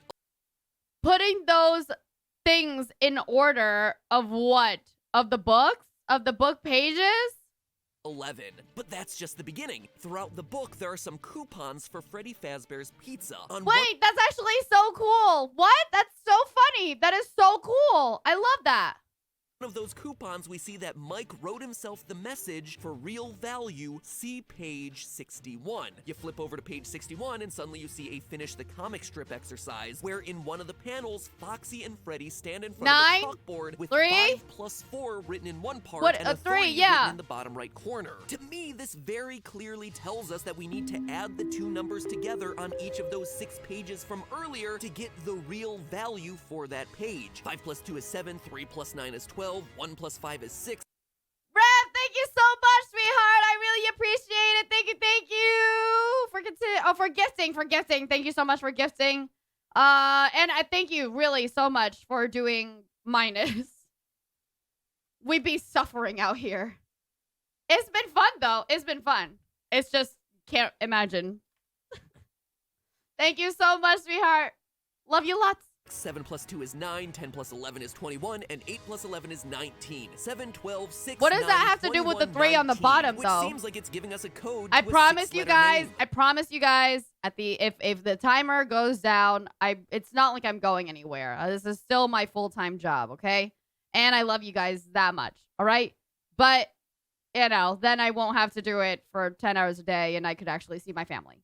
But now, what do you do with those numbers? Well, one page in the book contains a giant grid that encourages readers to draw. What in is that? 8-bit. But So what if does you that look have to closely at do the grid, with the number grid's 3? axes are actually numbered, and there are tiny letters in the grid's first few boxes. It seemed to me like this grid was setting up an alphanumeric code where the numbers each get represented by a different letter. Putting 7, 12, 6, 9, 21, But if the and timer 19 runs into down, that, we you can't get this real spin for SAT. Clearly not I Golden Freddy's promise real you, name. you But don't then have what to about worry the about 3 that's that in the at bottom all. right corner of the chalkboard? I tried shifting all the letters and numbers 3 up and 3 down. Like, look at how decoding, big the fucking recoding, timer still actually nothing that is, would you make guys. any Come on, sort of chill. sense. Don't worry But I about it. wasn't admitting defeat yet. The fact that all this is happening on a grid seemed to point to the numbers being decoded using a Visionaire cipher. If you've never encountered these before, Oh well, no, welcome we're to the here. exciting We're at world the of cipher part of the cryptography, art of ARG. solving God codes. fucking Visionaire damn it. ciphers are one of the most famous codes out there. Basically, you need a giant alphabet grid and a keyword. So, say I want to encode the word crying child. That's called my plain text, and I want my keyword to be Mike. What I would do is, in my alphabet grid, go over to my first letter, the C in crying, and then go down to the row M, the first letter in my keyword Mike. That gives me the letter O. Then I would find where column R for the R in crying intersects with row I for the second letter in Mike to get a Z. That's my second encoded letter. And then keep going with column Y crossing with row K, and on, repeating the keyword over and over until I'm at. Okay, I don't need the actual lesson. If I wanted to do it myself and learn how to decode, I would have just done it. All right? I came to you so that you could do the fucking shit for me, you fucking butler! At the end of the phrase. If you've done it correctly, you get the ciphertext or encoded word Ozim Zamlun. Luton. Ozim Zamluton. Ozim Zamluton. Then to decode, you just reverse the process. And that's what I tried. Over and over again. On and off again for months. And still nothing. Using those real values of 7, 12, 6, 9, 21, and 19, I tried everything. Different keywords like Mike, Chica, Friday, since it's on the magazine that Foxy's reading. Bonnie, Foxy. Doing the process forwards. And decoded a reverse process since that's the... This is how long he's been talking about this part. He starts reading. Here. Bonnie, Foxy, doing the... Right? He starts here. 5 seconds later. After the encoding and decoding process. It's still here. The codes I was working with since the number... That was 7 seconds after that. Number 3 on the chalkboard could potentially relate to page... That's still nothing. He took 25 to 30 seconds to say nothing happened. If you think that's a lot, I still wasn't done, because there are other oddities in this book. For unknown reasons, Mike has made red ink tally marks throughout it. On page 9, there are 5. On page 19, there are 10. On page 31, there are 14, but they're in 2 groups, a 5 and a 9. On page 36, there are 5. On page 100, there are again 5. No explanation, no nothing. It's But not they can't about just the be time, random tally Axel. marks, It's right? about the They criticism. seem important, and they seem especially important because there are 6 tally hints, just like the 6 real values that we found hidden throughout the book earlier. So I've tried shifting the individual letters off of those tally marks. Nothing. Tried shifting the letters off the an idea of what I do for some of these theories. Taking weeks just to brainstorm new ways to attack the is right in front of me, but I just can't quite grasp it. And this is where I have to raise the white flag. I don't know what to do. I need your help, or else I need Scott to give us some clues or something, because I am stumped. I feel like I've tried everything, and very clearly this is the way that Scott intends to reveal Golden Freddy's name. But without all of us working to solve it, that name will forever remain in mystery. And this is only the beginning. The survival guide is simultaneously the most important, most revealing, and most frustrating piece of evidence to be thrown into this franchise. It's very interesting because I feel like he's kind of mentioned that with every single thing that's been in the franchise ever, including the books, including every fucking game. All right? Like, genuinely, this man is like, I'm so happy. I'm so happy. Man's getting the bag. The Freddy puzzle is a huge part of that, but there's more. So much more. This book confirms so many assumptions. There's so much more, so come by and check out my next video. assumptions about this series and unveil so many more mysteries than we ever thought possible. And the Golden Freddy mystery is just a small piece of that. The rest all relate to Michael Afton. But all of that will have to be in just a few days. Don't worry, I'm not going to make you wait months. So make sure you jump scare that subscribe button to ensure that And remember, you're here next week it's all a theory. Is the most earth-shattering FNAF completely long one. And in the meantime, remember, that's just a theory. A game theory. Thanks for simultaneously staying patient for the release of this episode, as well as stomaching another multi-part FNAF episode. When you Okay. Alrighty, buddy. Alrighty. Well, Matt, listen, I have the utmost respect for you, truly. If you ever, which you will probably most never, ever see me watch this. Remember forever, I have the utmost respect for you. That said, Jesus fucking Christ, Matt. You know, and I know, you know.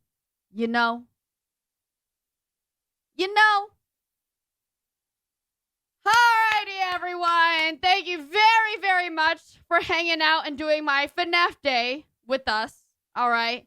Yeah. Well, I only have to do one FNAF day, so this is where we end forever. My name has been a true pleasure. Thank you so much, Axel, for putting all this together. Thank you to MatPat, of course. There we go. Axel is definitely sitting there going, no. There's no way. You guys are definitely going to fucking watch again, right? No? Oh, I thought he was going to start reading right now. I thought he was going to go reading like Red does. It sure was a day of FNAF. I'm really enjoying this part more because now we're getting like actual solid stuff, I feel like. Yeah, I hope you guys had a great time. I think we had a lot of really fun and good bits here. This is it for now. Maybe. Who knows? We're going to have a part 2, so I'm happy. How do you know we're going to have a part 2? I don't have to do a part 2. So why would you assume that we're going to do a part 2? Don't you think that maybe I'm fucking tired? You said so. When the fuck did I say that? You know what Scott said? You know what Matt has said multiple times now? But Matt says all sorts of things and nobody gets on his ass for it, right?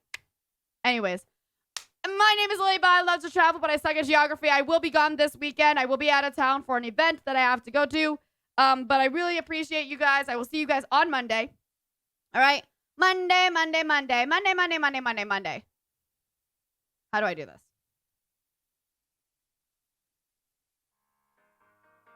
Don't miss me too much during that time. I appreciate it, but you don't have to miss me too much during that time, okay? And I am going to send you guys over to friend. Let's see.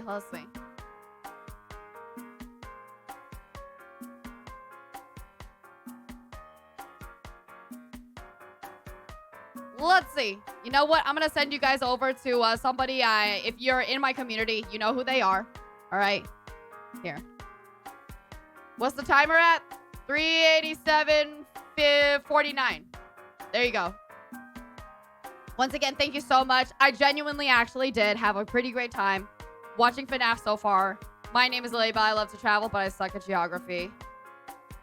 Goodbye. Yes. Goodbye. Thank you for flying with Lilybelle Air. Bye-bye now.